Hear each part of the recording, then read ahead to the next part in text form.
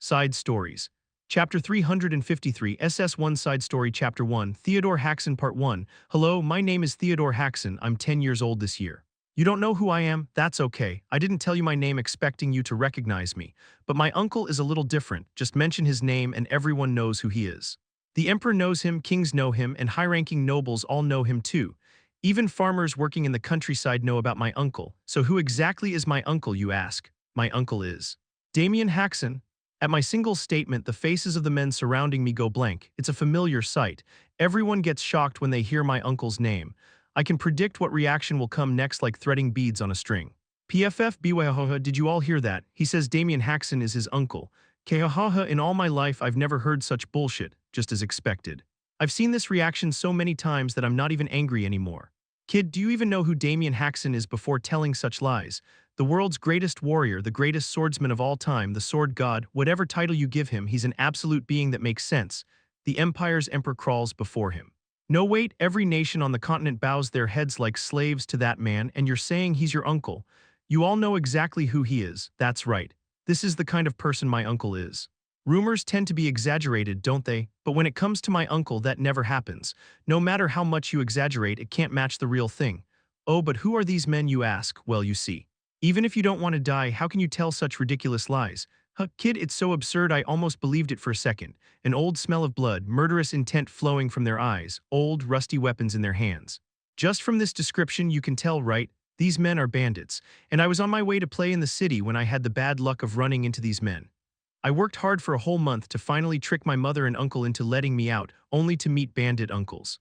I really have no luck. Hey kid, tell me honestly, is this all the money you have? The bald man asks while looking at the copper coins piled on the ground. Yes, this is really all I have. You're a noble, right? Why are you so poor? Only 80 copper coins, even our damn dog would be worth more than this. How very rude, I saved up every penny to have fun at the festival in the city. Oh, our family isn't poor. Gifts come in from all over the continent every day. We're constantly building new warehouses because there's no room to store all the gifts. But mother only gives me a small allowance because she doesn't want me to develop wasteful habits. Recently my uncle felt sorry for me and secretly gave me spending money, but he got caught by mom. So my uncle got scolded terribly by mom. Hey, I'm asking you one last time. You really don't have any more? The man who seems to be the leader points a dagger at my throat as he asks. Even by eye it looks incredibly sharp. He must have worked really hard sharpening that blade. But you know what? I'm not scared. No, I don't have any more. I thought I'd smell some money for once. What bad luck. Boss, what should we do with this kid? What do you mean, what should we do? Just kill him, seeing how he orders someone killed without any hesitation. He must have done this many times before. These uncles are much worse than I thought. Rather than killing him, why don't we just sell him?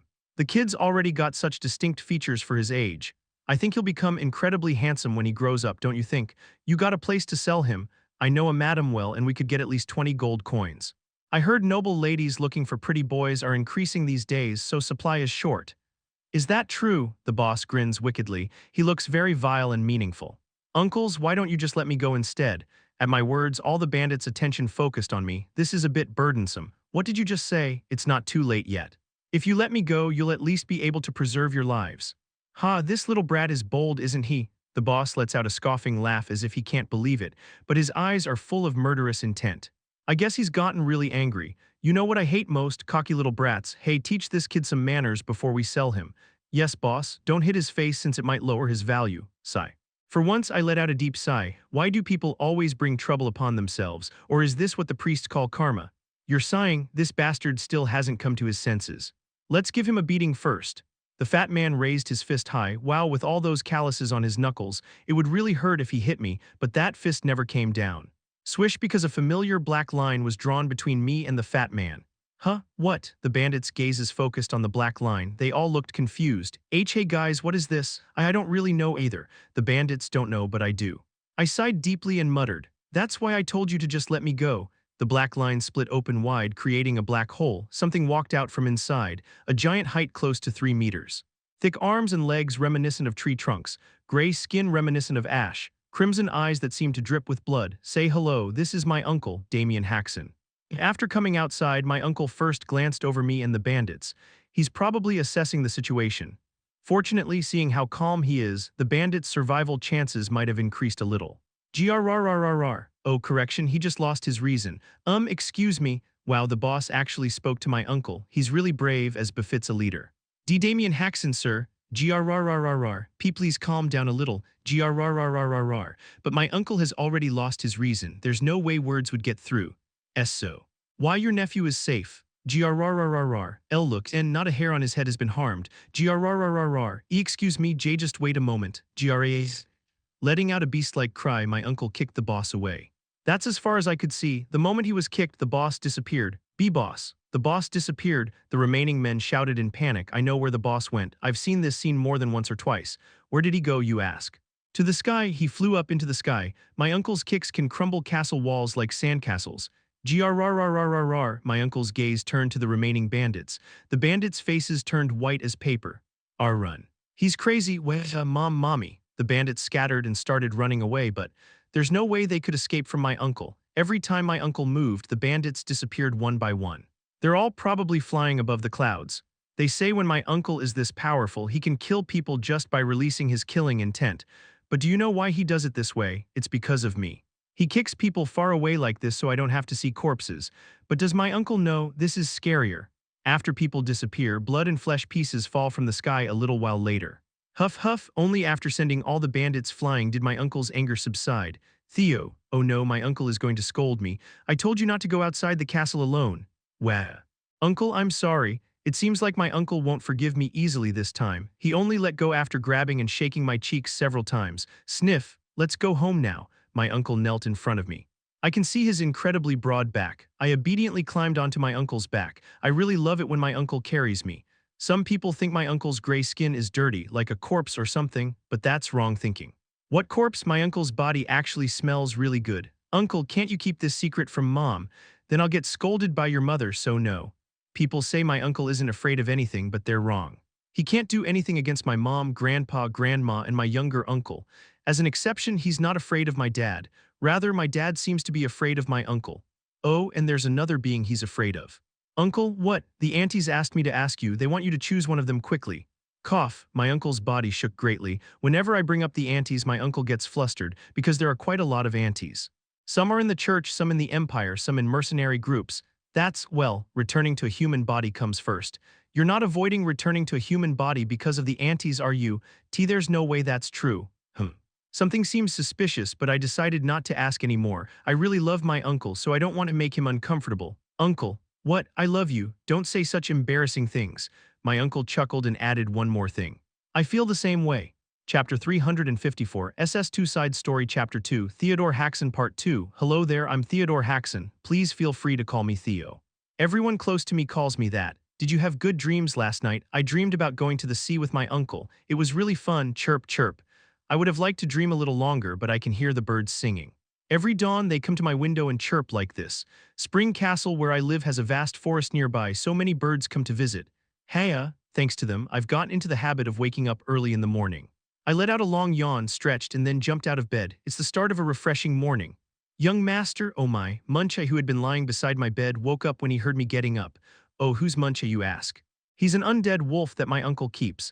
Even though he's undead, he's made of shadows, so he looks cute. Sleep a little more. Woof, Muncha seemed to enjoy having his chin gently scratched, so he put his chin back down on the floor and lay down again. I used to wonder if undead needed to sleep, but now I'm used to it. I carefully left the room so as not to wake Muncha. I have things to do from now on. What am I planning to do at such an early hour, you ask? Well, it's something really important, absolutely essential, and something only I can do, something truly amazing. And that is, I'm going to give morning greetings to the adults. I went to see grandfather and grandmother first. People call grandfather Duke Haksen and grandmother Duchess Haksen. Oh, the Haksen family wasn't originally a ducal house. They say it was originally a viscount's family. But my uncle's status grew so much that we were promoted to a ducal house. Anyway, I ran to the room where grandfather and grandmother were. Knock knock. When I knocked on the door with my fist, it opened wide immediately. Isn't that Theo? Our grandson is so diligent. The two of them smiled brightly and hugged me tightly. They smell like sunshine on a clear day. It makes me feel at peace. Oh, our adorable grandson. Grandfather, that tickles. Grandfather rubbed his cheek against my face. It was prickly because of the beard that had grown overnight. Thank you for waking us up early today, too. We were just about to travel to the capital today. Thanks to Theo, we can prepare leisurely. Grandfather and grandmother often travel to the capital. Grandfather loves books and grandmother loves decorating rooms with furniture. You can only see the latest books and furniture in the capital. When we go to the capital, we'll buy lots of sweets that Theo likes. I'll look forward to it. Well then, I'll go see Mom and Dad. Yes, go ahead. I bowed politely and ran down the corridor. I have many people to greet, so I need to hurry. I went straight down to the floor below. This is where Mom and Dad are. Knock, knock. I knocked on the door with my fist just like before, but unlike earlier, the door didn't open quickly. Crash, not only that, but suddenly a loud noise burst from inside the door. H honey, Theo is here. Already, is it time for Theo to come? We should have stopped at a reasonable time. You were the one holding on and wouldn't let go. Is this the time to argue about that? Where are the clothes? I could hear Mom and Dad arguing, but I wasn't surprised and waited calmly. It's not the first or second time this has happened. After a while, the door opened slightly, just slightly. Theo, you came especially early today. Looking through the crack in the door, I could see both of them covering their bodies with blankets. Their faces were also slightly flushed. At first, I didn't understand why they were acting like this. So I asked my uncle about it. Then he said nonchalantly, Theo, don't you want a sibling? Yes, I'd love to have a little brother and a little sister, then pretend you don't know. At the time, I didn't understand my uncle's words at all. Why would pretending not to know make me get siblings? But my uncle has never lied to me, so I decided to follow his advice. I really want siblings. Mom, Dad, did you sleep well? Oh, of course. We slept soundly. Dad is tired because Mom held on and wouldn't let go. What are you saying right now? Mom's magnificent elbow attack hit Dad's side. Ugh, cough, cough. Dad fell face down on the floor, trembling all over. It must have hurt a lot. Well then, I'll be going. I bowed politely and turned around. I could hear the two of them talking behind me. Honey, now that Theo's gone, just a little more. Stop talking nonsense and hurry up and get dressed. Seeing how well they get along, it seems like I might get siblings sooner than expected. The next place I visited was the office. Among the adults in the house, these are the only people who wake up earlier than me. Thanks to that, I didn't need to knock this time. I just opened the door and went in. As soon as I entered, I saw two people lying face down on the desk, looking like they were dying. Oh, they're not actually dying, but looking at the dark circles piled up under their eyes, I think they might really die. Let me introduce them. These are my younger uncle and younger aunt. The two of them are sitting at the desk wrestling with documents. It's not just today, they do this every day. They were so absorbed in their work that they didn't even notice I had come in. Why are they suffering like this, you ask? As I mentioned earlier, grandfather is currently Duke Haksen. But all the family business is being handled by my younger uncle and aunt. They say it's because the younger uncle will inherit the Duke's position later. That's why they work so hard every day. Oh. Theo is here. Did you come to give morning greetings today too? They must be really tired. They only just noticed I was here. You both look very tired today too. Haha, not at all. How could I be tired when I can work for the Haksen ducal house? Isn't that right, honey? He is right, we're not tired at all. Despite their words, their eyes were darkly sunken. It was scary, like looking into a dark well. Just seeing our nephew gives this uncle strength. That's right, he's cute, smart, and clever. Exactly, Theo, how about you inherit the Duke's position instead? Oh my, that's a really good idea. A child as outstanding as our Theo would make an excellent Duke. Suddenly, their eyes flashed with light. It was so clear it was almost frightening. How could I become a Duke when my uncle is here? Oh, you don't need to worry about that. This uncle will take care of everything. That's right, our Theo doesn't need to worry about anything, just say you want to do it. If Theo becomes Duke, I and Aunt too can be liberated. We won't have to look at mountains of documents. Finally, the light in their eyes had reached the level of exploding. They're serious. I should go see Big Uncle. Theo. Don't leave, Theo. I ran away from the office like lightning. The two of them chased after me, but there's no way they could catch up to me with bodies exhausted from working day and night. I ran far away until I couldn't hear their voices anymore. Phew, I'm saved. I wiped the sweat from my forehead and felt relieved. After meeting younger uncle and aunt, I came outside Spring Castle. Why did I come outside? Because Uncle Damien isn't in Spring Castle but somewhere else. That's also why I couldn't visit Uncle Damien first. If Uncle Damien had been in Spring Castle, I would have greeted him first. Thunk. But as soon as I came outside, I heard a dull sound. I changed direction for a moment and headed toward where the sound was coming from. Then I could see Uncle Victor chopping wood behind Spring Castle. Uncle Victor. Oh. Isn't that Master Theo? When I ran over with quick steps, Uncle Victor put down his axe and welcomed me. Oh, who is Uncle Victor? He's someone in the high position of head butler of Spring Castle. I heard that 10 years ago he served my uncle. Isn't it tiring to chop wood from dawn? You should leave this kind of work to other servants now. Uncle Victor, you have many other things to do. From what I've heard, the head butler is in charge of overseeing all the servants in Spring Castle, so he has a tremendous amount of work. But Uncle Victor comes to chop wood every dawn. Oh my Master Theo, I absolutely cannot give up this work. Who am I? Aren't I Victor the woodcutter? Saying that, Uncle Victor rolled up his sleeves and showed his forearms. Actually, Uncle Victor has a skinny build without muscles, so it didn't look impressive. But no one looks down on Uncle Victor. Why, you ask? I mentioned earlier that Uncle Victor once served my uncle right. He created tremendous legends back then. Just to pick the most representative ones, when my uncle was wiping out the city's thugs, he cut down 20 necks beside him. When the knights of the Marquis Ryan Bloom house came to take my uncle away, he fought them off with his bare hands. He accomplished amazing things that you wouldn't believe from an ordinary person who hadn't learned swordsmanship.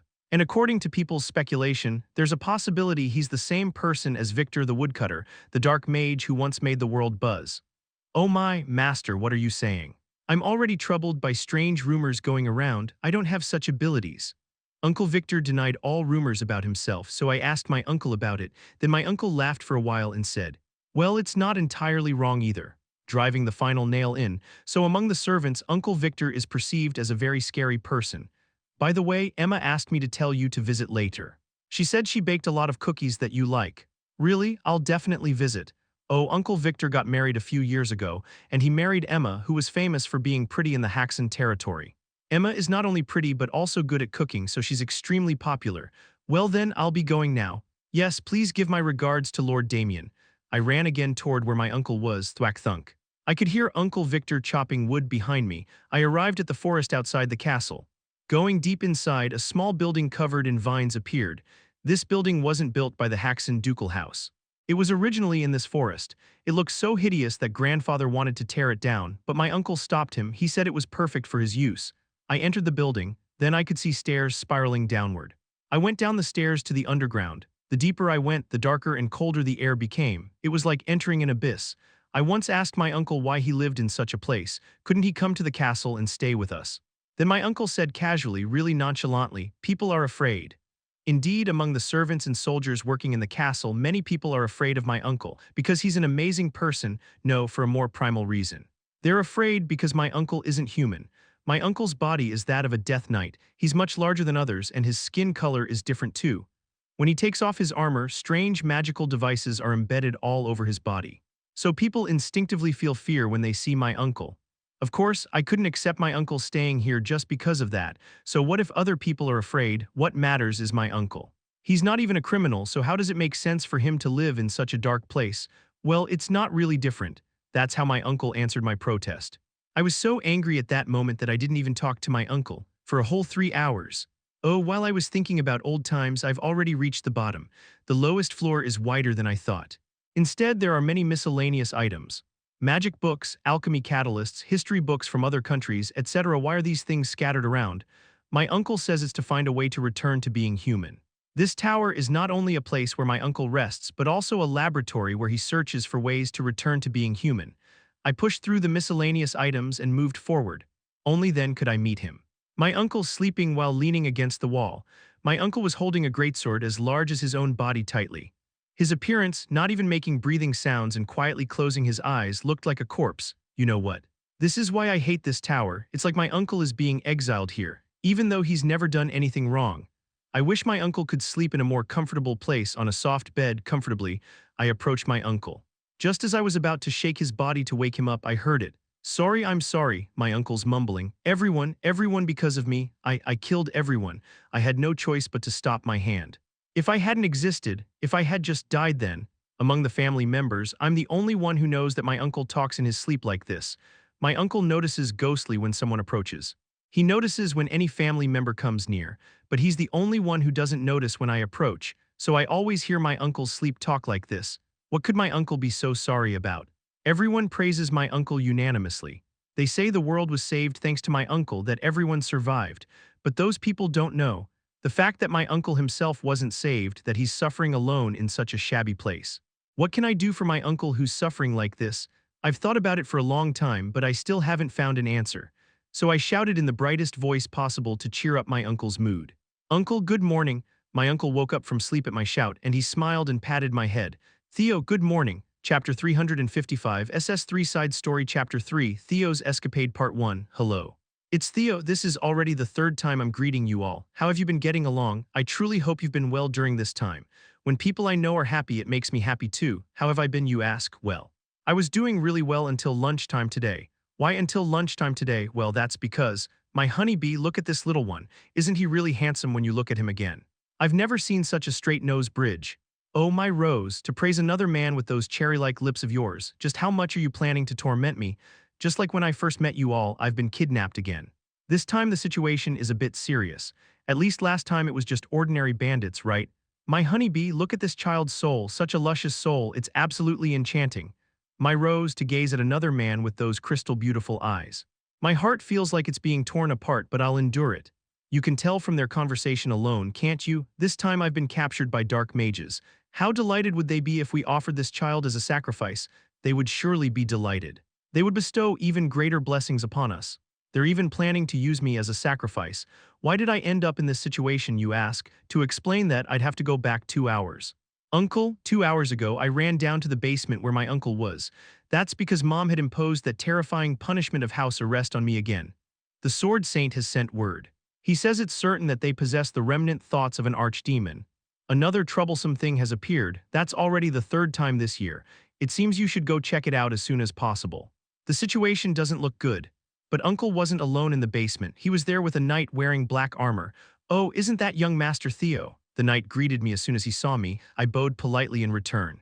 You should greet him too, everyone. This is Sir Domenico. He's one of the undead who serves Uncle. He's incredibly strong, though not quite as much as Uncle. Theo, what's the matter, Uncle? Please listen to me. I explained everything that had just happened to Uncle. Mom put me under house arrest because last time I got captured by those bandit guys and interfered with your work. What? Just for something like that? That's Uncle for you. He always takes my side. Exactly. Sister is being too harsh. I told her it was fine. This time I was going to ask you to take me to the Snow Flower Festival in the Schnivelen Kingdom, but Mom forbade that too. Ah, that festival.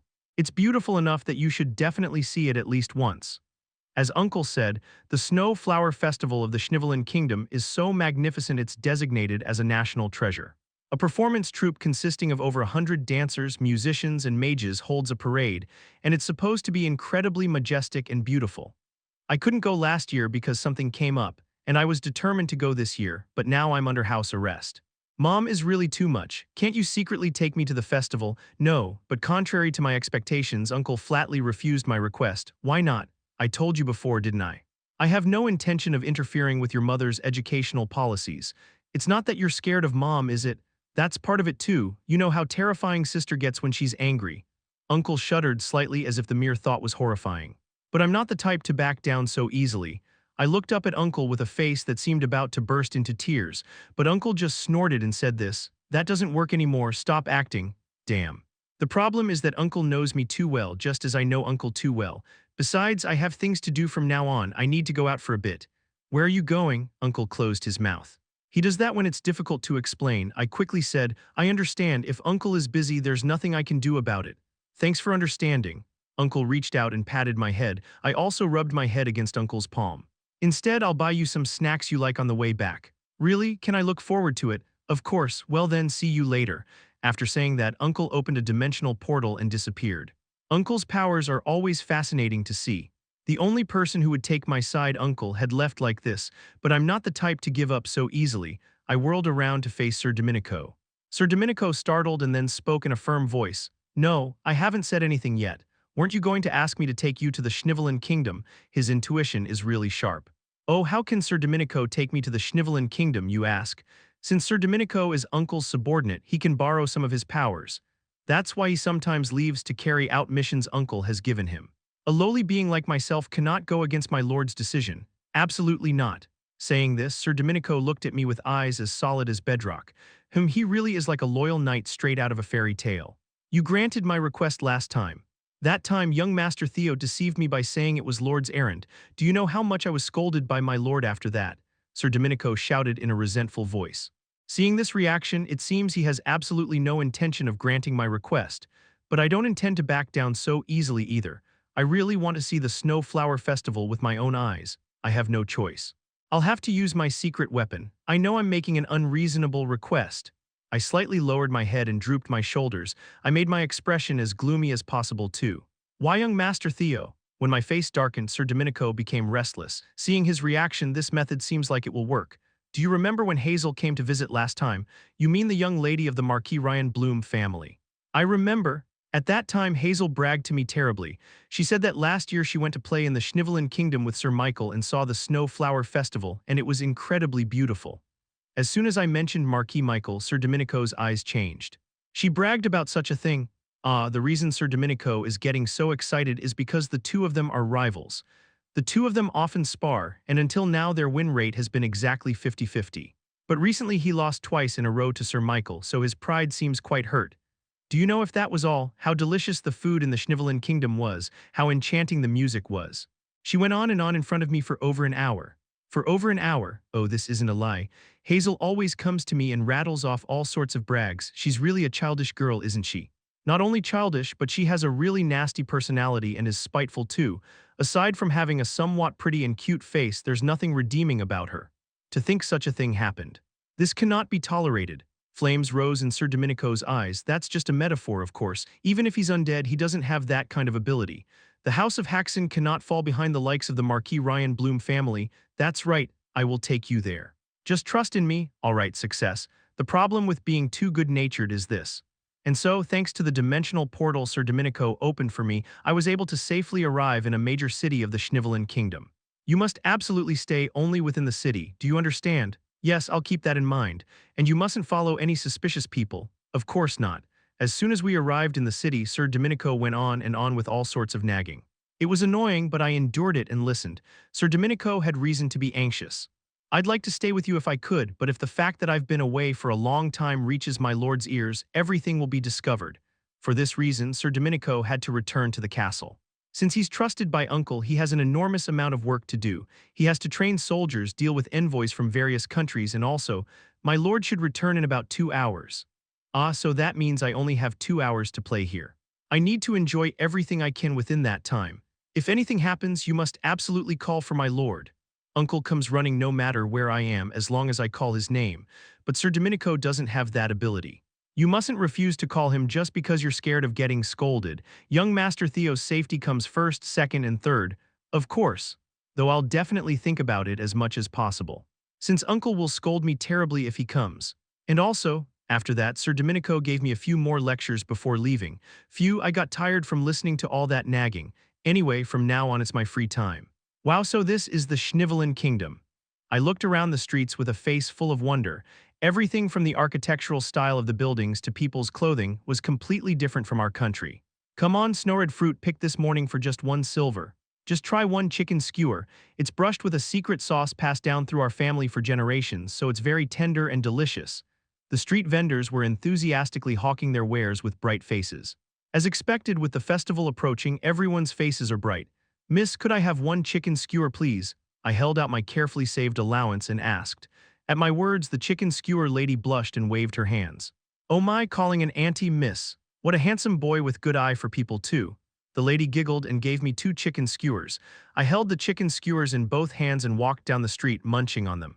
What time does the Snow Flower Festival start? I was walking down the main road with that curiosity when suddenly someone burst out from the entrance of an alley. I ended up bumping into that person because of it. What's more, the sauce from the chicken skewers I was holding got on the stranger's coat. You little brat. A woman with snow-white hair looked down at the sauce on her clothes with a very displeased face. Where the hell are you looking while walking around? Should I gouge your eyes out? Wouldn't the person who suddenly jumped out also be at fault if we're being fair, just as I was about to protest like that? As soon as she confirmed my face, the woman's expression melted away. Oh my, oh my, oh my, the woman kept exclaiming and then shouted toward the alley, my honeybee, come over here. Quickly, my rose, if you call, I must run to you wherever you are. At the woman's cry, a man walked out from the alley entrance. My honeybee, look at this boy, isn't he really handsome? My rose, are you planning to make me die wrapped in flames of jealousy? But he really is a boy whose future is frightening to imagine.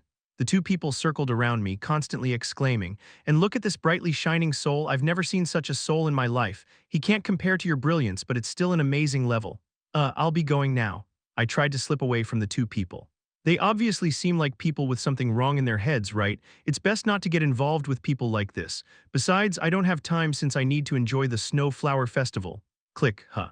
When I came to my senses, there was a shackle around my neck. I looked up at the 2 people with a surprised face. They both smiled brightly and said to me, oh my, where are you trying to go? We'd be sad if you left like this.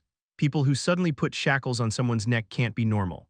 This was a situation where I should immediately call uncle, but I asked with a glimmer of hope. Maybe it's a culture of the Schnivelin kingdom to welcome guests like this. What are you planning to do with me? Oh my, you were curious about that. You don't need to be scared. That's right. We're not savages who commit terrible crimes against children. Phew, that's a relief. My glimmer of hope was right. You're going to be offered as a sacrifice. Isn't it absolutely fantastic? Oh dear God. Chapter 356, SS4 Side Story Chapter 4, Theo's Escapade Part 2. And so I was dragged to a small warehouse on the outskirts of the city. Of course, I went along obediently. How could a kid like me possibly beat two adults, especially when both of them were dark mages? My honeybee. I never expected to find such excellent material right after entering the city. I'm so happy.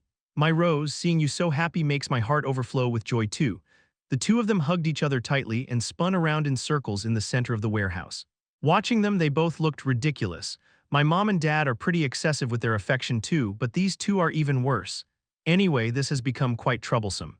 To think I'd get caught by dark mages right after arriving in the city. Well, it's not exactly surprising. Despite my uncle's and the Empire's efforts to capture many dark mages, there are still plenty left. Plus, my uncle once told me that dark mages have become even more secretive to avoid him, so you never know when or where you might encounter them. My uncle doesn't overprotect me for nothing. You ask why I went out on my own when I knew this. Let me deal with this situation first before I answer that. I need to handle urgent matters first, don't I? If we sacrifice this child, that person will bestow blessings upon us. Just imagining it is ecstatic. Let's paint this world red with blood together. Just like dark mages, everything they say is creepy. Of course, if I called my uncle, everything would be resolved right now, but if I did that, my uncle would scold me terribly. My uncle always shows me his gentle side, but he absolutely never forgives dangerous behavior. And it wouldn't just be me getting scolded. Domenico would get reprimanded too. Isn't there a way to resolve this without calling my uncle? While I was deep in thought, suddenly the two of them started looking serious. But honeybee, will we be able to safely sacrifice that child? Alright, we've never done it before. What if the ritual fails? What if he dies before we can sacrifice him? Don't think such ominous thoughts. We can do this. The two of them held hands tightly and trembled. Watching from the side, it's rather absurd. What kind of dark mages are this incompetent? Are they even real dark mages? Maybe they're just pretending to be dark mages. Seeing such incompetence, I started to feel courage welling up. Maybe I could persuade these two to let me go, then I wouldn't have to call my uncle and I could enjoy the festival. Excuse me, as soon as I made my decision, I called out to them. They stopped trembling and looked at me. Sacrifice, what is it? Are you uncomfortable somewhere? Then tell us quickly. We'll accommodate you as much as possible until we sacrifice you. They've already decided to call me Sacrifice, I see. I was a bit angry, but I held it in and asked them. My name is Theodore, what should I call you too? Should I call you Rose and Honeybee? My mom taught me this. To become friendly with others, you should exchange names first. At my question, both of them snorted simultaneously. Look at this cheeky brat. Rose and Honeybee are pet names only we can call each other.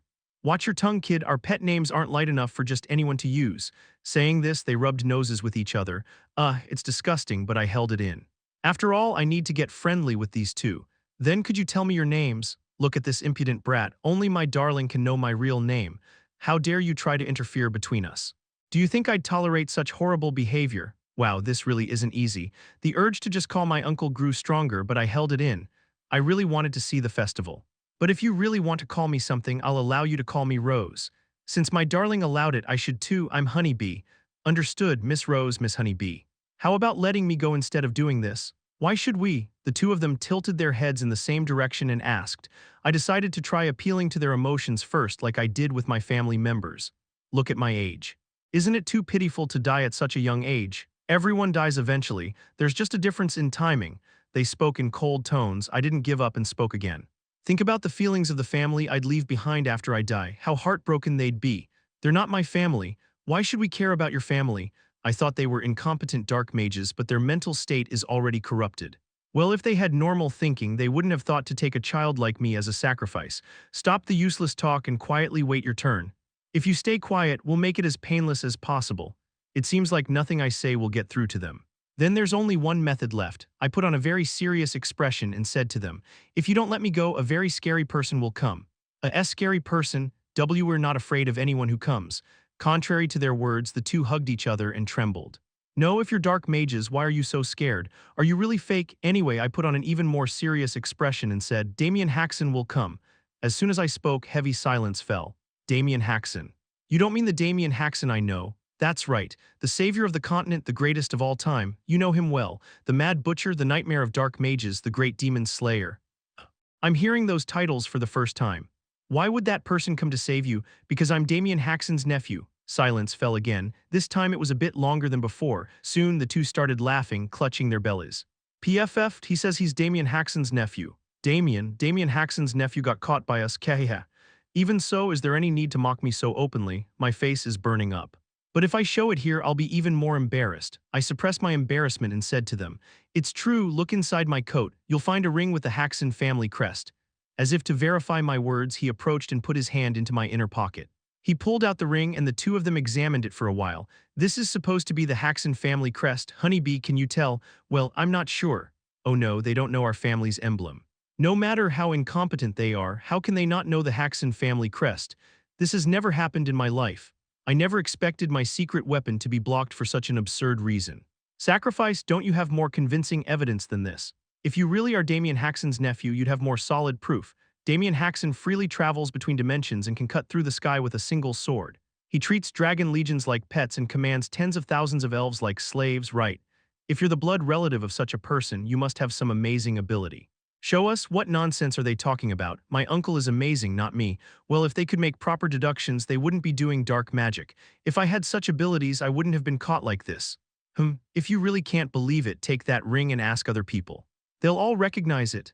The longer my explanation went on, the deeper their suspicious looks became. No, this is really unfair. I've never lied, yet I'm being treated like a liar. My honeybee. I think this child is lying to us. My Rose, we shouldn't have listened seriously. There's no way Damien Haksen's nephew would be wandering around a place like this. No, it's really true. I was so frustrated that I protested in a resentful voice without realizing it. Then suddenly the woman pointed her index finger straight at me. Wait, be quiet. My Rose, did you receive a revelation? Rose nodded her head rapidly up and down and pulled something from her chest. What is that? Something the size of my fist. A gem? It looks like a gem, but it's strange somehow. It looks more like flesh than a mineral. Most suspicious of all, it's emitting some kind of blackish smoke. Rose lifted the black mass high with an ecstatic expression. I don't know what she's doing, but I can tell it's not normal. Black veins started to stand out on her skin, not covered by clothes. I understand. I understand. I'll accept it. I'll follow those words exactly. Rose kept muttering incomprehensible words, then put the black mass back into her inner pocket. Then she looked at Honeybee and said this. My Honeybee, that person praised us. He said we found the perfect sacrifice.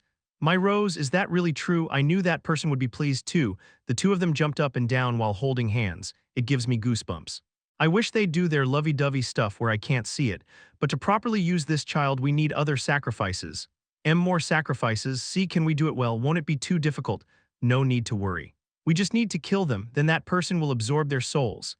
Is that really true? I'm confident in killing. What a relief, Rose. Somehow their conversation is taking an ominous turn, but I'm not particularly worried. In a city this large, skilled knights should be on standby at all times. Amateur dark mages who haven't even made sacrifices before couldn't possibly beat the knights of a major city. That's what I thought. Honeybee, are you ready? Of course, Rose, let's start right away. Suddenly Rose split the black mass into two pieces and handed half to Honeybee, and then they both swallowed the masses whole. The two started suffering in agony, embracing each other's shoulders. No, to swallow something so suspicious. Did they not receive proper home education as children? Well, if they had proper parents, they wouldn't have become dark mages. Black smoke began pouring out of their agonized bodies. Dark magic. Since my uncle had shown me a few times, I could quickly identify what the black smoke was. But something strange. The amount of dark magic power the two are emitting keeps increasing.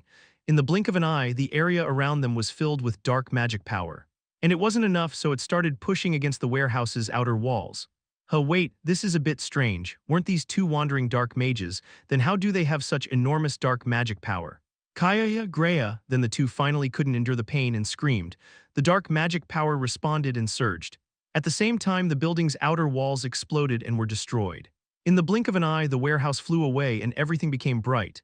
At the same time, I could hear the screams of people outside. Kaya, the warehouse exploded. Dark magic. It's dark mages. Unlike the commotion outside, the two looked very peaceful. Phew, now I can breathe a bit. my rose, you endured well. They even encouraged each other with very refreshed expressions. Excuse me. What did you just consume? I asked in a trembling voice. I wasn't asking out of curiosity, but out of fear. You were curious about that. We temporarily contained that great person in our bodies. That great person, you wouldn't understand even if I told you. Someone very remarkable who was once called a great demon. We contain that person's thought form in our bodies. Thanks to that, we can handle such enormous power. Great demon, a great demon's thought form. You uncle, I instinctively called my uncle's name. This is terrible, hurry, please come quickly. I desperately called for my uncle. Seeing me like this, the two just laughed. Uncle. That Damien Haksen, our sacrifice is calling for Damien Haksen. I'm trembling with fear. Sacrifice, we told you that lie won't work on us. Swoosh. With a sound like cutting through water, the air split open. What? The two looked at the black line with confused faces. Soon as my uncle appeared by tearing through the air, both their mouths gaped wide open. What? My uncle was equally surprised. He looked back and forth between me and the two of them. These fucking bastards. Soon he glared with a face radiating cold fury. What were you trying to do to my nephew? It was just a short sentence, but both their faces turned completely pale. Those two must feel it instinctively too. What kind of being is standing before them? Still, it's fortunate for them. Since my uncle hasn't lost his reason, their chances of survival have increased even a little bit. Stop, move, and we'll kill this brat. Suddenly the two pressed blades to my throat and shouted, they shouldn't do this. If they do this, grrr, my uncle will lose his reason. Chapter 357. SS5 Side Story Chapter 5. Theo's Escapade Part 3. When the black-clad man tore through the void and emerged, Rose and Honeybee felt bewildered. What the hell is that? Could dimensional portals really be opened that easily?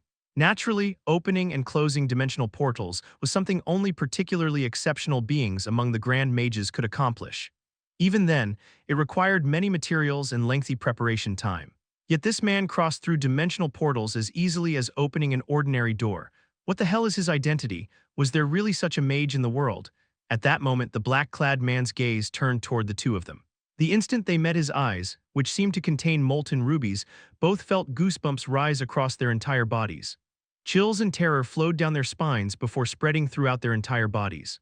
There wasn't a single part from head to toe that wasn't trembling.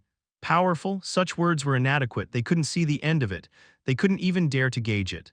What the hell is this? Where did such a monster appear from? In their terrible confusion, the two suddenly found their answer. The words of the boy they had kidnapped to use as a sacrifice came to mind. Damien Haksen. The transcendent being who had saved the world over 10 years ago. The absolute being who had single-handedly slaughtered 5 great demons. The despair of dark mages. And no way, that brat was really Damien Haksen's nephew. To dark mages, the name Damien Haksen was synonymous with death. Damien Haksen despised dark mages and never forgave even third-rate dark mages. In fact, the number of dark mages worldwide had reached near extinction levels due to Damien Haksen. I want to live. I don't want to die. But they couldn't just quietly die like this. Even mindless insects struggled to survive. That was the law of the world. But their opponent was Damien Haksen. With their abilities, they could never win. They had to find another way. Perhaps because they had been lovers for so long. Even without exchanging words, the two were in agreement. Stop. Move and we'll kill this brat. The two almost simultaneously pressed blades to the boy's neck and shouted. The moment he saw this, calm disappeared from Damien Haksen's eyes. His face, which had at least retained some humanity, transformed like a beast. Seeing this sight, both realized immediately. They had doused themselves in oil and leaped into a fire pit. GRR roll. The moment Damien Haksen lost his clam, the entire world burst into flames. It wasn't actual fire rising up. It was just the extremely enraged Damien Haksen unleashing his killing intent, but to the two, it made no difference. Their lungs burned as if drinking fire. Their skin felt like it was sizzling on a hot iron plate. It seemed like the fluid in their eyes would evaporate. If they relaxed even slightly, their hearts would stop and they would die. Goo. In this moment, the two felt like they had become ants. Yes, ants. Insignificant creatures too small to properly see the world. Pitiful insects that couldn't properly recognize humans even when they were right in front of them. But what if those ants could recognize the existence of humans? What if they learned that beings tens of thousands of times larger and more powerful than themselves existed? What if those powerful beings were aware of them? Wouldn't those ants go insane? Ha. Eventually, the two had to use dark magic to protect their bodies in order to overcome their fear. It was the first time they had used dark magic not to kill someone but to survive. But even so, nothing much changed. Their hearts were still beating as if they would burst, and their bodies were crying out in pain from the rapidly rising blood pressure. I don't want to die. In their fear of death, the two prayed sincerely, and someone responded to their sincerity. Foolish children, a familiar voice was heard from deep within their chests. It was a voice the two had relied on countless times. Why do you fear that thing? Why do you think of death when faced with such a trivial being? Their opponent was Damien Haksen. He wasn't a being that could be called such a trivial thing. However, the two gradually felt their hearts becoming at ease. That's right, the Great One was with them, a great demon. A powerful being that had once nearly pronounced the world's doom was with them. Though it was merely a thought form, its greatness had not diminished. The more powerful a being's thought form, the clearer sense of self it possessed. Do not forget. I am always by your side. At the benevolent voice, the two shed tears. The fear that had been strangling their entire bodies melted away like snow. Their bodies no longer trembled. My honeybee, did you hear? My rose, of course I did. They have bestowed a revelation upon us. The two looked at each other with bright smiles. Honeybee, there's nothing more to fear. They are with us. Rose, there's only one thing we need to do. Rose pulled out a staff from subspace. Honeybee also drew his longsword. Damien Haksen, prepare yourself. We'll avenge them here. Tremendous power flowed from him. Massive dark magic swirled around them. When Rose raised her staff, thousands of magic circles were drawn in the night sky. When Honeybee gripped his longsword, a dense aura blade shot up. The two had been chosen by the Great One. They had transcended the realms of Great Mage and Swordmaster. All that remained was to kill Damien Haksen with this tremendous power. Krah. With a beast-like roar, Damien Haksen suddenly kicked Honeybee. In that moment, Honeybee's form disappeared. Rose looked at Damien Haksen with a bewildered expression. Rose couldn't understand what had just happened at all. She hadn't seen Damien Haksen move or kick Honeybee. Ho, Honeybee. Where did you go, leaving me alone? Then something dropped from the sky with a thud. Blood and flesh stained the ground in a long line. Seeing this, Rose suddenly came to her senses. Her mind cleared as if she had entered ice water. What was I just thinking? How dare I think of killing Damien Haksen? Now that she had returned to her right mind, she realized how ridiculous her thoughts had been. GRR roll. Damien Haksen slowly turned his head to look at Rose. Breath seething with rage was streaming from deep in his throat. Excuse me, GRRR, why your nephew is safe. We didn't do anything to him. KRA? Damien Haksen mercilessly kicked Rose. Rose's body shot high into the sky. A moment later, red rain fell to the ground. Oh dear, Theo, who had been watching the scene from the side, smacked his forehead with his palm. That's what happens when you provoke Uncle. Only after kicking the two did Damien Haksen regain his reason. Damn bastards. I killed them too nicely. Theo looked at Damien with an incredulous expression, as if to say, you call that killing them nicely? Damien, unconcerned by his nephew's gaze, extended his palm into the air. Then black wind began to gather. The black wind clumped together in one place and became a black mass. Surprisingly, the black mass was screaming. Damien twisted one corner of his mouth and spoke to the black mass. Iota, I never expected to find a fragment of you in a place like this. Damien Haksen, how dare you kill Theta? I'll kill you, I'll kill you. You think a mere thought form can accomplish what even the main body couldn't? Well, I suppose a thought form can't think properly anyway. The more powerful a being, the clearer thought form it leaves behind. What about a thought form left by a great demon-level being? Not only was it intelligent enough to be mistaken for being alive, but it possessed tremendous power. Enough to be difficult to handle unless you were Damien Haksen. But even so, a thought form was still just a thought form. It didn't have proper thinking patterns, just like how Iota's thought form was blindly trying to kill Damien Haksen. What a nuisance. Disappear already. Damien clenched his fist and annihilated the thought form. Iota's thought form disappeared with a scream.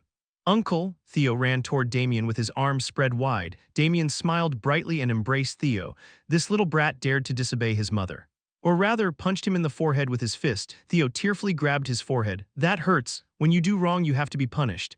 Ow, it hurts, Theo protested, but Damien Haksen hit him one more time.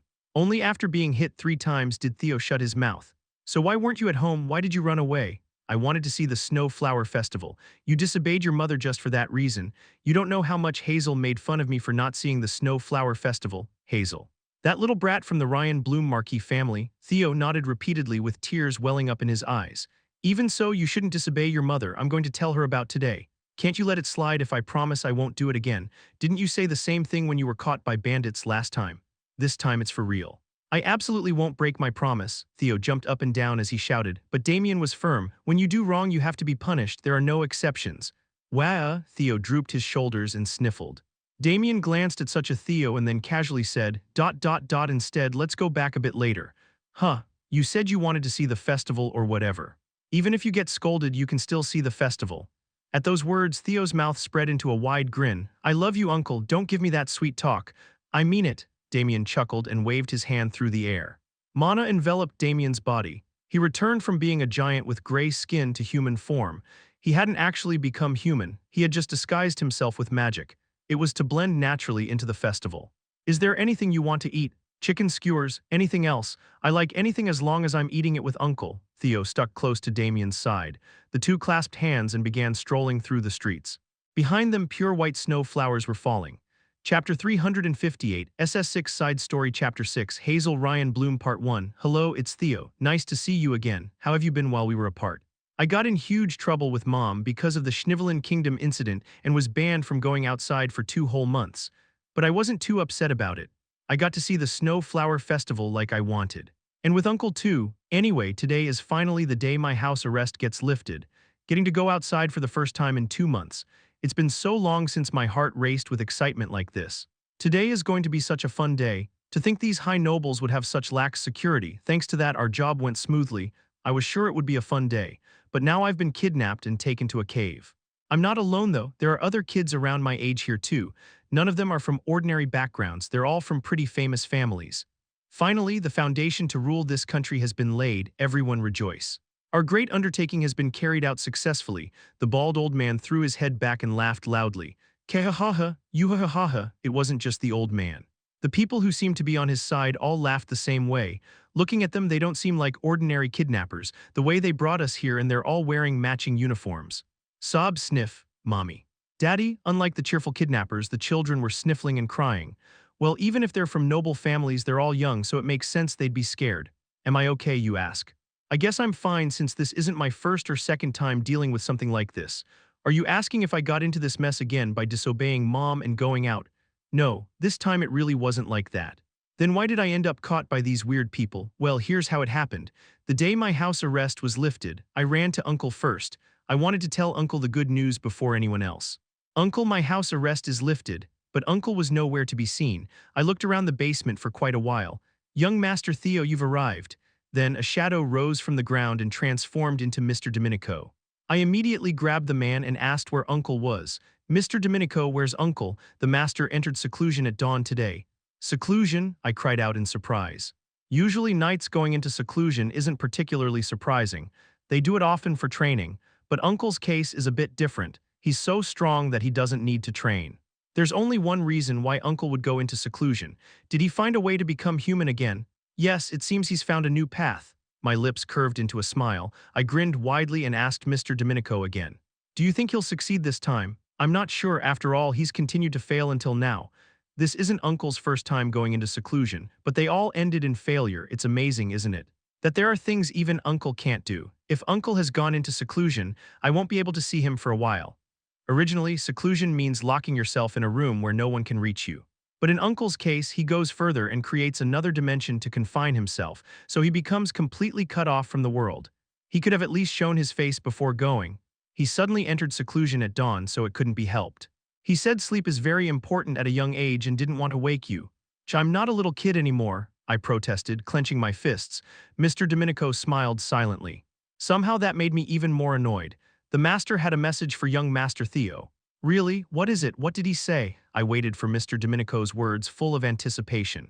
As you know, once you enter seclusion, you can't receive outside contact. Even if an emergency happens, I won't be able to come save you. I've prepared safety measures, but the best thing is for you not to cause trouble. So stay put until I come out. That's it. Didn't he say anything about going somewhere fun after seclusion ends? No, he didn't. I silently kicked at the ground with my toe. I'm already annoyed that I can't see Uncle for a while and he only left nagging behind. But I understand Uncle's worry. I have caused quite a few, just a few accidents before. All right. I'll stay put like Uncle said. Mr. Domenico looked at me with suspicious eyes. How unfair, no matter how many accidents I've caused, to not trust me this much. I'll trust young Master Theo's promise. Suddenly, Mr. Domenico's expression changed. He looked at me and said, Young Master Theo, you have a visitor. A visitor? I felt something strange. Most visitors to our family come to see Uncle or my other uncle. Young Lady Hazel from the Ryan Bloom family has come. At those words, I immediately ran to the reception room. In the reception room sat a girl with roll-shaped hair, legs crossed. The girl saw me, put down her teacup, and lifted the corners of her mouth. Theodore Haksen, how can you keep a guest waiting like this? I can tell what expression I'm making right now without anyone having to tell me. I must be making a very displeased expression. I spoke through gritted teeth as if I'd met my mortal enemy. Hazel Ryan Bloom, to call a guest's name so carelessly, you need to learn etiquette from the beginning, the girl, Hazel said while flicking her hair with one hand. How can every single action be so annoying? But I'll generously forgive you. Outstanding people are naturally more understanding. I told you not to be rude. The man sitting next to Hazel flicked her forehead with his knuckle. It must have hurt quite a bit because Hazel grabbed her head and whimpered, "Dad, why are you hitting me? Didn't you promise Dad that you'd be polite when you came to the Haksen Duchy? But he came late first, he. You should call him Big Brother Theo." "No way, why should he be my big brother? He was only born 2 months earlier." Hazel raised her voice in protest. The man clicked his tongue briefly. "Let me introduce him. That's Hazel's father and the head of Ryan Bloom, family Marquis Michael Ryan Bloom. He's someone who's had a long relationship with Uncle. I heard he even traveled to the Empire with Uncle once. That's really enviable. I want to go play in the Empire with Uncle too. Young Master Theo, it's good to see you again." Mr. Michael bowed his head briefly in front of me. I waved my hands and said, "I told you to speak comfortably. I can't treat my elder brother's family member carelessly. Mr. Michael really respects Uncle, that's why he acts so formally. Geez, don't use honorifics with him." Hazel glared at me as if she was very displeased. But what can she do about it when Mr. Michael has decided to act this way? But where is my elder brother? Oh, about that. The master has entered seclusion. Mr. Domenico, who had appeared behind me, answered instead. As soon as he saw Mr. Domenico, Mr. Michael frowned and asked again, "My elder brother has entered seclusion?" "That's right. I, who the master trusts most among his subordinates, was allowed to deliver this news." Is it my imagination? It seems like he put extra emphasis on the word trusts. Just because you're by his side doesn't mean you earn his trust. No matter what you babble, it doesn't matter. The fact that I carry out the master's orders most often doesn't change. The two men glared at each other with frightening eyes. Why don't they get along, you ask? I've seen it firsthand, and Uncle was the decisive cause. Both men have pride in their close relationship with Uncle, so they often clash. Then one day, both of them came and asked Uncle directly, "If an urgent situation arises, which of us two would you entrust it to?" Domenico. I don't think Uncle seriously considered his answer. I was watching from the side, and he was fiddling with something he was researching and answered carelessly. But Mr. Michael seemed to be greatly shocked by those words. He suddenly staggered. "Then which of us two do you think is more excellent?" Then he suddenly straightened up and asked this. Uncle answered carelessly again, "Michael." This time Mr. Domenico swayed. That's how the long-standing feud between the two began. "Well, but now isn't the time to worry about those two. I also have an opponent I need to settle things with." I sat across from Hazel and asked, "What business brings you to our family?" "You should be grateful I came to visit." "Do you know how many nobles begged just to see me once?" Hazel said, lifting her chin slightly. "Mr. Michael is a tremendous powerhouse called a Grandmaster. Thanks to that, the Ryan Bloom Marquis family enjoys tremendous influence. Besides, Hazel is quite popular too. She's famous for her doll-like appearance, and there are countless nobles who want to arrange engagements with her in advance. Though I absolutely cannot acknowledge it. What's pretty about this wicked girl? Our aunts are much prettier. Especially Aunt Athena once received a marriage proposal from the king. She rejected it on the spot though. No, that's not what's important right now. You should speak properly. Ryan Bloom can freely enter and exit our family because of Uncle and Mr. Michael's connections. While they might have dozens of people a day, we have hundreds coming from across the continent. Normally, even the Ryan Bloom Marquis family would have to wait a long time to enter our family. But because Mr. Michael is Uncle's acquaintance, they can ignore all those complicated procedures." Unable to find words for my point, Hazel closed her mouth. "This wicked girl is always like this. She tries to beat me in everything. She wants to prove that she's superior to me. Hazel loves her father too much. She thinks her father is the best. But that father acts like he'd give up his liver and gallbladder when he stands before Uncle, so she can't stand it. So she wants to beat at least me to feel superior." I was joking. "There's no way I'd come to see you for that reason." It didn't sound like a joke. "Our family is preparing a social gathering this time. Only nobles under 15 like you and me can participate." Sounds like you're changing the subject. At my point, Hazel's face turned bright red. It's a gathering for friendship among young nobles like us. I'd appreciate it if you participated too." To completely ignore it so cleanly after being hit right on target. She's definitely not a girl to underestimate. "You'll come, right?" Hazel asked with an expectant face. Just from her eyes, I can clearly see her intentions. She's probably planning to beat me in front of a gathering full of pure nobles. She's always done that. It might be fun to accept the challenge, but wise people don't go to dangerous places. I appreciate the invitation, but it'll be hard for me to participate. Don't tell me you're scared of crowds. You're not a coward, this girl. I was irritated but held it in. It would hurt my pride to fall for Hazel's provocation. It's not that, I just got my house arrest lifted today. I need to be careful for a while and I don't think Mom would allow me to participate in a social gathering. At the mention of house arrest, Hazel's expression became blank. She seems angry that her carefully made plans have come to nothing. Do you think you can avoid my trap with that excuse? Now she's even boldly admitting it's a trap. Hazel is definitely stupid. Follow me, I'll get permission right away. Get permission? There's no way she has that kind of power. I followed Hazel in bewilderment, and I immediately found out what plan Hazel had. Mother, is this spot cool? Oh my, such small hands but so skillful. As soon as we arrived at Mom's room, Hazel stuck to her like a leech and started massaging her shoulders. Oh no, Mom, you usually dote on Hazel a bit too much, but I didn't expect you to fall for it this easily. I want to go to a social gathering with Theo. Could you give permission? A social gathering, Mom's expression hardened slightly. As expected, she doesn't like me leaving the house right after my house arrest is lifted. I'll ask like this, please. Theo and I really want to go. Hazel kneaded Mom's shoulders firmly. Mom giggled and eventually gave in to Hazel's request. Since you're asking so earnestly, I can't refuse. You two have fun. Really. Thank you. Hazel hugged Mom tightly, and from behind Mom's back she looked at me with a triumphant expression. Wow, her skill at buttering up my mom is extraordinary, I admit it. This time I lost to Hazel. Chapter 359, SS7 Side Story Chapter 7, Hazel Ryan Bloom Part 2. And so I ended up attending the social gathering hosted by the Ryan Bloom Markey family. I don't like that I fell for Hazel's scheme, but I have to admit I'm excited about going out after such a long time. Besides, this is my first time at a gathering with so many children my age.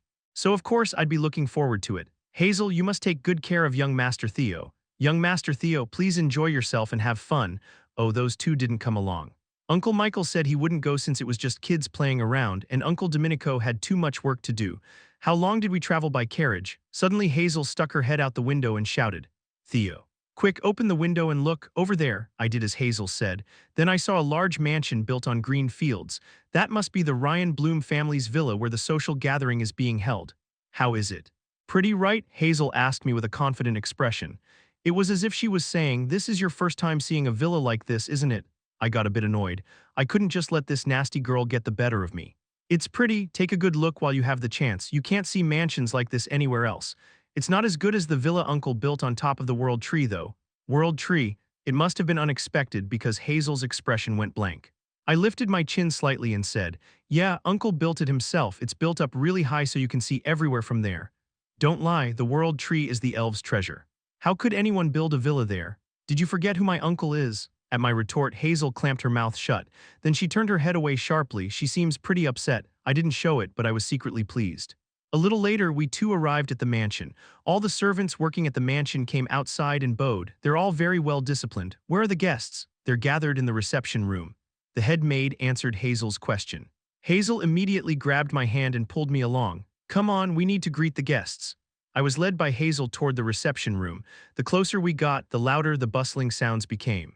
There must be quite a lot of guests who arrived before us. Hazel forcefully opened the reception room door. This drew everyone's attention to us.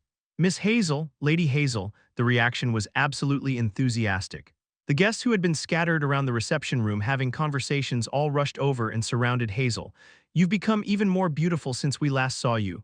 Lady Rabel, you're the one whose skin is practically glowing. The mansion is so pretty I was completely surprised. Thank you for the kind words. I'll give you a personal tour later. Wow, amazing, to handle all those people so calmly like that. I heard that Hazel was incredibly famous in high society and it seems that was really true. Miss Hazel. It's an honor to meet you like this. Do you perhaps remember me? We met once in the capital. It wasn't just the girls. The male nobles were also desperately trying to strike up conversations with Hazel. Of course I remember. You were with your younger brother, right? Ah, I never thought you'd remember. When Hazel responded to the conversation, a smile full of happiness appeared on his face. He seems incredibly happy just to have exchanged a word with Hazel. Hazel really is popular indeed. Well, she may be nasty, but she is pretty, I'll give her that much. Then our eyes suddenly met. Hazel raised one corner of her mouth in a smirk, that damn girl. What's the reason she's making that expression while looking at me? Isn't she showing off her popularity? To feel superior even in this situation, she's really annoying. But Lady Hazel, who is that person? Then one of the young noble ladies asked while looking at me. Oh, I was late introducing him. You'll all be meeting him for the first time. This is Theodore Haksen. At that moment, the reception room suddenly became quiet as if cold water had been poured on it. The change was so sudden that even Hazel was flustered and closed her mouth. Haksen. The Haksen ducal family, that's the family where Damien Haksen is. A boy our age from the Haksen ducal family, that can only be Damien Haksen's nephew. Damien Haksen's nephew is here. People immediately rushed toward me. They surrounded me and bombarded me with all kinds of questions. Why, young Master Theodore, are you really Lord Damien Haksen's nephew? Is it true that Lord Damien Haksen can do anything with just one sword? They say even the Imperial Supreme Sword can't move in front of Lord Damien Haksen. I unconsciously stepped backward. This was the first time in my life I'd received such excessive attention. I looked at Hazel with pleading eyes, not knowing what to do. Grrr. But Hazel was trembling so much she didn't even notice my gaze. I guess she didn't expect people to be this enthusiastic about me, but not all the nobles had swarmed me yet. The young male nobles who had been seeking Hazel's attention were still there. Everyone seems very curious about Lord Damien Haksen. Shall we step aside for a moment? Hazel asked the young male nobles with a forced smile. At that moment, the young male nobles all rushed toward me at once. I've always admired Lord Damien Haksen. Please, if it's all right, tell us about Lord Damien Haksen. The young male nobles questioned me even more enthusiastically than before. This, left alone, Hazel glared at me with tears welling up in her eyes. It's satisfying, but I feel a bit wronged. Honestly, I didn't do anything wrong, did I? The questioning continued after that. Is it true that Lord Damien Haksen has millions of undead legions under his command? That can't be true. Then the rumor about dwarves working as undead is also false. Oh, that one's true. No, rather than continued, it would be more accurate to say it never ended. People asked all sorts of questions, as if they were determined to satisfy all their curiosity with this opportunity. Actually, the Haksen ducal family rarely engages in external activities despite its fame. It's because of Uncle's policy. He said that since the entire continent's attention is already focused on the Haksen ducal family because of him, frequent external activities wouldn't be beneficial. The person who saved me from the barrage of questions was none other than Hazel. Clap. Hazel drew people's attention with applause and then said this. Doesn't everyone feel stuffy just staying inside? A servant who had arrived in the reception room was holding out a bow made of ash wood. Hazel picked up the bow and said to the people, "How about we warm up our bodies in preparation for tomorrow's hunt? It would also be fun to compete in archery skills, don't you think?" It must have been a really good suggestion. People nodded their heads, forgetting about questioning me. That sounds great. I'm in favor too. The young male nobles shouted with faces full of competitive spirit. Being at the age when their blood runs hot, they probably couldn't just pass by the word competition. The young ladies looked at the young male nobles with excited faces. "Then please come downstairs when you're ready." Saying that, Hazel went downstairs first. She didn't forget to glare at me on the way down. 10 points. When the arrow hit the center of the target, a servant raised a flag and shouted, "Wow, woo!" People all exclaimed in admiration at the sight. Hazel smiled briefly and lowered her bow. "Lady Hazel, you're amazing. You've hit the center for the 4th time already." Surprisingly, the winner of the archery competition didn't come from among the young male nobles. Hazel won overwhelmingly with superior skills. My condition just happened to be a bit better today. Hazel was being modest like that, but her eyes weren't modest at all. They were full of satisfaction. What was I doing, you ask? Oh, I was, young Master Theo, that's it, pull just a little harder. Embarrassingly, I couldn't even draw the bowstring. So now I'm receiving one-on-one instruction from another noble. In the end, I had to lower the bow again without being able to fully draw the string. "Ah, you almost had it," the young noble who was teaching me said regretfully. I could only make an awkward expression. "You taught me so earnestly, but I'm not keeping up." "Not at all, young Master Theodore, you did well, it's just that I'm lacking. I see things aren't going well." Then I heard a voice I didn't want to hear. When I turned my head, I saw Hazel with a faint sneer. "You should have practiced hard usually, like me. This damn girl, she's trying to beat me with all these people watching." The problem is that it's a valid point, so I have nothing to say, but I couldn't just admit defeat. I wiped the sweat from my forehead and said, "I should have worked hard usually like you said. It's not too late now. If you work hard following my example, I don't need to practice archery. Uncle catches everything for me if I just ask." At that moment, exclamations burst out from among the nobles. "What do you mean Lord Damien Haksen catches everything for you?" "Well, exactly that. He catches them with magic or his sword. Hunting prey with a sword by throwing it. Does he throw it to hit them? He just swings it casually and the prey appears right in front of us." Woo-oh. As soon as I mentioned Uncle, the atmosphere changed instantly. Hazel glared at me with a disgusted expression. It was as if she was saying she definitely wouldn't let me off next time. It's a bit underhanded, but what can I do? She's the one who picked the fight first. How noisy. Are nobles these days always this talkative? Then I heard an unfamiliar voice. I reflexively looked in the direction of the sound, then I saw a bald man in a purple robe. Maybe it was because of his skinny body and hooked nose. Somehow it felt like I was looking at a large, bald eagle rather than a person. The problem is how that person got here. This is the Ryan Bloom Marquis family's territory. There's no way such a suspicious-looking person could have entered. Hazel must have had the same thought as me. She immediately shouted toward the air. An intruder has appeared. Knights immediately burst out from the forest. The knights blocked the man's path and drew their swords to point at him. As expected of the Ryan Bloom Marquis family's knights, swift and precise, but even seeing the knights, the bald man wasn't scared at all. Quite excellent guard dogs, but instead he twisted his lips and raised the back of his hand. On the back of his sickly white hand, a black pattern was floating. They're nothing compared to the power bestowed by the Lord of Hell. Right after the monster said that, darkness covered everything before my eyes. And when the darkness lifted, the children and I had been kidnapped to a cave where an altar was set up. Chapter 360, SS8 Side Story Chapter 8, The Twilight Cult Part 1. Now you get it right. This time it's really not my fault. I didn't do anything wrong but got kidnapped. Thinking about it this way makes me feel really wronged. I got Mom's permission to go out and play, but trouble happened again. I was lamenting my fate when something grabbed my arm tightly. When I looked down, Hazel was clinging to my arm. When did this girl come over to my side again? I tried to pull my arm away because it was uncomfortable, but Hazel hugged my arm even tighter. And then she muttered in a voice that sounded like she was about to cry. Daddy. Even though I dislike Hazel, I can't act coldly after hearing something like that. I decided to quietly let her have one arm. You all must be curious about our identity. Then the bald man spoke to us. I looked around. Everyone seemed terrified rather than curious. We are called the Twilight Cult. The bald man revealed his affiliation with a very proud expression. The Twilight Cult, what's that? I know about the church. Have you all perhaps never heard of us? When we remained quiet, the bald man asked with a shocked expression. Naturally, no answer came. Well then, don't you have any questions about our Twilight Cult's doctrine or purpose? He seemed itching to explain what the Twilight Cult was. He looked so pitiful that I raised my hand high. What is the Twilight Cult? An excellent question, the bald man shouted with delight. He seemed incredibly happy that I asked. We are a cult that serves the great Lord of Hell, ruler of bitter cold, Demon Marquis Bethpal. We are Bethpal's faithful servants. Demons, I've heard about them from Uncle. Long ago they were idiots who were defeated by humanity and driven to hell. And there are morons who worship such idiots called demon worshippers.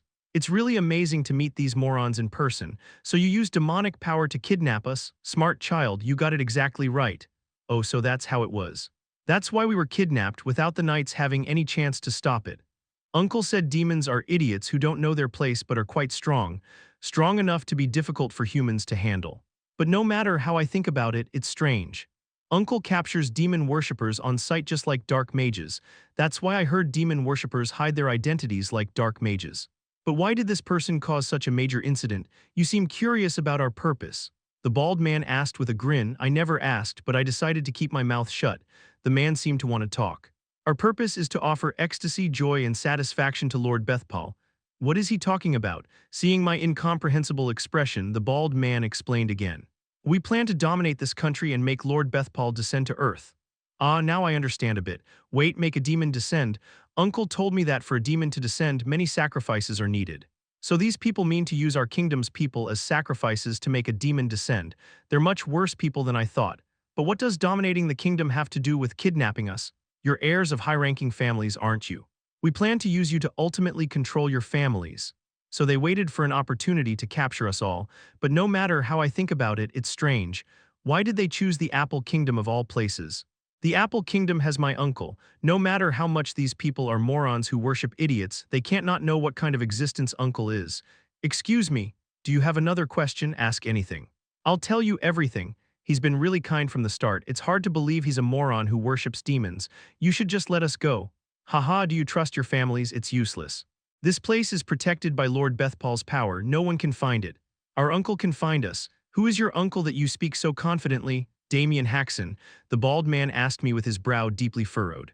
Damien Haksen, that crazy transcendent? Yes, that's right.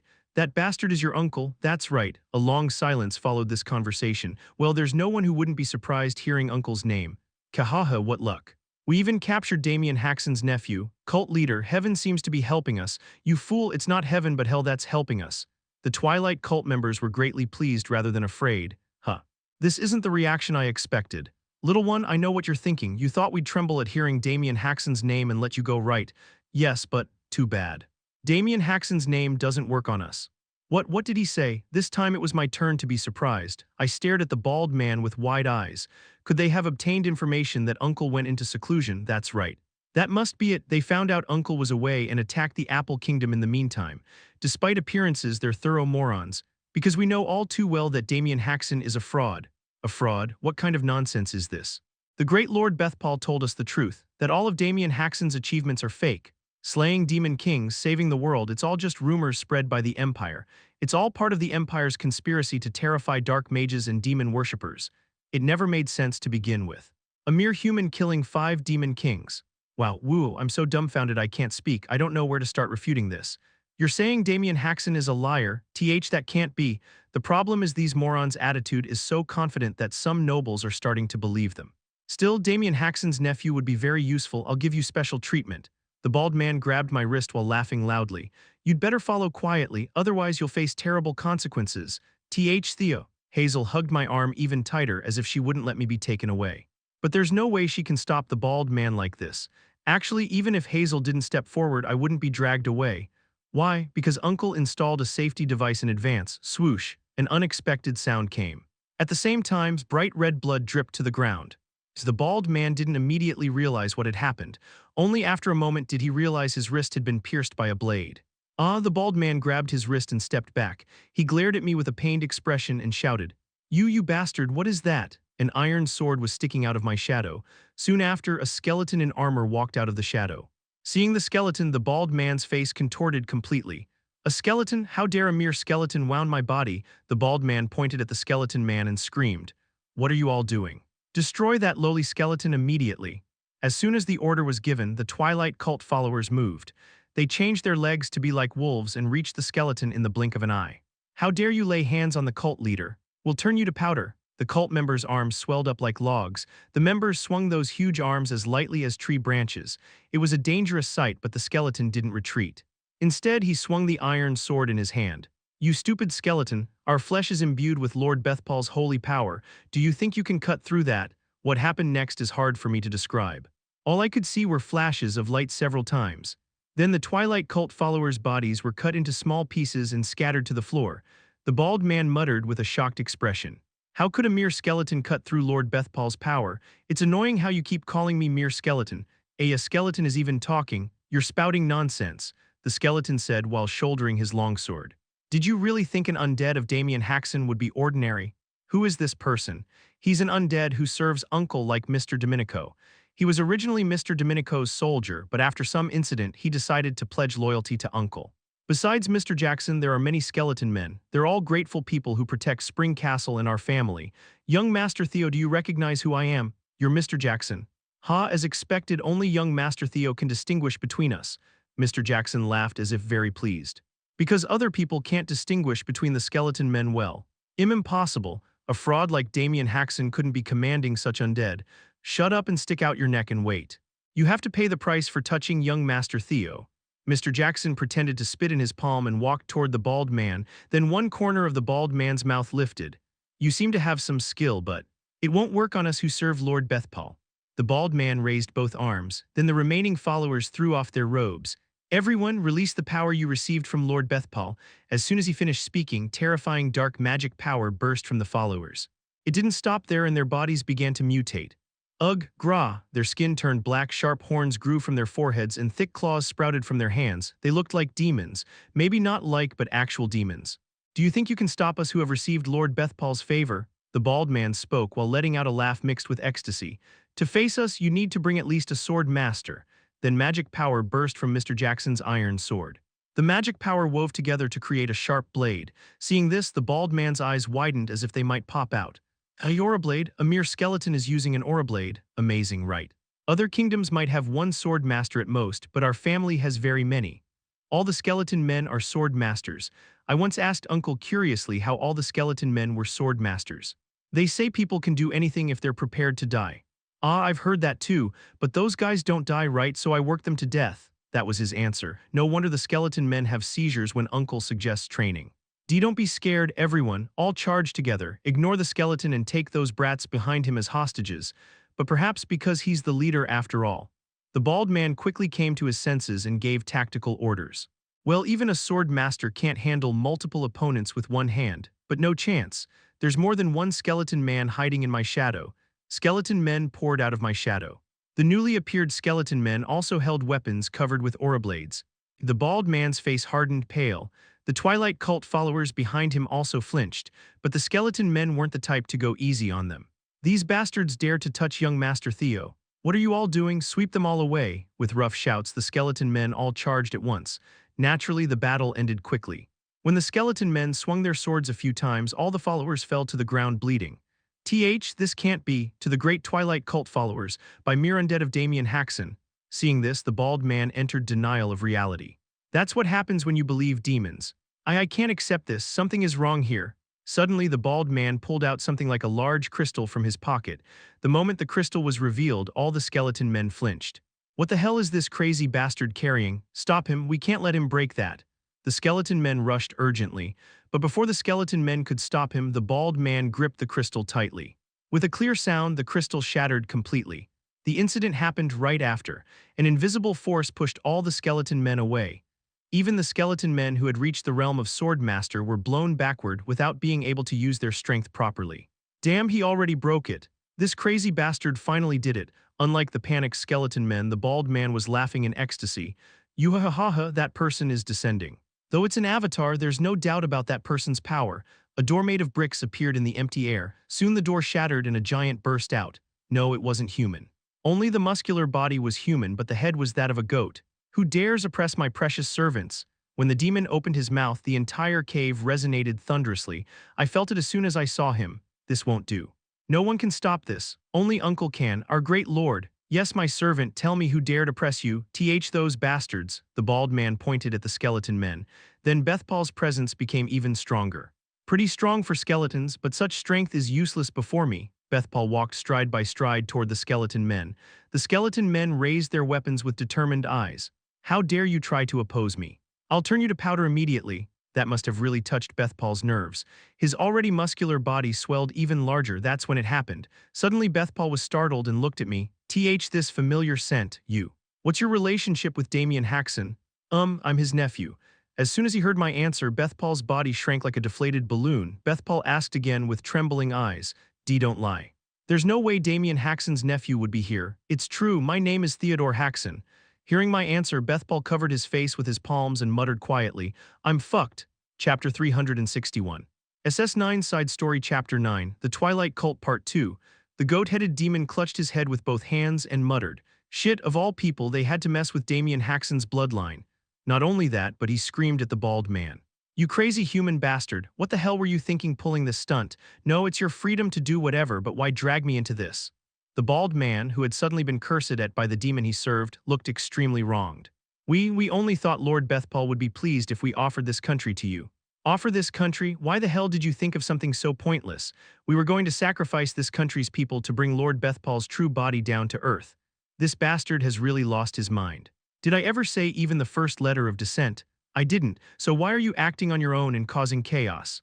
Well, descending to earth has always been the common goal of all demons since ancient times. So naturally, we thought Lord Bethpaul would want that too. That was back in the old days. Nobody wants that now. I guarantee you there isn't a single demon who wants to go to earth. Why would anyone want to come to a place where there's a monster like Damien Haksen? When Bethpaul showed disgust, the bald man looked even more confused. Lord Bethpaul, why exactly do you fear Damien Haksen? You told us in the Twilight Cult that Damien Haksen was a fraud and not scary at all. Of course that was a lie. A lie, but why would you do such a thing? So you would offer human souls to me? The bald man's face went blank. Bethpaul clicked his tongue disdainfully and continued. Damien Haksen's infamy is so great that demon worshippers have dried up completely, but I wanted to eat human souls, so what was I supposed to do? I had to create a force that would follow me even if it meant lying. Now I understand why the Twilight Cult members believed so firmly that Uncle was a fraud and why the demon told such lies. You lied to use us. You piece of trash. At this point, even the bald man couldn't hold back and curse it at the demon, but Bethpaul didn't even blink and said this. It's your fault for believing a demon. How can he be so shameless? A demon is truly a demon.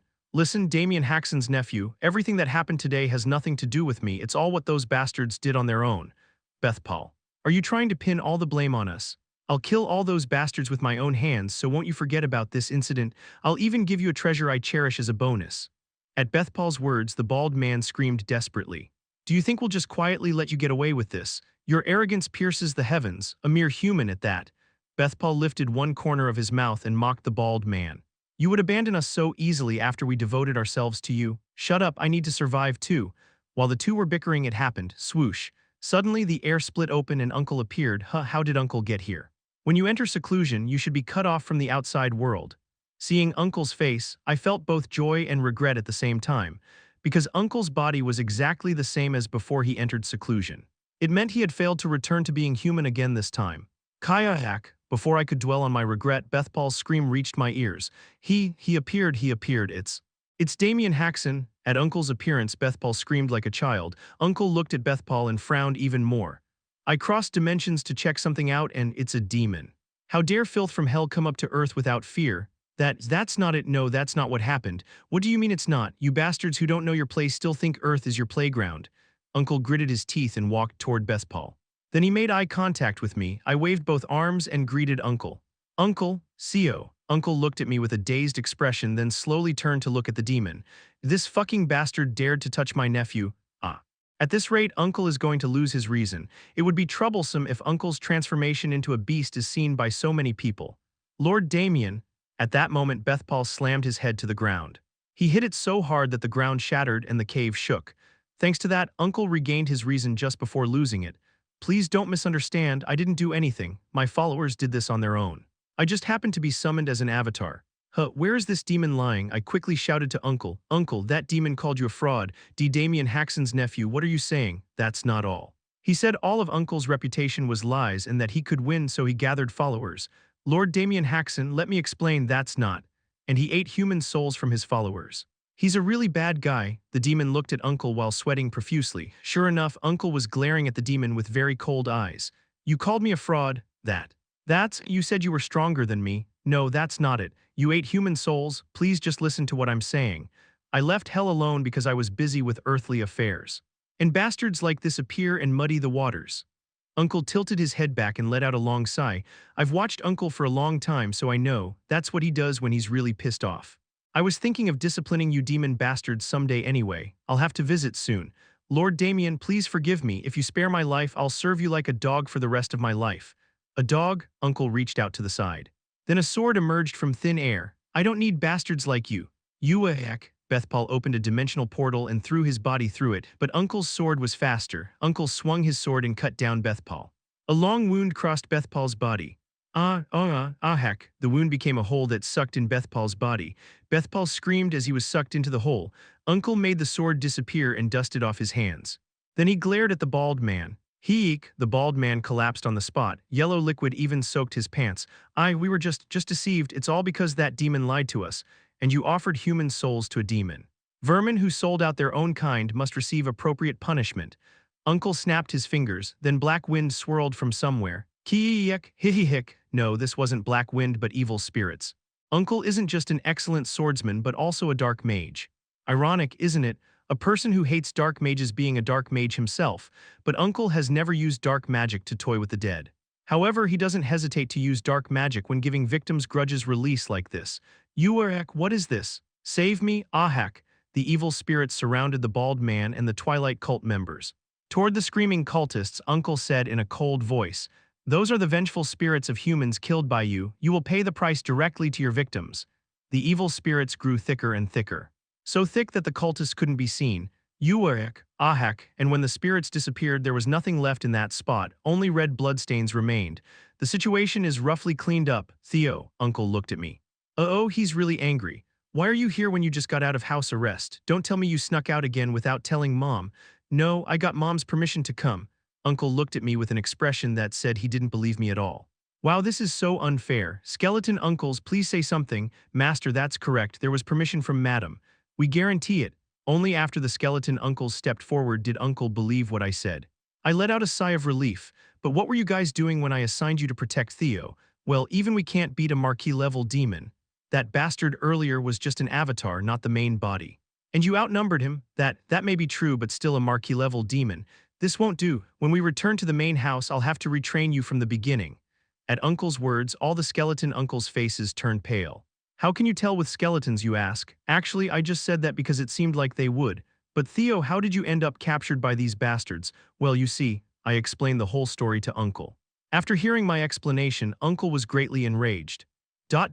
Demon worshippers dare to run wild like this. I really need to beat down those demon bastards once. I'll make sure they can never pull this kind of shit again." Uncle, who had been ruminating on his anger, looked at the noble children. When they received Uncle's gaze, the children flinched. "You all went through hardships. But you endured well." At Uncle's praise, the children's expressions brightened after being terrified the whole time. One of them approached Uncle and asked carefully, Damien Haksen, sir, you don't need to be so nervous. Speak comfortably." Did Uncle's words break the ice? The children swarmed over and surrounded Uncle. "You're as cool as the rumors say. I never thought I'd see Lord Damien's skills in person. I've always admired you. Kids will be kids, I suppose." They're so happy to have their idol in front of them, they don't know what to do. Uncle didn't find them annoying and accepted it all. Surprising, right? Uncle used to find kids bothersome. They say he's changed a lot because of me. I wanted to play with Uncle too. Sigh, it's disappointing, but it can't be helped. I'll have to yield just for today. Anyway, I can play with Uncle when I get home. But didn't those guys earlier fall for the Twilight cult's lies and think Uncle was a fraud? Thinking about it makes me a bit angry. While I was thinking that, something grabbed my wrist. Looking to see who it was, it's Hazel. "What's wrong?" Even at my question, Hazel didn't answer. She just kept her head down and looked at my feet. That is, are you hurt somewhere?" "That's not it." Hazel hesitated and finally managed to say one thing. Thank you for today. I lived thanks to you. You don't need to thank me. Uncle solved everything. Still, you were the only one who stayed calm among all of us. You even fought the cultists. Well, it's because I'm used to being kidnapped, but I didn't bother to say that. There's no need to reveal my weakness to Hazel. You were really cool. Big brother Theo." After saying that, Hazel covered her face with both hands and ran toward where the kids were. "What? Big brother Theo, what did that wicked girl just say?" "I'm not joking." Goosebumps spread all over my body. It seems Hazel has found a new way to torment me. I shuddered while rubbing my goosebump-covered forearms. She's truly not a girl to be taken lightly. Chapter 362, SS10 Side Story Chapter 10.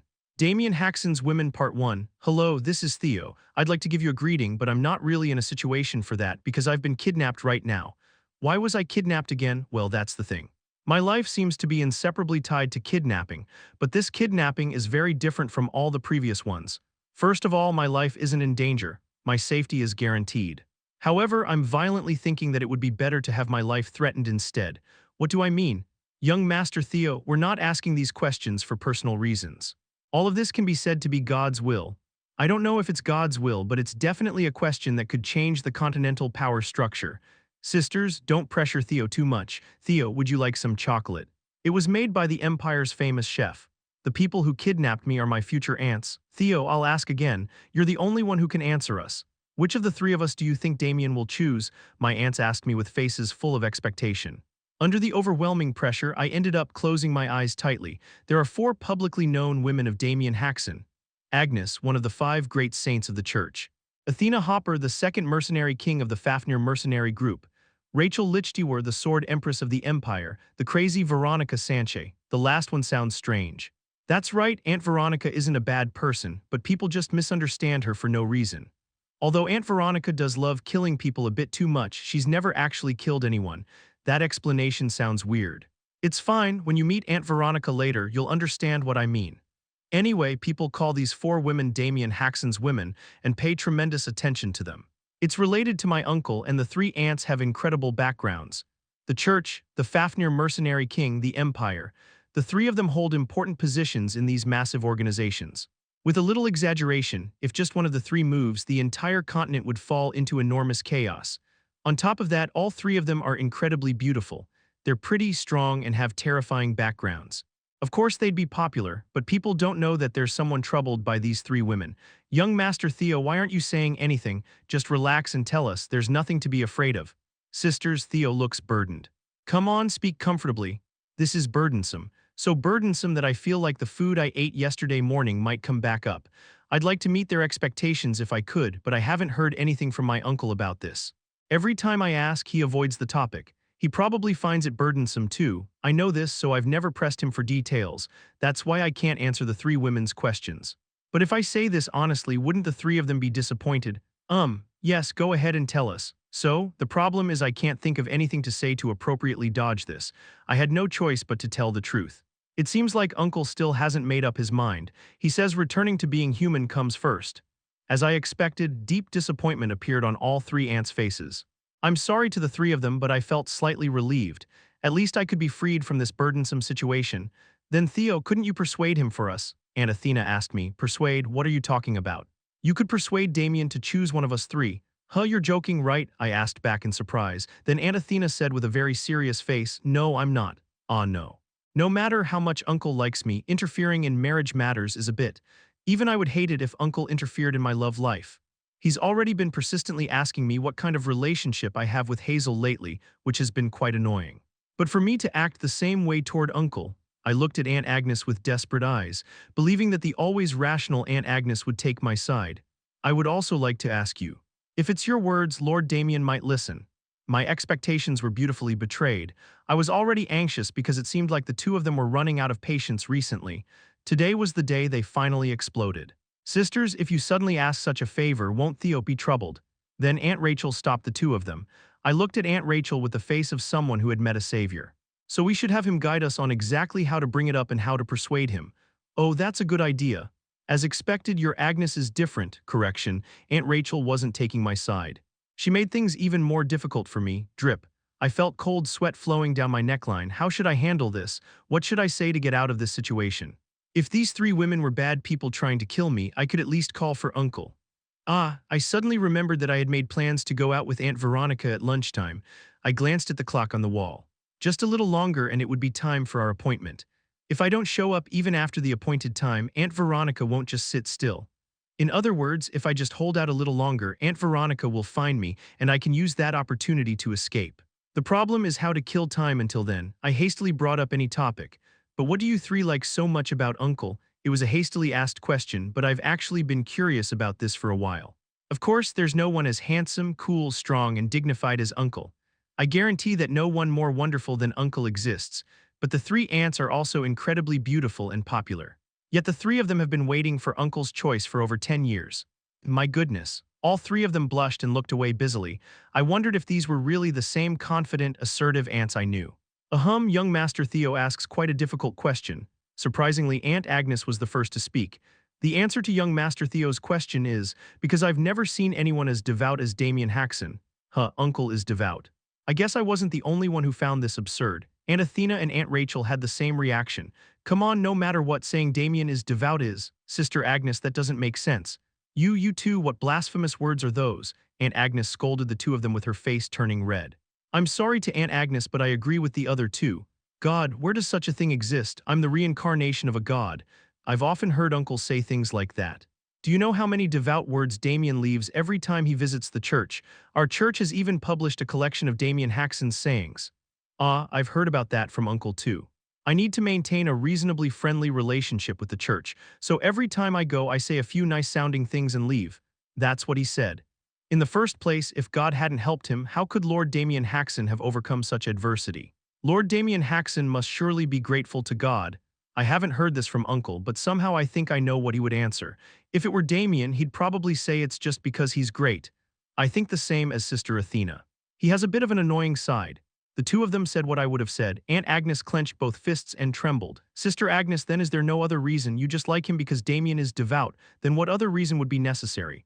Then Sister likes God, not Damien Haksen as a human. Aunt Rachel made a strange expression while saying this.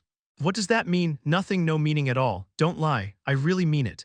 Contrary to her words, Aunt Rachel was making an openly mocking expression. Even as a third party, I could see it was a really infuriating look. It's just that I seem to like Damien for purer reasons. I just like Damien. There are other reasons too. Hey, you don't need to force yourself to make up reasons. Make up. I would never do such a thing. Then let's hear it. Aunt Rachel said triumphantly with a laugh. She's probably thinking that whatever reason is given, she can just accuse it of being made up on the spot. Aunt Rachel has a more cunning side unlike the other two. That is. Aunt Agnes couldn't easily open her mouth. The longer the silence went on, the deeper Aunt Rachel's smile became.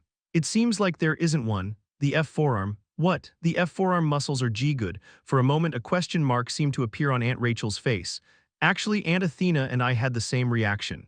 Forearm muscles? When he holds a sword, the prominent forearm muscles that stand out pierce right into my heart. Every time he wears thin clothes and his chest outline subtly shows through, I can't stand it. What can't you stand? The collarbone line that continues from the neckline is also excellent, especially when he sweats, the sweat drops that form on his collarbone. The longer she spoke, the more rigid our three faces became. Because of her white hair and skin, Aunt Agnes still looks like a young girl just from her appearance. Maybe that's why it's even more shocking. I like Damien for the same reasons. After pouring out her storm of words, Aunt Agnes looked at the three of us. Why are you all making such faces?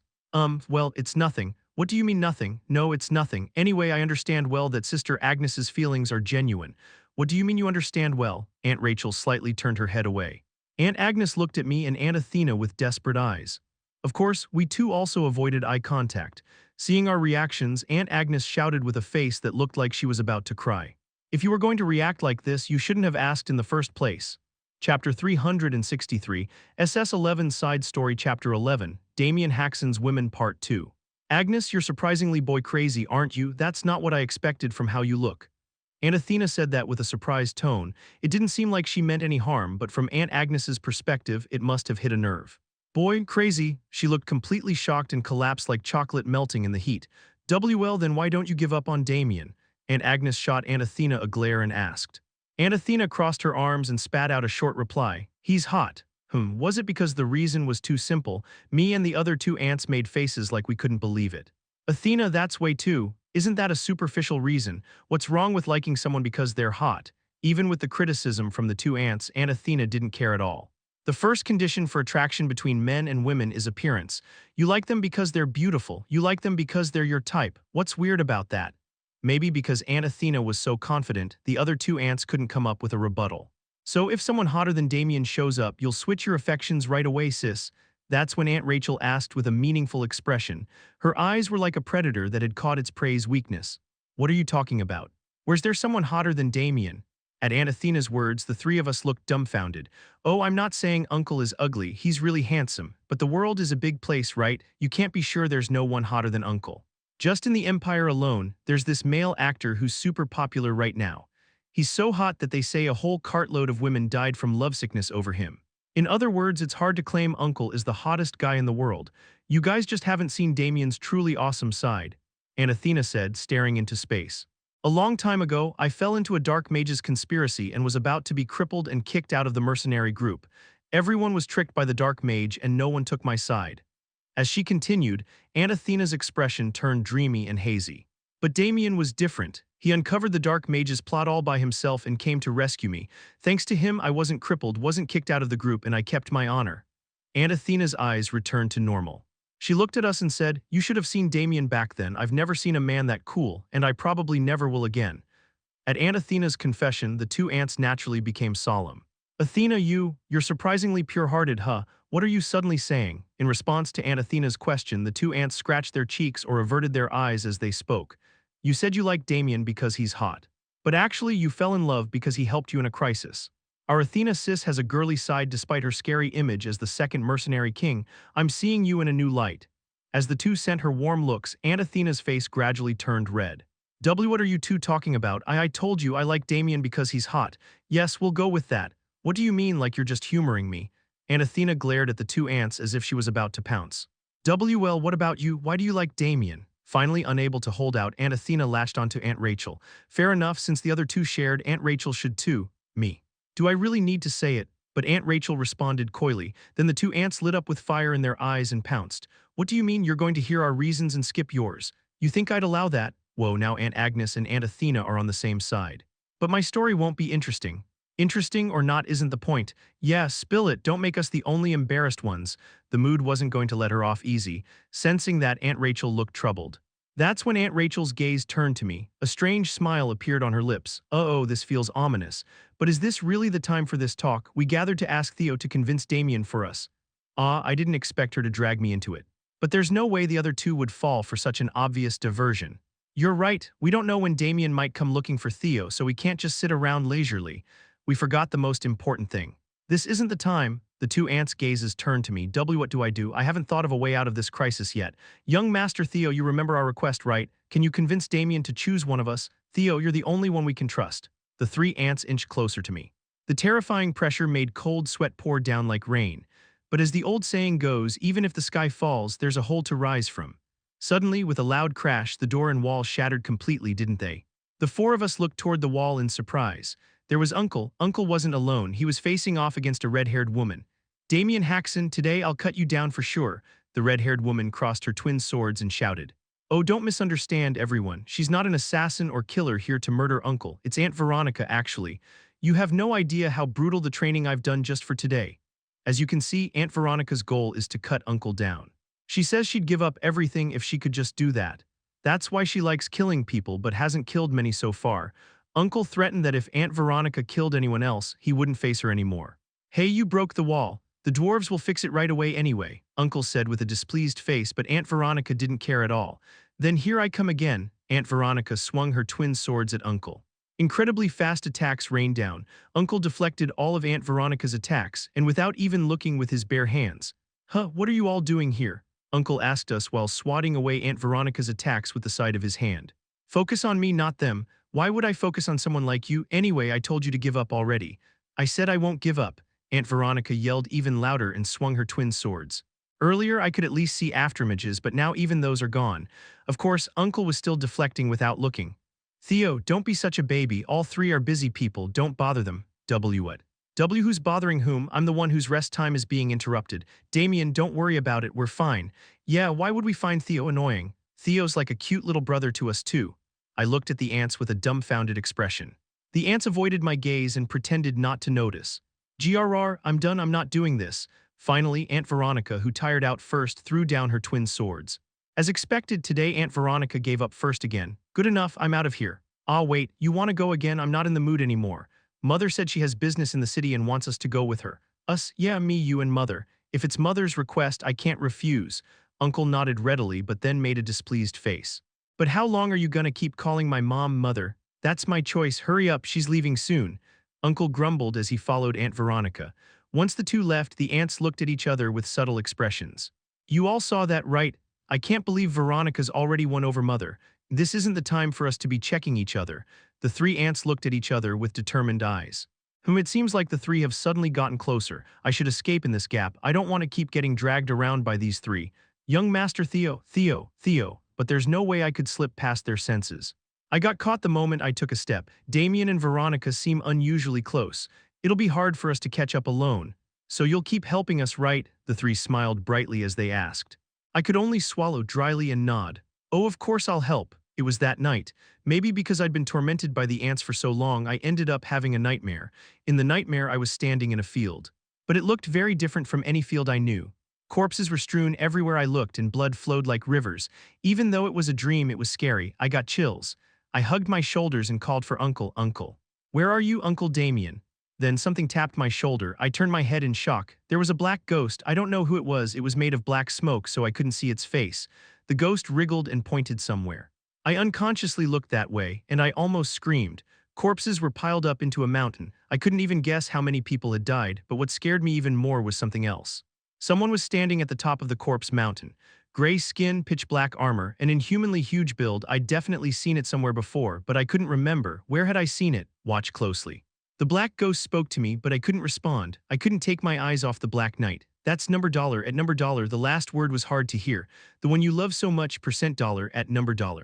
As if knowing I wouldn't understand, the ghost repeated the same words. I was about to ask what it was saying when the Black Knight glared at me. The moment its red eyes turned toward me, chills ran through me like I'd been plunged into ice water. I screamed and bolted up from bed. Waking from the nightmare, I gasped for breath. What dream did I just have? Weird. Now that I was awake, I couldn't remember what the dream was about at all. But the emotions lingered. It was so scary and terrifying, I quietly got out of bed. I hugged my pillow tightly and went outside the castle. Whenever I have a nightmare, I go to Uncle. Sleeping next to Uncle strangely makes me feel safe. I passed through the forest and arrived at Uncle's tower. I went down to the basement and called him. Uncle, Theo, is that you? Uncle wasn't sleeping. In fact, he was getting ready to go out. Oh, are you heading out? Yeah, I have a quick errand. What's up with you? Did you have another nightmare? I just nodded. Uncle took out a blanket from the corner and spread it on the floor. Come here, but don't you need to go? I'll go after watching you sleep. Hee hee, this is why I like Uncle. I quickly lay down on the blanket. Uncle sat beside me and patted my back. As expected, being next to Uncle makes me feel secure. Sleepiness hit me right away as I lay down. I didn't resist. In my gradually fading consciousness, I saw something strange. In the corner of the basement, darkness was staring at me. Before I could ask Uncle what it was, I fell asleep.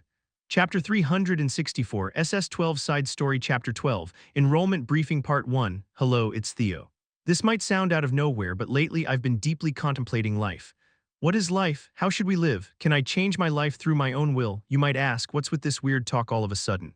Am I going through puberty or something? No way. The reason I'm pondering like this is none other than, of course, Theo should come to the Empire. Why don't you know that the Empire's academy is the best on the continent? You can't send a faithful child like Theo to such a worldly place. Theo must enter our church's theological seminary. I can't stand watching you two old fogies. Nothing's more important than diverse experiences. Our Fafnir mercenary group's training camp is the perfect fit for Theo. The Emperor of the Empire, the former member of the church's 5 great elders, the former mercenary king of the Fafnir mercenary group. Seeing these famous people arguing with each other gives me a headache. How did it come to this? I was just looking for a school to enroll in. The incident started with a single comment from Mom. Theo is old enough to enroll in school now. It was during breakfast with the whole family gathered and Mom suddenly said that. Everyone stopped eating and looked at Mom. It must have been a completely unexpected remark. That's right. There are schools, I've forgotten about that until now.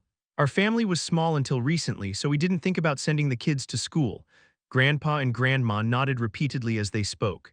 Normally, enrolling in a noble school costs a lot of money. The admission fee is expensive and the tuition is no joke either. So, unless you're from a decent noble family, it's something you can't even dream of. Louise, have you decided which school to send him to? I'm still thinking about it, whether to send him domestically or abroad. If abroad, where to send him. Each has its own pros and cons. There are educational institutions called schools in the Apple Kingdom too, but there are many in other countries as well. Of course, their fame varies. From what I know, the Empire's Academy is the most famous. After that, the Church's Theological Seminary and the Fafnir Mercenary Group's training camp are well known. Sis, that sounds like a good idea. Theo might inherit the dukedom later, so it's good for him to study in advance. I've heard you can build various connections there. It'll be a big help when Theo becomes an adult. Younger uncle and aunt readily agreed. Everyone seems to welcome the idea of me enrolling in school, but I don't want to go to school. I hate studying so much. Sitting at a desk for a long time is hard and memorizing stuff is annoying. I sneakily tugged at Uncle Damien's sleeve, who was sitting next to me. Uncle was about to put a piece of cut meat in his mouth but stopped and asked me, Theo, what's wrong? Can't you stop them for me? If that's what you want, I can do that. Really? Uncle is the best after all. But I'd like it if you went to school. Why? Life is unpredictable. You might suddenly face a horrific event. Uncle's tone was very serious, so serious that it was hard to talk to him. That's why people need to prepare. Learn anything, hone your skills, that way you can overcome whatever comes. Somehow, Uncle's eyes looked very sad. I can't be stubborn when Uncle says it like this. I'll go to school. I decided to quietly give up my stubbornness. Only then did Uncle smile contentedly and pat my head. Good thinking. It's sad that I have to enroll in school, but seeing Uncle happy makes me feel good too. Anyway, I wonder which school I'll end up in. Imagining it makes me a bit excited. But neither I nor my family knew what kind of waves it would cause on the continent that Damien Haksen's nephew is enrolling in an academy. The first to obtain the information was the Empire. Your Majesty, it's reported that Damien Haksen's nephew is considering enrolling in an educational institution. What? Is that true? Theo is trying to enroll in school, the Emperor of the Empire. Howard Adelart jumped up from his seat in surprise. Then, of course, he should come to our Empire, right? Where else is as excellent as the Empire's Academy? The Empire's Academy was renowned as the continent's top educational institution. With a long history, excellent faculty, and above all, the chance to build deep connections with the Empire's nobles. That's why nobles from other countries overflowed with desire to enroll in the Academy. Of course, it wasn't easy for nobles from other countries to enroll in the Academy, even if they were royalty. But if it's Damien Haksen's nephew, the story changes. The hero of the continent, the existing transcendent being. If Theo enrolls in the Academy, the relationship with Damien Haksen would become even stronger. It was an opportunity the Empire couldn't miss.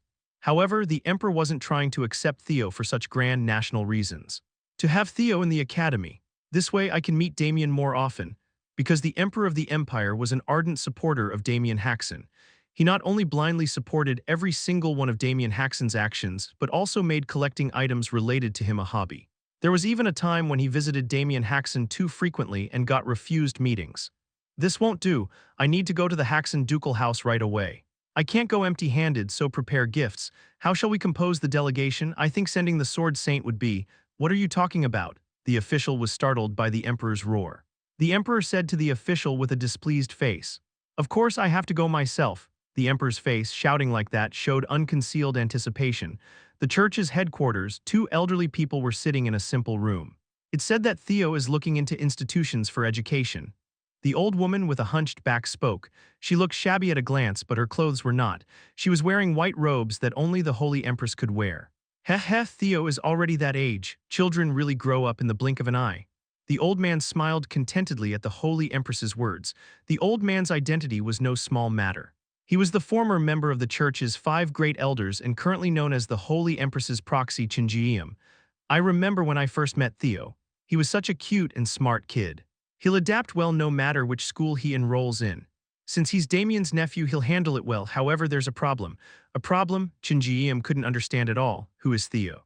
"None other than Damien Haksen's nephew. For a problem to arise for such a Theo, it's said that the Empire has sent a delegation to enroll Theo in the academy." "Is that true?" "It's certain." "And the Emperor himself has stepped forward." Chinjiam's eyes widened. As if he couldn't hold back, he clenched his fist tightly. Howard Adelart, not missing an opportunity, truly like an old tiger. Damien Haksen currently held an enormous position on the continent. His single word, a single action could shake the continent. If they could embrace Damien Haksen's nephew, they could maintain an even closer relationship with Damien. If the already powerful Empire gets Damien Haksen on its back as well, no one would be able to stop the Empire's might for sure. However, Chinjiam wasn't averse to the Emperor's approach for such reasons. Agnes is already struggling because that young brat, the Sword Empress, is wagging her tail at Damien Haksen. "I can't just watch this." Agnes, who currently occupies one of the 5 great elders, was Chinjiam's disciple. That's why Chinjiam was keenly aware of the conflict between Agnes, the second mercenary king, and the Sword Empress. "I can't bear to see Agnes crying. I feel the same." The Holy Empress was the same. The two were close, but since they were devoted to the god, they couldn't form a marital bond. Thus the two secretly regarded Agnes as their own child. In this world, what parent would just stand by and watch their child cry? "Your Holiness, send me, I'll go and persuade Theo." "Indeed, you must get Theo to enroll in our theological seminary." The Empire's academy was the most famous educational institution on the continent. But the church's theological seminary was not lacking at all. It was just avoided by nobles because it's a religious school, but in history and quality it matched the academy. "This is an order as the Holy Empress. Make sure to enroll Theo in the theological seminary." "I accept the command." Chinjiam knelt and replied, "Fafnir Mercenary Corps." This place, called the continent's top, strongest, largest mercenary corps, was also buzzing with talk about Theo. What? The Empire and the Holy Theocracy are moving to enroll Damien Haksen's nephew. In a large tent where dozens of people were seated, a young boy shouted as if he couldn't believe it. Contrary to his youthful appearance, the boy was sitting in the highest seat. Around him were plenty of scantily clad women. The first mercenary king of the Fafnir Mercenary Corps. Karl Hopper pounded the armrest with his fist and vented his frustration. "Ha, unbelievable, they're trying to get close to Damien that way. Father, are you just going to watch this?" The man sitting right next to him asked the mercenary king. The mercenary king threw his goblet and shouted, "Are you crazy? Why would I just watch? We have to join in too." "But father, is it okay for us to interfere?" "What do you mean, we have a training camp too?" "Is our training camp just any training camp? We gathered all the smart bastards and set it up." The Fafnir training camp was called a training camp, but it didn't fall behind compared to average noble schools. Because they traveled across the continent and recruited scholars with outstanding knowledge as instructors. Moreover, the combat training was at a level they prided as the best on the continent. Compared to the academy and the theological seminary, our mercenary corps training camp is a bit. But no matter how excellent the training camp was, it was true that it paled in comparison to the academy and the theological seminary. "You idiot!" However, the mercenary king didn't back down at all. Instead, he shouted with a voice full of confidence. "Why is our training camp lacking? Rather, it has a special advantage that the other 2 places don't have." "Huh. What is it?" "Experience." At first, the mercenaries gathered in the tent didn't understand what he was saying at all. "Our Fafnir mercenary group travels all over the continent. We see a lot, hear a lot, and experience a lot." Oh, thinking it made quite a bit of sense, the mercenaries nodded. Is that all? Where else can you get experiences like wielding weapons yourself, fighting, almost dying, the academy? The theological seminary, you absolutely can't get that in places full of those softies. Is that really an advantage? The mercenaries felt deep doubt but didn't particularly refute it. They knew well that splashing cold water when the mercenary king was excited would make things troublesome. Then, who should we send to the Haksen ducal house? Athena is on a mission right now. Currently, the second mercenary king was Athena Hopper, but the full authority was held by the mercenary king. To be precise, they were in the process of gradually transferring the mercenary king's powers to Athena. I hear the emperor and Chinjiam are going themselves. Yes, that's right. Then we need to send someone of matching rank. Everyone made expressions like no way, and their worries hit the mark exactly. The mercenary king grinned and said, "This body will go personally." Chapter 365, SS13 Side Story Chapter 13, Enrollment Briefing Part 2. 2 days had passed since the decision was made to enroll me in school. Suddenly, Grandpa called the whole family together. The cause was 3 letters that arrived in the morning. Everyone read them. At Grandpa's words, the family decided to pass the letters around one by one. Oh, not everyone was gathered. Uncle Damien was out, so he wasn't there.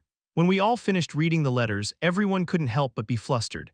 And for good reason, because the letters were from the Empire, the Church, and the Fafnir mercenary group respectively. I don't need to explain what these 3 places are. They were forces so powerful that people say they divide the continent into 3 parts. So, the Empire, the Church, and the Fafnir mercenary group are planning to visit to enroll Theo in their educational institutions. Mom said it like she could hardly believe it. The other family members felt the same. And even the Emperor, the Holy Empress's proxy, and the former mercenary king are coming personally. The family all groaned. Actually, this wasn't the first time these 3 had visited the Haksen ducal house. They'd come several times before, but that doesn't mean we're used to them. How could we be? They're big shots with enormous influence on the continent. Even one visiting makes us tense and requires a lot of preparation, but this time all 3 are coming. It's natural that the family is getting headaches. But is this for real? Grandma tilted her head as she spoke. All 3 are incredibly busy people, and they're coming to the family in person to persuade Theo. I agree with Mother. There must be some mistake in the letters. Little Uncle also agreed with Grandma's opinion. Not just Little Uncle, the other family members all nodded too. It makes sense, right? Even though I'm Uncle Damien's nephew, it doesn't make sense for those 3 to come just for me. Still, just in case, let's prepare in advance. Yes, Grandpa ended the meeting. Thinking about it now, it was a really excellent decision. Sir Haksen, sorry if the sudden visit surprised you. May God's grace be with you, it's truly a fine day. Whoa, it's been a while since I've been here. How have you been? A week later, the 3 really did visit in person. Grandpa was shocked out of his wits, but fortunately he quickly regained his composure. I'll escort all 3 of you this way. Grandpa calmly guided the 3 to the reception room. Luckily, we'd cleaned the reception room spotless in preparation for their possible arrival. With the 3 sitting in the same space, a strange atmosphere flowed. All 3 were looking at each other with wary eyes. I didn't expect someone who serves God to personally step into such worldly matters. The one who started the attack first was His Majesty the Emperor. His Majesty smirked crookedly and mocked Grandpa Chinjiam. Even if you're not active anymore, I wonder if it's okay for an elder of the church to do this. But since you always act arbitrarily claiming it's God's, well, whenever you get a chance, it's nothing new. I didn't know your Majesty was so well versed in the church's affairs. Grandpa Chinjiam spoke with a smile. But I could see it, the bulging vein on his temple. But your Majesty, managing the Empire's big and small affairs must be tough, so is it okay to be away for so long? If the Empire's people knew, they'd scoff. This time a vein popped on His Majesty's forehead. The 2 glared at each other while smiling. Whoa, it's really scary. But why is Grandpa Mercenary King so quiet? You're still as beautiful as ever. Oh my, thank you, even if it's just flattery. Flattery, when I compliment a woman, I only mean it sincerely. How can you say this old lady is pretty? I've never seen a grandma with such smooth skin in my life. Grandpa Mercenary King was fondling Grandma's hand and flirting. I looked at Grandpa Mercenary King with a dumbfounded expression. Grandpa Mercenary King looks about my age on the outside, so visually it looks like a kid my age hitting on Grandma. I knew he was a ladies' man. But even after getting scolded by Uncle last time, he's at it again. Mercenary King, this is very troublesome. As expected, Grandpa intervened between the 2 with a face barely suppressing his anger. Are you jealous or something? Does it look like I'm not? Calm down, relax, Grandma said as she hugged Grandpa tightly. Grandpa Mercenary King smacked his lips regretfully. There's no room to cut in here. Was he serious? This won't do, I need to tell Uncle. If Uncle scolds him, he'll snap out of it. Ahem. At that moment, His Majesty cleared his throat loudly, drawing everyone's attention. Shall we get to the main point? When His Majesty gestured, one of the officials pulled out a large scroll from his bosom. These are the benefits the Empire will provide if Theo enrolls in the Academy. The family focused on the scroll with surprised faces. First, we'll fully waive the admission fee and tuition. We won't charge for any additional costs afterward either. Not only that, we'll open special lectures just for Theo. As His Majesty's explanation continued, the family looked at the scroll with pleased expressions. Especially Mother seemed satisfied. It must have really appealed to her. That's all. When His Majesty's words ended, the official neatly folded the scroll and handed it to Mother. I can confidently say there's no place more suitable for Theo than the Empire's Academy. His Majesty spoke with a voice full of pride. At that moment, Grandpa Chinjiam spoke in a solemn tone. Madam, you must not be swayed by such materialistic benefits. Materialistic? Don't speak carelessly. Then what can the Church provide for Theo? His Majesty spoke with a slightly angry face. But Grandpa Chinjiam isn't one to be intimidated by that. He spoke with a relaxed expression. First, we'll add all the benefits the Empire mentioned.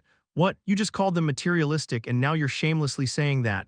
Tusk, you should listen to people until the end. What I meant is that being materialistic isn't the problem, but being only materialistic is. His Majesty sent a look of disbelief. Actually, I feel similar to His Majesty. Isn't that a bit too cheap? Madam, material benefits can be offered anywhere. That's why we plan to provide something only the Church can offer. Something only the Church can provide? Mom asked with a curious face. Then Grandpa Chinjiam nodded and said, that is, having a 1-hour meeting with Her Holiness every day. Mom and I both tilted our heads because we couldn't understand why that was good. As you must feel, Madam, children grow very quickly, both physically and mentally. Especially at this age, it's a crucial time when their worldview expands. Then Grandpa Chinjiam quickly started explaining. At this time, the biggest influence is who they meet and what stories they hear. These two things determine the child's character and level of refinement. Before I knew it, Mom had started fully focusing on Grandpa Chinjiam's story. Her Holiness has strived, agonized, and trained for a long time to become the spiritual pillar of the believers. I guarantee that facing Her Holiness will greatly mature Theo's inner self. Will that really convince her? No matter how you package it, it's just a meeting. That's really wonderful, it worked. Mom looked very satisfied. I've been worried about Theo growing up twisted. Heh, that's an unnecessary worry. Since his uncle is Damien, what's the problem with that? I'm afraid he'll go berserk without holding back if something displeases him. That's worth worrying about. They're having a really rude conversation so casually. What's wrong with Uncle? My life goal is to live like Uncle. Then I have no doubt that Madam will choose our theological seminary. That's ridiculous. At that moment, Grandpa Mercenary King snorted and shouted, you're both wrong. Tuition waiver, character building, hanging such trivial conditions. The two got fired up at Grandpa Mercenary King's words. Trivial? Then what condition did you bring? I'm curious how great a thing you can give Theo. Grandpa Mercenary King shook his index finger left and right as if it was laughable. With that childlike face doing that, it's really infuriating. If it's this bad for me, how much worse for His Majesty and Grandpa Chinjiam? Listen, Louise, there's only one thing I can give Theo. For a moment, Grandpa Mercenary King's expression turned serious. Real combat? The reception room fell silent for a bit. Everyone looked at Grandpa Mercenary King with faces like, what is he talking about? Our Fafnir mercenary group's motto is just one, real combat is the best training. Training without experience is utterly useless. Mom made a conflicted expression. Is he joking right now? She seems to be seriously pondering it. I'm not talking about fake combat under adults' protection. I mean real combat accompanied by death. Entrust Theo to me, I'll raise him into a warrior among warriors. Yes, Mercenary King, I think you can leave early. What? What do you mean all of a sudden? Grandpa Mercenary King shouted in surprise, but Mother was firm. Real combat death, I can't entrust Theo to such a horrific place. What? Think again. If he survives, Theo will become a powerhouse no one can ignore. I don't need it, please leave. Mother's face and voice lowered. It was so chilly that even Grandpa Mercenary King backed away. Wait. Ultimately, what's important is Theo's opinion, right? But Grandpa Mercenary King was no pushover. Seeing it was hard to persuade Mom, he immediately latched onto me. Theo, don't you want to become strong like your uncle? Come to our Fafnir training camp. This guy's talking crazy. Theo, it's the Empire. Come to the Academy. Theo, trust me, the theological seminary is the place for you. When Grandpa Mercenary King clung to me, the other two approached me too. Under the three's auras, I couldn't say anything. What do I do? Which one should I choose? It was when I was hesitating, unable to answer. With a clunk, the reception room door opened. Uncle came in and made a surprised expression. Your Majesty, Elder Chinjiam, why are you here? What, the Mercenary King is here too? At Uncle's appearance, the three quickly detached from me and clung to Uncle. Damien, it's been a while, how have you been? I told you to stop by the palace whenever you're in the Empire. Why no contact? This makes me sad. I even prepared a grand banquet for you. Ah, yes, I've been a bit busy. Damien, I was sad not seeing your face. Good thing we meet like this. Today I request a spar. It's okay if a limb gets torn off, so go all out. I'll think about it. Hey, why don't you use honorifics only for me? Why ignore only me? Do you have no conscience? If you want to be treated like an elder, act like one. Uncle roughly dealt with the three and came to me. Uncle, did your errand go well? Yeah, it wrapped up fine. But what's all this? I explained the whole story to Uncle. After hearing me, Uncle said casually, I think the academy would be good. Why? I go on business trips to the Empire a lot. The Dark Mages, those sons of bitches, are mainly active in the Empire. Really? Then I'll go to the academy. I said it without a moment's hesitation. Tuition waiver, meetings with the Holy Empress, what's the use of all that? If I go to the Empire, I can see Uncle often. Mom, I want to go to the academy. If that's what you want, sure, with Damien there I can rest easy too. Mom readily agreed. Then the three made sour expressions, even His Majesty. I prepared all this for nothing. I didn't expect the decision to be made so easily. Your Majesty, what can we do? For Theo, Damien is the best. Damn, at this point I have to persuade Damien. That guy would understand the importance of real combat. The three trembled with frustration. Even though Theo's destination was decided, the three didn't leave right away. Using travel fatigue as an excuse, they decided to stay at the ducal house. Because of that, a grand banquet was held that evening. It was an event prepared by Duke Haksen solely for these three. And after the banquet ended, at the training ground where the sunset was setting, cough cough, Chinjiam was sprawled on the ground, vomiting up everything he'd eaten for dinner. Are you all right? Damien asked worriedly. Chinjiam waved his hand as if to say he was fine. I'm totally fine, rather I'm grateful. You sparred with full sincerity as I requested, didn't you? The spar with former 5 Great Elder Chinjiam ended in Damien's one-sided victory. Even though they fought with Chinjiam's specialty, bare-handed combat, an insurmountable gap already existed between the two. I feel it every time, but you get explosively stronger. If you're the moon floating in the sky, I'm no different from a grain of sand on the ground. You're being overly complimentary today. As you age, you tend to become more sentimental. Chinjiam grinned and stood up. By the way, you still haven't returned to being human. At Chinjiam's question, Damien hesitated for a moment. Soon, he slowly nodded. You know better than anyone, but you already have more than enough ability to return to human. You've reached the realm called Transcendent. 10 years ago, Damien reached a divine realm, and now Damien was much stronger than then, to the point where he himself couldn't gauge how strong he was. Yet the reason you keep failing is only one, you're blocking yourself. There's a term called heart demon. Just as the body can fall ill, so can the mind. A person afflicted with a heart demon becomes greatly weakened, unable to grow and stagnating. That's exactly Damien's current situation. Damien, what is binding you so much? Chinjiam asked with a worried face. Damien just smiled gloomily. Chapter 366. SS-14 Side Story Chapter 14, Enrollment Preparation Part 1. It was a particularly sunny day. Louise Haksen was spending a pleasant time with 2 noblewomen. Louise, the new volume of Madame de Pompadour's Secret Shadow is coming out. Is that so? I must contact the capital. Louise, have you heard about the dispute between the Alpin Viscountcy and the Griffin Barony? I heard the Viscount's eldest son and the Baron's youngest daughter. Oh my. Publicly, these 2 women were vassals belonging to the Haksen ducal house. In reality, however, their relationship with Louise was closer to that of friends than vassals. They had been close ever since the Haksen family was still a viscountcy. Sister, I heard Theo is enrolling in the Empire's Academy. Congratulations. Really, after worrying for so long about which school to send him to, you decided on the academy. A fine choice. Both women rejoiced as if it were their own affair. Louise's expression brightened as well. It's all thanks to Damien. Without him, I couldn't have even dreamed of it. Not just Louise, but the entire family was well aware that the happiness they enjoyed was all thanks to Damien. The fact that the Haksen family had obtained the rank of Duke, and that they had amassed enormous wealth and fame, were all Damien's accomplishments. This was precisely why the family shied away from public activities. They were careful to avoid causing any trouble for Damien. Then Theo must be busy preparing for his enrollment in the academy. Yes, he's getting a crash course from Damien. Damien used to work as an instructor at the academy a long time ago. At those words, the 2 women were horrified. From Damien, is that, all right? People regarded Damien as a noble saint. After all, he had saved the world without demanding any reward and had silently focused on eradicating dark mages. But because they were close to Louise, the 2 women knew better. They knew that in reality, Damien was far from a saint and possessed a terrifying personality. For example, he had brought about the downfall of a count's family overnight for treating the Haksens like nouveau rich. or how he had deposed the king of a neighboring country before dawn for harassing Louise. If Theo is negatively influenced by Damien, what if he goes to the academy and starts beating up other kids like Damien? Louise spoke as if there was nothing to worry about. There's no need for such worries. I heard from Damien a while ago. He said Theo has no talent for physical skills. For Damien's nephew to have no talent in physical combat, it wasn't actually that surprising. The Haksen family had never been a line of knights. They couldn't even find any ancestors with talent in that area. That's why Damien never taught Theo anything from the start. This time too, he probably just plans to teach him about the Empire's culture and etiquette. Louise said it casually. Theo, you have no talent. In a dark basement, Damien had Theo sit down and spoke in a serious tone. You can't use your body well. On top of that, your aptitude for accepting mana is also lacking. Yes, uncle, you've told me that before. Theo didn't look particularly hurt. Lacking talent had never been a problem for him until now. That's why for a long time I've been creating a training method in swordsmanship just for you. Oh, really? Theo was overjoyed.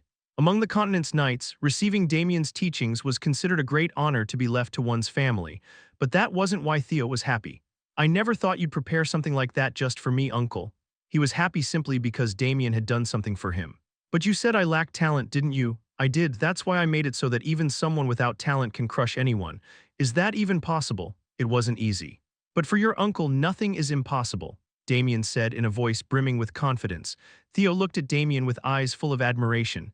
I guarantee you, when this is revealed, everyone will be so shocked they'll fall flat on their backs. These techniques are several steps more advanced than the existing ones. But will I have enough time to learn them? I enroll in the academy in 3 months. Who is your uncle? That would be Damien Hack. Ah, Damien's face grew even more confident. I guarantee that in 3 months you will be strong enough to look down on everyone at the academy. But will Theo be able to adapt well? I hear the academy's standards are incredibly high. One of the noblewomen said worriedly. She was the youngest of the 3. I heard that even the Empire's nobles often fail to keep up with the classes and flunk out. At her youngest friend's words, a shadow briefly crossed Louise's face. I'm worried about that too. To be honest, Theo isn't very fond of studying. What parent doesn't know their own child? Louise was well aware that Theo disliked studying. Nevertheless, there was a good reason she had pushed for his admission to the academy. Theo doesn't have a single friend. It seems that because he's Damien's nephew, kids his age find it hard to approach him. Theo's social circle was extremely narrow. Besides his family and servants, he knew almost no one. He had recently befriended the daughter of the Lion-Blue Marquis, but that only brought the count up to 1. But at the academy, there will be many children who can get along with Theo. It's the nobility of the Empire, after all, right? The Empire was the most powerful nation on the continent. As such, the prestige held by the Empire's nobles was immense. They were even nicknamed the nobles above nobles. I truly hope Theo can make genuine friends at the academy. Just as I met the 2 of you, Louise said, looking at her 2 friends. The 2 friends looked away, embarrassed. Theo, do you know why I'm sending you to the academy? Theo shook his head from side to side. It is to cultivate your ability to distinguish between allies and enemies. Theo looked at Damien with sparkling eyes.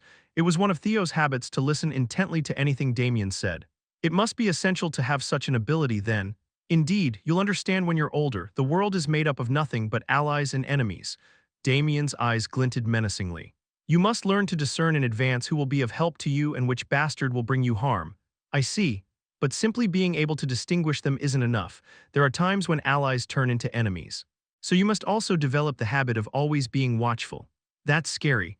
Do you know what it feels like to be betrayed by someone you know? It's utterly foul, so much so that you want to turn the whole world upside down.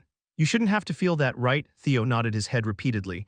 Let me ask you something here. If you determine someone is an enemy, what should you do? I'm not sure. Damien raised his thumb and drew it across his throat. A gesture to kill. If you judge someone to be an enemy, crush them thoroughly. You mustn't leave them half alive. If you do, you could be the one who gets hurt. I mean, beat them so badly they can't even dare to raise their head in front of you. If I judge someone to be an enemy. Crush them thoroughly. If I leave them half alive, I'll die. Beat them so they can't raise their head in front of me. Theo repeated Damien's words, as if trying to engrave them onto his very soul. But what if I mistakenly judge an ally to be an enemy? It's very simple. The moment you treat him as an enemy, he becomes one all the same. In fact, since the situation is unjust, there's a high probability he'll hold an even greater grudge against you. Therefore, Damien pointed his thumb downward, kill a guy like that even more perfectly. Will the Empire's nobles just leave Theo alone? In the middle of their chat, one of the noblewomen spoke up. She was the eldest of the 3. They say the Empire's nobles have an incredible superiority complex. They even ignore and ostracize royalty from other countries. Ah, I've heard that too. They say the Empire's nobles treat nobles from outside the Empire like commoners. Despite her friend's concerns, Louise's expression remained unchanged. He's Damien's nephew, who would dare touch him? Sister, you never know, the human heart is so complicated. That's right, besides the academy will be full of kids. You know how childish kids can be. There was some truth to their words, but Louise's expression remained steadfast. Theo will be fine, he's a child who receives so much love after all. As Louise said, Theo was a child who was particularly good at winning people over. Even people who knew nothing about Theo would quickly take a liking to him. It was probably because of his strikingly handsome appearance even as a child. Besides, who would mess with a kid as sweet as Theo? True, Theo does have a gentle nature. Even if someone tried to harm him, they'd stop quickly. The three noblewomen nodded in agreement. The nobles of the Empire are all morons who think they're hot stuff, Damien said in a harsh tone. Just because they were lucky enough to be born in the Empire, they think they're superior. Though his words were filled with raw condemnation, Theo once again listened intently to Damien. Before he knew it, the Empire's nobles had been branded as obnoxious trash in Theo's mind. They might even try to pick a fight with you. Even if they know I'm your nephew, they could, even knowing that. Because they're brats, Damien said without a hint of hesitation. If something like that happens, what should you do? Call a teacher to mediate? Theo answered immediately. It was a perfectly model answer, but Damien shook his head. A lukewarm method like that cannot solve the fundamental problem. The fundamental problem, why are those guys bothering you? Because I'm your nephew? No, it's because you look like a pushover, Damien answered firmly. Humans are no different from beasts. If you look weak, you get bitten. There's only one way to prevent that beforehand. Damien clenched his fist. You make it so they can't look down on you. Ooh, I see. Let's go back to the beginning. What did I say to do when someone becomes an enemy? You said to crush them thoroughly. Damien wore a satisfied expression at Theo's answer. You remember very well, that's right. If there's a bastard who looks down on you, classify him as an enemy and shatter him. But what if that brings harm to you and the family, uncle? Theo said worriedly. To be enrolled in the academy, they must be from families of great power. Creating friction with such families could cause great damage to his own. What's the problem? At Theo's question, Damien looked genuinely confused. Think about who's behind you. That would be you, uncle. Ah, frankly, even if you killed the heir of a family, it wouldn't be a problem at all, because I'm here. Damien spouted this outrageous nonsense as if it were nothing. The problem was that Theo was diligently engraving it into his mind. In the first place, if they started a fight with you, their family should be worried about being annihilated, shouldn't they? You're right, uncle. Their family should be the ones to be afraid, not me, Theo said to Damien, his face visibly more at ease. All right, let's do a final check. What are you supposed to do when you get there? Cultivate the insight to distinguish between allies and enemies. And if you identify an enemy, crush them completely. What if someone looks down on you and discriminates against you? Beat them half to death so they can never disrespect me again. Damien spoke with a very satisfied look on his face. That's the spirit. Now I can send you to the Empire without worry. Chapter 367, SS-15 Side Story Chapter 15, Enrollment Ceremony Part 2. Time flowed on, and the day I was to enroll in the academy finally arrived. From early in the morning, I prepared to leave the castle amidst the warm farewells of my family. We won't be able to see Theo for a while. What will we do? We'll miss you so. Grandpa and Grandma were very sad to see me go. They were even fiddling with my hands constantly. Theo, you can do it, right? Don't let them intimidate you over there. Younger uncle and auntie patted my shoulders and encouraged me. Theo, Mom and Dad simply hugged me tightly without a word. It seemed that even though they had decided to send me to the academy, it still pained their hearts to let me go. Seeing Mom and Dad like this made my own heart feel heavy. It's okay, Mom, Dad, I'll be back for the holidays. I tried my best to console them. It seemed to have an effect as they both smiled quietly. Finally, Uncle Damien approached me. He patted my head with his large hand. I won't say much, I know you'll do just fine. His words were packed with meaning. In preparation for my enrollment, I had learned many things from my uncle. How to seize the initiative in a fight, vital spots to kill a person in one blow, submission techniques to easily break bones, and so on. Right now, I was filled to the brim with confidence. Confidence that I wouldn't lose a fight to anyone, except for Uncle, of course. Take Munchai with you, he'll be a great help. A large wolf emerged from Uncle's shadow. Munchai rubbed his head against my hand. Ahaha, that tickles. I grabbed Munchai's head with both hands and ruffled his fur all over. After thoroughly enjoying the petting, Munchai seeped back into my shadow. Oh, right. His Majesty said he would send someone to help you adjust to the academy. Really? Then I can worry a little less. I've traveled to foreign countries many times, but I've never lived in one. I was quite worried, so hearing that His Majesty had made arrangements was a relief. The time had finally come to leave for the Empire. Before heading out the castle gate, I turned to look back at my family one last time. Theo, go and learn a lot. Take care of yourself. You are a member of the Haksen ducal house, never forget that. Receiving everyone's worries and expectations, I was about to set off. Don't worry too much. I'll take good care of Theo, Opa. When Hazel, who had been waiting outside, came running up and said, Hey, I told you to wait outside.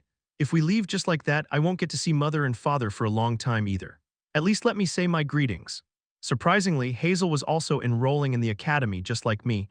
She said that as soon as she heard I was leaving for the academy, she pestered Marquis Ryan Bloom until he agreed. From what I know, a Marquis family from another country can't just enroll in the academy so easily. But the Ryan Blooms aren't just any marquisate. The family head is a grandmaster and a long-time loyal retainer of my uncle. That's probably why it was decided so easily. Wait, but what did Hazel just say? What, mother, father? Hazel used to call my parents Lady Louise and Lord Ballad. Since when did she change how she addresses them? Hey, why are you calling my mom and dad that? Mother, please don't worry too much. I was so flabbergasted I had to ask, but Hazel was already clinging to my mom. I'll take good care of Theo, Opa. I'll be at ease with you there. Please look after Theo. You can count on me. I'm confident in my ability to provide domestic support. Domestic support? What on earth is this audacious girl talking about? I felt a shiver run down my entire body. Theo, let's get going now. Hazel wrapped her arms around my arm and pulled me toward the carriage. And just like that, as if swept away by a wave, I departed for the Empire. Sitting inside the carriage, I stared out the window with a sullen expression. Hazel was humming to herself as she peeled an apple. Her skill was so clumsy that chunks of flesh were stuck to the peel. Hazel speared the entire apple with a fork and held it out to me.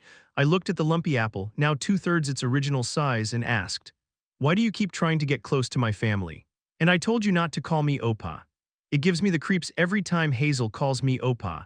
Besides, wasn't this the same girl who was screaming that she didn't want to call me Opa just a short while ago? Why the sudden change in attitude? Just then Hazel's face suddenly shot forward. Startled, I leaned back. You don't like it? Hazel asked, staring intently at me. It was the first time in my life I'd seen Hazel's face this close. Without realizing it, my gaze was fixed on her eyelashes. It was a sudden thought, but she really has a pretty face. Distracted for a moment, I ended up blurting out nonsense. It's not that I dislike it. Then it's settled. Hazel giggled and personally placed the apple in my mouth. Feeling bewildered, I took a bite of the apple. It was crisp and sweet. The carriage arrived in the Empire in just 1 week. How did we arrive so early when the distance between the two countries is so great, you ask? The carriage I was riding in was no ordinary object. It was something made by the dwarfs who work under my uncle. Why travel by carriage when my uncle is around, you ask? I specifically asked him for it. Warp gates are convenient, but you don't get the feeling of traveling. Opa. Look over there, it's the academy, Hazel shouted, sticking her head out the window. I did the same. Woo! An exclamation of awe escaped my lips without me realizing it. Uncle had described how big the academy was, but I never imagined it would be on this scale. It truly befits its reputation as the continent's greatest educational institution. After arriving at the academy, we were guided inside. The interior of the academy was far more beautiful and magnificent than the outside. Opa, look at that. Hazel was delighted, constantly pointing here and there. I was just as excited, but Hazel's joy didn't last long. Your seat is over here, right, Opa? They said my seat is over there. We had to part ways in the auditorium where the entrance ceremony was being held. Hazel headed to her seat with a gloomy expression. Phew, I feel bad for Hazel, but thanks to her, I could finally breathe a sigh of relief. She had been trying to stick to me the entire way here, and it was getting burdensome. I sat in my designated seat and waited for the ceremony to begin. Just then, the conversation of the student sitting right in front of me caught my ear. Lord Geisel, have you seen this month's issue of Monthly Damien Haksen? You call that a question? I acquired it from the printing house before it was even published and have read it from start to finish 10 times. The red-haired boy said, flicking his hair with his fingertips. The two students sitting on either side of him gasped in admiration. I heard he captured the grand dark mage that appeared in the southern part of the Empire. They say it was a monster that commanded an army of tens of thousands as if they were its own limbs. The number of enemies means nothing to Lord Damien Haksen. I found myself concentrating on their conversation. To be honest, Uncle never tells me what he's been up to, something about it being too grim for me to know. Just how strong is Lord Damien Haksen? Didn't he cut down even a grandmaster with a single slash last time? You mean Alchenko friends? That filthy traitor who reached the supreme state of grandmaster only to join hands with the dark mages. The red-haired boy boasted as they talked. How could the likes of us possibly fathom Lord Damien's strength? We should simply be grateful to be alive in the same era as such a great man. The three of them nodded repeatedly at the red-haired boy's words. Boundless reverence was pouring from their eyes. The three continued to chatter about Uncle's achievements. Since it was all new to me, I had no choice but to focus on their stories. "Excuse me." Eventually, I spoke to the three of them. They stopped talking and turned to look at me. "What's this bloody battle of the Genpri River you were talking about? Can you tell me more about it? We're strangers, but since we're sitting here, we must all be freshmen, right?" So I asked without much thought. "It's not too much to ask, is it? Among Lord Damien Haksen's undead, Sir Domenico is the strongest. But I heard Munchai is no slouch either. They say he's a wolf so massive his nose can touch the moon. And the mysterious beauty Mia is said to wield terrifying abilities as well." But I was cleanly ignored. Excuse me." I mustered my courage and asked again, but the three didn't even glance my way. Why is everyone ignoring me? Does everyone know this? I heard Lord Damien Haksen's nephew is enrolling in the academy. What? Really, Lord Damien Haksen's nephew is enrolling? It's certain. I secretly overheard my father speaking with His Majesty. At the red-haired boy's words, the mouths of the other two slowly fell open. A conversation between the Duke and His Majesty. Then it must be true, the red-haired boy preened. Overhearing the conversation, I couldn't help but be surprised. If his father is a duke, that means this boy belongs to a ducal family. The ducal families of the empire hold immense power. It's said that even the emperor lends an ear to their words. If he's Lord Damien Haksen's nephew, he must be someone incredible, right? Of course. Sharing the same blood as Lord Damien, he must be a prodigious genius, even if he's not on Lord Damien's level. Ooh, I never thought I'd hear people talking about me, but the three of them had it completely wrong. Lord Damien is incredibly tall, so his nephew must be tall too. And he must be incredibly muscular, right? Lord Damien Haksen has a huge build. Plus, having been taught by Lord Damien Haksen, he'd have to be muscular. His presence must be overwhelming too. Ordinary people might pass out just by getting near him. It seems I need to correct this misunderstanding. You've got it all wrong. Damien Haksen's nephew doesn't look like that. This time I wasn't ignored. All three of them turned to look at me, but it wasn't for a friendly reason. "Hey, country bumpkin," the boy sitting to the left of the red-haired boy spoke. He wore a very unpleasant expression. "Country bumpkin, I can tell by your clothes. That's not the style that's popular in the Empire, which means you're from a foreign country." "Oh, an accurate deduction. Since you don't seem to know, I'll tell you in advance. In our empire, nobles from other countries like you aren't recognized. You're considered commoners just pretending to be nobles." I've heard as much." "Then this will be quick. The three of us are from prestigious families even within the empire. That means we're not people that someone like you can casually talk to." Although only one was speaking, the other two seemed to agree. "Wow, Uncle warned me beforehand, but their superiority complex really is something else. If you understand, then shut your mouth, don't be impertinent." Instead of arguing, I carefully observed the faces of these three. "Why, you ask? So I can carry out Uncle's words later. If I had my way, I'd stomp on these three right now, but there are too many eyes here, aren't there? Uncle told me not to think about the consequences, but how can a person really do that? I should make a rational judgment and handle it cleanly. Sprouts of infinite potential have gathered in one place." Just then, a solemn voice echoed. The entrance ceremony had begun at some point, and a white-haired old man was standing on the stage. "It seems the heavens too are welcoming your enrollment. To see the sky so clear today, but it wasn't very interesting, it was incredibly boring. I passed the time half listening to the headmaster's speech. I shall now introduce the glorious new student who will grace this occasion. Theodore Haksen, please come up to the stage." My mind snapped to attention. I lifted my head and looked at the headmaster. Chillingly, the headmaster was looking directly at where I was seated. "Theodore Haksen." The headmaster called my name once more. I had no choice but to walk up to the stage. "Everyone, please give him a warm welcome. This is Theodore Haksen, nephew of the hero of the continent and transcendent of the age, Damien Haksen." The moment the headmaster finished speaking, a thunderous applause erupted. Amidst the wave of sound, I could see them. The faces of the three boys frozen in shock and astonishment. Chapter 368, SS16 Side Story Chapter 16, Enrollment Ceremony Part 3. I don't really remember how the rest of the enrollment ceremony went. It was my first time standing in front of so many people. I was so nervous that my mind went completely blank. When I came to my senses, the ceremony was over and I was sitting in the headmaster's office.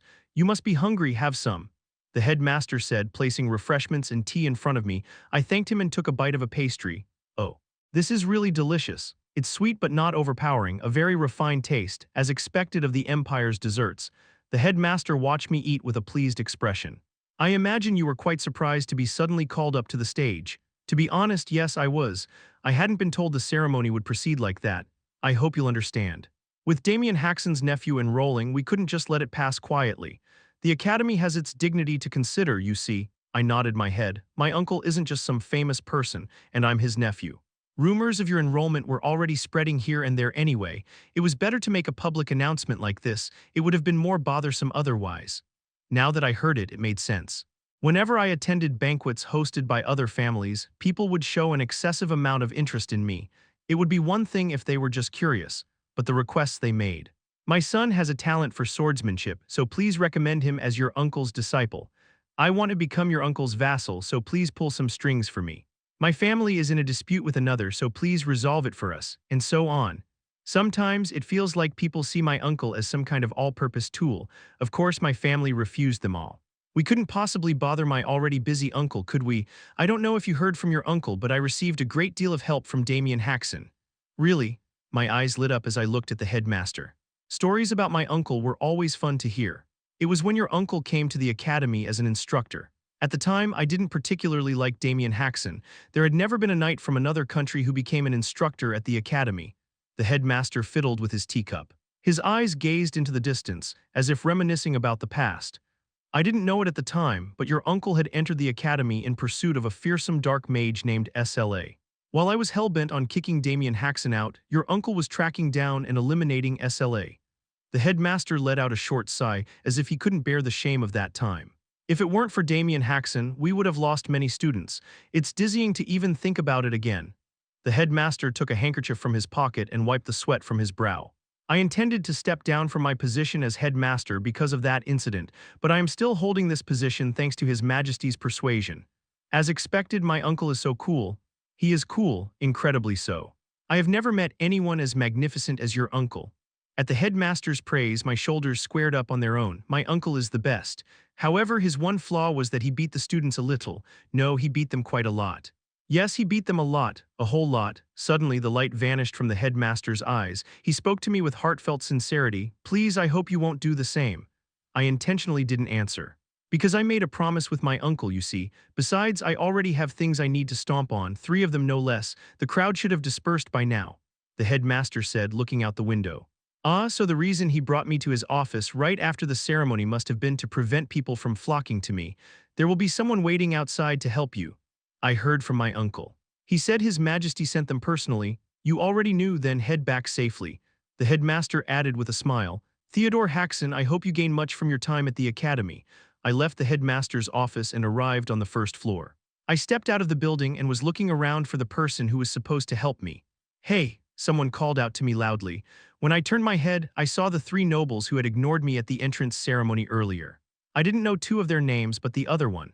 His name was Gisel, right? The one from the ducal house. Surely these 3 couldn't be the helpers His Majesty sent, right? The 3 of them strode toward me. Gisel then spoke to me.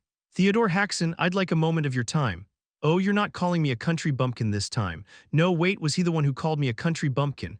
At my remark, Gisel's face turned beet red.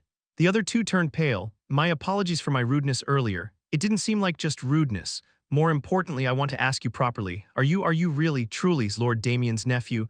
Yeah. My name is Theodore Haksen. I stated my name. They were guys I was going to stomp on soon, but I could at least exchange names, right? Gisel looked me up and down. Soon, an expression of disbelief crossed his face. How can Damien Haksen's nephew look so unimpressive? He's saying this even after finding out I'm Damien Haksen's nephew. At this point, even I had to be impressed. I could now see why my uncle detested the Empire's nobles so much, but a renowned mage like the headmaster would not lie. All right, I've decided. Gisel spoke to himself and came to his own conclusion. Let me introduce myself again. My name is Gisel Hugo. I am a direct descendant of the Honorable Hugo Ducal House. Gisel's voice overflowed with confidence. Well, for a direct descendant of a ducal house, that's to be expected. The Hugo Ducal House has long supported the Empire as a family of knights. The honorable blood of the Hugo family flows through my veins. Geez, he talks a lot. Our Hugo family does not form connections carelessly. We do not even exchange words with those who are not worthy. So, Theodore Haksen, you may rejoice. I shall grant you the opportunity to build a friendship with me. I was dumbfounded. Who does he think he is, granting me an opportunity to build a friendship? What made me even more flabbergasted was the reaction of the other 2. To receive such a glorious opportunity. I'm so envious of you, Theodore Haksen. What are you doing, Theodore Haksen? Aren't you going to thank Lord Gisel? All 3 of them were ridiculous. I have a lot to ask you about how Lord Damien usually spends his time. I want to know Lord Damien Haksen's preferences. I like anything. As long as it's a story about Lord Damien Haksen, I love it all. The three of them asked me with shining eyes. As expected, their target was my uncle, not me. I had already made up my mind, but this made it even clearer. How I should deal with these guys. I repeated the words I had learned from my uncle. Get lost, you unlucky bastards. The expressions on the three of them shattered completely. That was quite a sight to see. W, what did you say? Are your ears clogged? Want me to unclog them for you? When I spoke threateningly, Gisel looked at me with an expression of sheer disbelief. T. Theodore Haksen, H. How can you be so rude? You're the rude ones, you idiots talk like the idiots you are. I idiot. All three of them were rendered speechless, just trembling. It must have been a huge shock. Someone like you can't possibly be Lord Damien's nephew. You don't have the right to be Lord Damien's nephew. What right do you need to be family? Are you really that stupid? Why you? Gisel's face flushed crimson. My uncle taught me, when an opponent reacts like that, they could lunge at any moment, so be prepared. I subtly glanced over the three of them and made my calculations. Trip the first one who rushes in, then a left-right combo to the jaw of the second one. For the last one, a knee to the abdomen followed by an elbow to the back should do it. That way, I should be able to subdue all three of them cleanly. After all, these were techniques taught by none other than my uncle, so it's a sure thing. Kaya, woo-woo. Just then, cheers erupted from a distance. The sound startled both me and the three boys, causing us to lose our focus. I tried to focus on the three again. As she looked at me, sister, take me, I'm right here. But the crowd's reaction was so unusual that my curiosity got the better of me. I looked past the three boys' backs. They had also turned to look by now. The source of the sound was surprisingly close. A woman was walking over from a short distance away. Even from afar, she was very tall. Not just tall, but her back was straight and her walking posture was very stable. With every step, her golden hair swayed. It was a particularly deep shade of gold among blondes. I found my gaze stolen without realizing it. She was really pretty, so pretty that she was as beautiful as my aunts.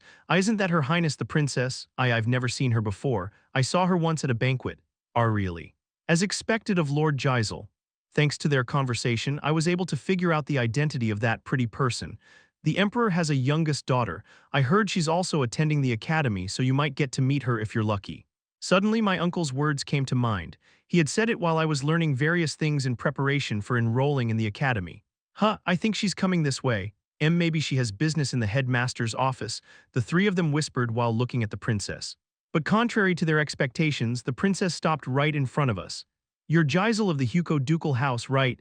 The princess said with a smile as soon as she saw Gisel. At her words, Gisel's mouth stretched into a goofy grin. I never knew you would know my name, Your Highness. I saw you at the last imperial banquet. I never thought you would remember me. Gisel looked like he was about to cry. Is being called by name that great? Perhaps you came here to meet me. That's not it. The princess cut him off flatly and looked at me. Thinking there might be something behind me, I stepped to the side. But the princess's gaze followed me. Theodore Haksen, for a moment something flashed through my mind. Did she come to meet me too? Well, I am Damien Haksen's nephew after all. I heard a lot about you from my father. He told me to take good care of you. Could the helper the Emperor sent be? The princess patted my head and spoke. My name is Dorothea Adelard. Feel free to call me Dora Nuna, the princess said with a smile. Her smiling face is really pretty too, but I had no time to admire her smile. To be allowed a nickname by Her Highness the Princess. Gisel was seething with rage beside me. Theodore Haksen. As I thought, I cannot acknowledge you. So what if you can't acknowledge me? Chapter 369, SS17 Side Story Chapter 17, Academy Part 1. I took a tour of the academy under the guidance of the princess. That's the East Hall cafeteria. The academy has one cafeteria for each cardinal direction. You should probably remember their locations. The academy dormitories are largely divided into three types. There's a place for commoners, a place for nobles, and a place for royalty. This is the garden. It's quite famous in the Empire for its beautiful scenery. You should definitely come see it later. The princess's explanations were very kind and detailed. Thanks to her, I was able to get a grasp of the academy's layout. I looked around the various parts of the academy with a fascinated expression. To think I was actually here, at the place where my uncle once worked as an instructor. My heart was pounding, but as time passed, I found it increasingly difficult to concentrate on the princess's explanations. Isn't that Princess Dorothea? Where is she going? She's so beautiful no matter how many times I see her. Look at that elegant figure, just as you'd expect from the imperial bloodline. Just by walking with the princess, we drew the gazes and attention of everyone around us. Seeing how everyone was completely captivated by her, she must be a very popular person. Then again, being this beautiful and a member of the royal family, there's no way she wouldn't be popular. But who's the little kid next to her? How cheeky, occupying the spot right next to the princess. I haven't even been able to talk to her. That's not what's important right now. That punk is getting a tour of the academy from the princess herself. Naturally, people's attention also poured onto me. Most of it was not favorable. But isn't that kid pretty handsome? More than just pretty handsome, don't you think? Which family did a kid like that pop out from? He'll be something to see when he grows up a little more. I was walking while listening to the murmuring of the crowd. Wait, that boy is him. That guy? Who's that guy? Damien Haksen's nephew. Eventually, someone who recognized me popped up. Damien Haksen's nephew? No way was that rumor true. It's certain. My younger brother was enrolling, so I attended the ceremony, and I saw the headmaster say it himself. I saw it too, it's for real, that kid is Damien Haksen's nephew. As soon as my identity was revealed, the crowd's reaction became even more explosive. Wow, my god, so that's Damien Haksen's nephew. I've never seen him before. Information about Damien Haksen's family is strictly controlled after all. As time went on, people began to gather from all directions. It seemed they had heard I was here and came to find me. That's Damien Haksen's nephew. Are you sure? He's too small. That's what I'm saying. I saw Damien Haksen from a distance once and he was a massive, muscular giant. But their faces do seem to resemble each other. He's definitely as handsome as Damien Haksen. Oh boy. At this rate, the headmaster's effort to pull me aside was for nothing. He had called me to his office because he was worried about people flocking to me. Besides, I wasn't too keen on all the attention either. Whenever this many people gathered, a problem always seemed to pop up. Wait, the princess and Damien Haksen's nephew are together. Just as I feared, the situation I was worried about came to pass. Could this be a coincidence? I don't think so. I think the same. This is clearly some kind of political message. What reason could there be for those two to be together? What if Damien Haksen's nephew and the princess are engaged? What is this ridiculous nonsense? I was so shocked that my legs got tangled up. As I was about to take a big fall, the princess asked in alarm, "Theo, are you all right?" I'm fine." Contrary to my words, my expression was not fine at all. It was because of the wild speculation I was hearing from all around. The two of them are engaged. And no way, though the princess with a noble from another country. That can't be. It depends on the noble. That kid is Damien Haksen's nephew. If he's Damien Haksen's nephew, he's more than qualified, more than qualified. The crowd's topic of conversation instantly shifted. A few people tried to dismiss it as nonsense, but it was no use, just as no one can stop a bull with its tail on fire. Doesn't this mean Damien Haksen and His Majesty will become in-laws? Then what advantage does the Empire gain? What's there to weigh? Just becoming closely related to Damien Haksen would be an astronomical gain. I know from experience that people have a habit of interpreting things in whatever way they prefer. It seems the nobles of the Empire are no different. I was lamenting the standards of the imperial nobility. Just then, a statue erected in the plaza caught my eye. The statue was in the form of a knight. The full-body steel armor and the heavy greatsword exuded an intimidating presence, even though I knew they were fake. I observed the statue carefully. It looked very familiar. "Your Highness, I told you to call me Doranuna." "Yes, Doranuna, I have something to ask. What are you curious about? Is that by any chance?" "My uncle," I asked, pointing at the statue. The style of the armor and greatsword was similar to my uncle's. At my question, the princess smiled brightly and answered, "You have a good eye, you're right. The Academy erected that to honor Lord Damien Haksen." "Woo, really?" I looked at the statue again with a surprised expression. The statue was massive. It seemed to be about 10 times my height. After Lord Damien Haksen saved the continent, they were built in important facilities across the Empire by order of my father, that is, His Majesty, to commemorate Lord Damien Haksen's achievements. I gazed at the statue with shining eyes. I knew very well that my uncle was great, but I rarely had the chance to feel it so tangibly. It's huge, right? Yes, in the Empire, Lord Damien Haksen is greatly respected. There isn't a single person who doesn't look up to him. Is my uncle that amazing? At my question, the princess nodded. Lord Damien Haksen not only saved the continent, but he also had a very large influence on the Empire. Thanks to the knowledge he shared, our swordsmanship and magic developed greatly. Now that I think about it, my uncle occasionally went on business trips to other families as a consultant. It seems he must have visited the Empire as well. "Theo, you should take pride in the fact that Lord Damien Haksen is your uncle. I already feel it every day," I answered while looking up at the statue. "It goes without saying. My uncle is my greatest source of pride." The princess watched me silently for a moment, then smiled and spoke. "Shall we get going then? There are still more places to see." "Yes," I answered energetically and was about to follow the princess. "Theodore Haksen," a familiar voice rang out thunderously. Me, the princess, and the people around us all turned our heads in surprise. Hazel, unsurprisingly, the person who had shouted was Hazel. She ran toward me with a face that was clearly furious. What do you think you're doing? You've already hit on another girl in the short time we've been apart. H hit on. What is this nonsense all of a sudden? You're going to deny it when I've caught you red-handed. Hazel spoke with a face full of anger. Wait a minute, why is she angry? There's nothing between us, is there? Who's that girl? Judging by her clothes, she doesn't seem to be an imperial noble. But she's kind of cute, isn't she? Which family's daughter is she? The crowd showed great interest in Hazel, who had appeared out of nowhere. From my perspective, this was nothing short of a huge headache. Hazel, come here for a second. Hey you, I tried to get away from this spot with Hazel, but before I could, Hazel stood right in front of the princess. Who are you to be hitting on Theo Appa? H hitting on me? The princess looked at Hazel with a very bewildered expression. There was a significant height difference between them, so the princess was looking down and Hazel was looking up. Theo Appa might be cute and handsome, but don't you dare make a move on him. I understand, but what's your name? It's Hazel Ryan Bloom, you'd better remember it. Saying that, Hazel wrapped her arms around my arm. I was startled and pulled my arm away, but it was already too late. Did you just see that? That girl just hugged Damien Haksen's nephew. It means they have a serious relationship. Don't tell me she's his fiancée. Someone put forth the hypothesis that Hazel might be my fiancée. The problem was that in the heated atmosphere, the hypothesis was accepted as if it were true.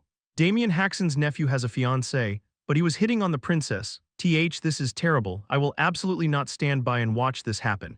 But what can we do? His opponent is Damien Haksen's nephew. How can we stop the nephew of an absolute being that even his majesty is wary of? To be unable to protect the princess, I curse my own powerlessness. And no, what is this all about? Hey everyone, I'm not that kind of person, you know. I looked around frantically in a panic. Anyone would do. Is there anyone who would listen to my explanation? Theodore Haksen. Then our eyes met. With none other than Gisel Hugo. Gisel Hugo was hiding his body behind a nearby tree along with his two cronies. How dare you, toying with the pure heart of that noble lady? Gisel's body trembled as he shouted at me. I swear on my family's honor I will not forgive you. After declaring his revenge on me, he left the scene. It seems our relationship has crossed a river of no return, though I have a feeling he crossed it all by himself. Right, this is no time for this. First, I have to stop Hazel. Hazel, Opa, don't even think about stopping me. I will absolutely not let this matter go. This is Her Highness Dorothea Adelard, the Princess of the Empire. The moment she heard my words, Hazel's body froze solid. Hazel stiffly turned her head to look back at the princess. The princess smiled brightly and said, "What Theo said is true." Kaya, Hazel screamed and hid behind me. She buried her head in my back and shouted urgently. To not recognize Your Highness the Princess, I have committed a crime worthy of death. Don't be so scared, I have no intention of reprimanding you. But, now will you come out? The princess coaxed and soothed Hazel, eventually drawing her out. Oh, she's good at handling people. I wonder if she has a younger sibling. Will you tell me your name? It's Hazel Ryan Bloom. That's a pretty name. Isn't it? My dad gave it to me himself. Eek, I must be crazy. I'm sorry for speaking when Your Highness didn't ask. I told you not to be so scared. The two of them started to get close at a rapid pace. I couldn't help but admire the princess's social skills. Phew, that's a relief. With this, the misunderstanding won't spread any further. Look at that. After Damien Haksen's nephew said a few words, the two of them reconciled. To be that skilled at handling women at such a young age. He's a playboy. A total playboy. The crowd's misunderstanding, far from being resolved, had entered an even deeper realm. No, why on earth did this happen? Theo. Just then, Hazel grabbed my hand. Her expression was very bright. Dora and I invited us to a meal. You should come too. No, why should I? Hurry up and come on. Hazel pulled my hand with all her might. I didn't even have the energy to resist, so I was quietly dragged along. As I was being dragged away, I briefly looked back and saw people earnestly whispering amongst themselves. I don't even want to imagine what kind of terrible rumors are being born right now. Chapter 370. SS-18 Side Story Chapter 18, Academy Part 2. That night I could not fall asleep easily. It was not my first time sleeping in an unfamiliar place away from home. But the academy was not just an unfamiliar space, but a place where I would be living for the next few years, wasn't it? I was nervous and also excited. I was so looking forward to what my life at the academy would be like that sleep did not come easily. On top of that, tomorrow was the first day of the academy. Just how amazing would the classes at the renowned academy be? I tossed and turned for a long time before I barely managed to fall asleep. However, the next day, upon arriving in the classroom, I had a premonition that my academy life would not go as I had expected. They say he's Damien Haksen's nephew. He's smaller than I thought, isn't he? Is he really Damien Haksen's nephew? Don't be fooled by his small size. For all he looks, he's a fearsome playboy. A playboy? I heard he hit on the princess even though he has a fiancée. How is he still alive after committing such a crazy act? He's Damien Haksen's nephew. Who would dare lay a hand on him? The students were whispering about yesterday's events. I heard his fiancée even caught him in the act. What is that for real? And what's more, his fiancée even picked a fight with the princess. My God.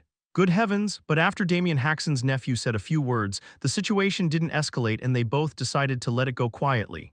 And no way. What woman would just let something like that go? That's why he's so fearsome. He looks innocent on the outside, but he's no ordinary devious bastard. Among the students, I had been branded as a playboy who toyed with two women backed by my uncle's authority. Perhaps because of that, no one came near me.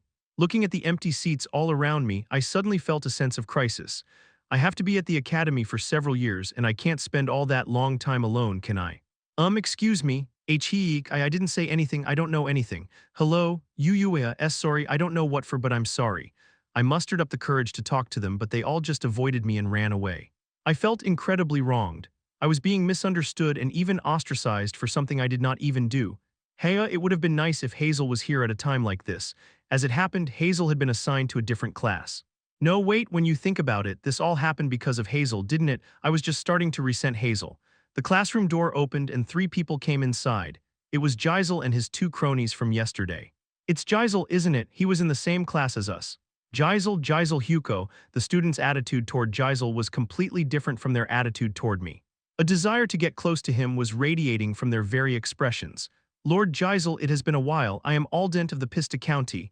I am Rossin of the Gurkha County. I pray you will remember me. The students scrambled over each other to introduce themselves to Gisel. The prestige of a ducal house truly is something else. Seeing them flock to him like that, honestly, I am envious. I wish I were that popular too. Just then my eyes met Gisel's. Gisel smirked as if my being alone was pathetic. Wow, that really pisses me off. To the point where I want to use every single technique my uncle taught me right now. Theodore Haksen, did you sleep well yesterday? Gisel asked as he approached me. I answered bluntly. So, that's a relief. The dormitory is far too luxurious for a country bumpkin from the Apple Kingdom, so I was worried you might not be able to sleep. At Gisel's words, his two cronies laughed out loud. The other students looked our way with bewildered faces. Gisel just picked a fight with Damien Haksen's nephew, didn't he? Is there a reason for them to be on bad terms? But no one stepped in to stop it. It seemed they were worried about getting caught in the crossfire. If you think you cannot adapt to the dormitory, let me know. I'll get you a room in the servants' quarters. Of course, even that room would be too good for you. This little bastard. I was in the middle of getting up in a huff. Everyone, sit down. An adult's voice echoed throughout the classroom. All the students, including myself, looked toward the door. There we could see a man with curly, disheveled hair. Did you not hear me? I said, sit down. Gisel and his two cronies immediately sat in the seats behind me. Because of that, I missed my timing to lunge at Gisel. The curly-haired man stood before the lectern and spoke to us. Nice to meet you. My name is Oliver Fortina. For the next year, I will be your homeroom teacher. So this man was my homeroom teacher. My uncle had explained it to me. At the academy, there's a position called homeroom teacher who is responsible for a class. I have had private tutors before, but this was my first time having a homeroom teacher. I looked at teacher Oliver with a sense of anticipation. For classes, an instructor for each subject will come in and teach you. For your reference, I am in charge of the basic swordsmanship course. Class is scheduled for the 4th period today, so we will meet again then. I thought he looked physically sturdy for some reason, and it turns out he's in charge of basic swordsmanship. I heard from my uncle that becoming a teacher at the academy is incredibly difficult. It's only possible if you have skill, fame, and character all combined. In other words, teacher Oliver is an exceptionally skilled swordsman. And is Theodore Haksen here? At teacher Oliver's words, I quickly raised my head. Teacher Oliver looked at my face and spoke. So you're Theodore Haksen, it's a real pleasure to meet you. It's an honor to meet you too, teacher. You have a knack for saying pleasant things. Teacher Oliver laughed as if he was very pleased. A long time ago, your uncle served as a temporary instructor at the academy. Yes, I heard from my uncle. At that time, I was your uncle's student. What, really? It seemed I was not the only one who was surprised. The eyes of all the other students went wide as well. I only learned for a very short period, but it was incredibly helpful. Based on that experience, I was able to become a teacher at the academy like this. Teacher Oliver flexed his forearm and brawny muscles revealed themselves. Just by seeing this, I could tell just how strong a person teacher Oliver was. To have learned from my uncle, you must be amazing. I am amazing, of course I am. Your uncle's teachings were truly like gold. It was about my uncle, but I felt my own shoulders square up with pride. But suddenly the expression vanished from teacher Oliver's face. He stared into the void with dead eyes and muttered, But it was a truly agonizing time. Your uncle hit us a whole lot, saying that Teacher Oliver's body trembled. Yes, with that fucking club, he mercilessly hit my head. No matter how much I was hit, it never left any marks. That was the most terrifying part. What on earth did my uncle do at the academy? Teacher Oliver quickly regained his expression. He smiled brightly and spoke to me. Anyway, I'm glad that you've become my student. If you have any difficulties, feel free to tell me anything. Teacher Oliver patted my shoulder and then left the classroom. Theodore Haksen, your academy life is blooming right from the start. I'm so jealous you have such a good uncle. Gisel mocked me from behind. When I turned around, Gisel shrugged his shoulders. Don't look at me so scarily. I'm saying it because I'm genuinely jealous. Who does this guy think I am? A fool. He's mocking me, asking if it feels good to borrow my uncle's authority. I decided to swallow my anger for now. The first period was about to start. First period was math. Nice to meet you. I am Charlotte Everin, in charge of the mathematics curriculum. The math teacher, Charlotte Everin, was a woman with a very kind impression, but I could not help but be nervous. To be honest, when I was tutored at Spring Castle, math was the subject I struggled with the most. From my experience teaching students at the academy, I've found that many students are afraid of numbers, but there's no need to worry.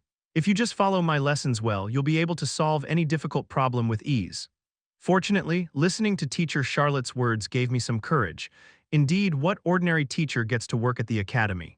They are not just highly skilled, but veterans who have been through all sorts of things. A class taught by such a veteran must be different in some way, right? All right, everyone, shall we open our books to page 8? But my expectations were shattered as soon as the class began. Here, we must use Jacob's triangle formula. That is the only way to accurately calculate the angle. I could not understand a single thing she was saying. It was not that teacher Charlotte seemed to be a bad teacher, though. All the other students were nodding their heads and moving their pens. Good work, everyone. I'll see you all again tomorrow. By the time the class ended, I was feeling a deep sense of despair. I had heard the standards at the academy were high, but I never thought it would be to this extent. This is completely different from what I learned from my private tutor at Spring Castle, but I cannot just stay dejected like this. Math was a subject I was originally bad at, right? So the other classes will be different. However, as the classes progressed, my confidence gradually broke through the floor and went underground. Second period history class had too much to memorize. Third period ancient language class, I could not understand a single word. In the end, by the time the third period was over, I was completely exhausted. I was slumped over in my chair, leaning against the back right before the fourth period. The classes must have been very difficult for you, huh? Gisel whispered to me from behind. When I looked back, I could see him snickering with his two cronies. To think that Lord Damien's nephew can't even keep up with such easy classes. Lord Gisel, don't tease him too much. Lord Damien Haksen is the amazing one, not his nephew. Still, it is funny that the nephew of the great Lord Damien Haksen is such a. It's a sudden thought, but those three are perfectly in sync. They know exactly how to get under a person's skin. I thought someone on the level of Lord Damien's nephew would be a match for me. It seems I was mistaken. Who in the world could possibly be a match for Lord Gisel? Perhaps a direct descendant of another ducal house or a member of the royal family, but otherwise. Was it because I was so angry? I did not even get worked up anymore. Instead, I felt a coldness slowly creeping up in my chest. I was glaring at the three of them with a chilly gaze. Did you all listen well in class? Teacher Oliver entered the classroom. The fourth period basic swordsmanship class will not be held in the classroom, but at the outdoor training grounds. Everyone follow me. Teacher Oliver went out first and the students followed him in a crowd. The outdoor training grounds were very spacious and equipped with various training apparatuses. But Teacher Oliver did not head for the training apparatus, but for the dueling ring placed in the center. Some of you may have noticed, but all the members of our Class 3 are from knight families. This is because it is more efficient to group students with similar inclinations for classes. Oh, I see. I actually did not know that. Since I have not been able to talk with the other students, it wouldn't be fun to start training right away on the first day. In that spirit, today I plan to check your skills. Everyone's eyes gleamed, to have your skills checked. In other words, to determine who is superior and who is inferior, right? For the students, it was a statement they could not just brush aside. If, as Teacher Oliver said, they were all from knight families, they would have great pride in their family's swordsmanship. Me, I'm actually not that interested. I don't really like fighting people in the first place. One by one, come up and designate an opponent. The moment Teacher Oliver finished speaking, someone stepped up onto the dueling ring. Isn't that Gisel Hugo? To be the first one to step up, as expected of the Hugo ducal house. Why is everyone so relaxed? I don't have the confidence to not be utterly humiliated if I fight Gisel. I could feel everyone's fear of being chosen by Gisel Hugo. But it was a needless worry. Theodore Haksen, come on up. The opponent Gisel Hugo had designated was me. Gisel Hugo added with a blatant sneer, "Surely Lord Damien's nephew won't run away, will he? If you can't wield a pen, you should at least be able to wield a sword." I felt the coldness that had been rising in my chest grow even stronger. Instead of immediately stepping up onto the dueling ring, I looked around. I could feel the countless gazes focused on the two of us. A place where I could be acknowledged by everyone. Conversely, a place where I could be ridiculed by everyone. It's just perfect. It is a more than perfect stage to put my uncle's advice into practice. I jumped up onto the dueling ring without a moment's hesitation. Chapter 371, SS19 Side Story Chapter 19. Academy Part 3, Who is the person you respect the most in the world? To that question Gisel Hugo had given the same answer since he was a child. Damien Haksen, the hero who saved the continent. The swordsman who severed the heads of the great demon kings, the living transcendent, and so on. There were countless titles that symbolized Damien Haksen, and every single one of them held a profound meaning. The Imperial Supreme Sword, the Sword Saint, the Mercenary King, even Great Five Elders were all but dust compared to Damien Haksen. How could one not respect such a great being? Even if one could never become like Damien Haksen, he was more than worthy of being a lifelong goal. That was why Gisel Hugo could never accept it. Theodore Haksen. There is no way someone like you could be Lord Damien's nephew. When he heard the rumor that Damien Haksen's nephew was enrolling in the academy, Gisel Hugo felt his heart pound in his chest. The nephew of the man he so deeply respected. Information about Damien Haksen's family was treated as top secret, so he knew nothing about the nephew. But it was obvious he would be a remarkable person. He was the nephew of none other than Damien Haksen, after all. He would surely possess looks and an aura incomparably superior to that of ordinary people. His skills, too, would be beyond question. He would have been taught directly by Damien Haksen, of course. But the nephew of Damien Haksen he met in person was a pathetic being. His looks were exceptionally outstanding, but his physique was too small. There was not even a trace of training on him, just an ordinary boy with a pretty face. That was the person named Theodore Haksen. Honestly, if it had been just that, Gisel Hugo would have been disappointed and left it at that. But there was a decisive reason why Gisel Hugo could not tolerate Theodore Haksen. How dare a man shamelessly flirt with women without a shred of integrity? How could a man approach another woman when he already had a fiancée? For Gisel, who had been raised since childhood by his father and brothers on the principle of single-minded devotion, it was an even more incomprehensible act. Even the status of the woman Theodore Haksen had approached was a problem. How dare he approach the princess, to do such an unthinkable thing to that noble lady, Dorothea Adelard, a woman who every noble man currently enrolled or planning to enroll in the academy could not help but admire had been sullied. Therefore, Gisel Hugo had absolutely no intention of forgiving Theodore Haksen. He planned to punish Theodore Haksen in front of everyone and thoroughly humiliate him. "Theodore Haksen, pick up your weapon," Gisel Hugo shouted, gripping a practiced spear, as expected of a direct descendant of the Hugo ducal house. Oliver Fortina, the homeroom teacher of Class 3, thought to himself as he observed Gisel Hugo's stance. The Hugo ducal house was a family famous for its spearmanship. Within the empire, there was no spear-wielding knight family that could compare to them. They said a dragon was born into the Hugo family. I suppose that rumor was true. Moreover, Gisel was a prodigy who had properly inherited the Hugo family's bloodline, a strong body, a brilliant mind, and sharp instincts. He was literally a person who seemed to be the real-life embodiment of the word genius. Pundits were going around saying that Gisel Hugo would become a pillar of the empire within the next 20 years. Compared to him, Theodore is not good at all. Oliver shook his head as he looked at Theodore, who was holding a practiced longsword. His stance was sloppy and the hand gripping the hilt lacked strength. It was what I thought when I first saw him, but is he really Lord Damien's nephew? A strong person always exudes a unique aura. It was hard to explain in exact terms. But there was something that made one feel they could not be ignored. Gisel Hugo also possessed such an aura, but Theodore Haksen had nothing of the sort. He was as unthreatening as flowing water. He just looked like an ordinary child. But I cannot be hasty in my judgment. If he learned from teacher Damien, he must have a hidden card up his sleeve. The period Oliver had learned from Damien Haksen was very short. Therefore, he did not know well what kind of person Damien Haksen was, but he knew all too well how frightening and incredible a being he was. "Let's just watch for a bit." Oliver crossed his arms and watched the two of them. The one to take the offensive was Gisel Hugo. Hayap, with a war cry that felt like it would burst his eardrums, he thrust his spear. Speed, power, technique. It was a perfect thrust, a harmonious blend of these three elements. The air could be seen exploding from the tip of the spear. A thrust that even a fairly skilled knight would have difficulty blocking. At that moment, Oliver predicted Theodore Haksen's defeat. But the situation unfolded in a completely different way. Clang! Theodore had struck the spearhead with the blade of his longsword. With a dull sound, the spear was flung upwards. Surprise appeared on Oliver's face. Hayat Gisel immediately righted his spear and thrust it out again. A torrent of thrusts like rays of light poured out relentlessly. Amazing, to be at this level at such a young age. The assessment of him being the prodigy of the Huko family was no exaggeration. He had already far surpassed the level of his age group, but Theodore Haksen was no pushover either. He had cleanly parried all of those attacks. What in the world? Oliver could not help but be greatly bewildered by the sight. How is he holding on with those thin arms? Theodore Haksen's body was not trained at all. Even Gisel had clearly defined muscles on the forearm gripping his spear shaft. But Theodore Haksen's arms were so thin it looked like one could break them with their bare hands. Defense is not omnipotent. When parrying and blocking an enemy's attack, the impact was bound to be transmitted to the body. The stronger the enemy's attack, the greater the impact transmitted to the body. Therefore, if the body was weak, one could not block more than a few times before reaching their limit. In the first place, how is he even keeping up with that speed? Gisel Huko's thrusts were not only powerful but also frighteningly fast. That was not all. They were also mixed with feints, making them unorthodox.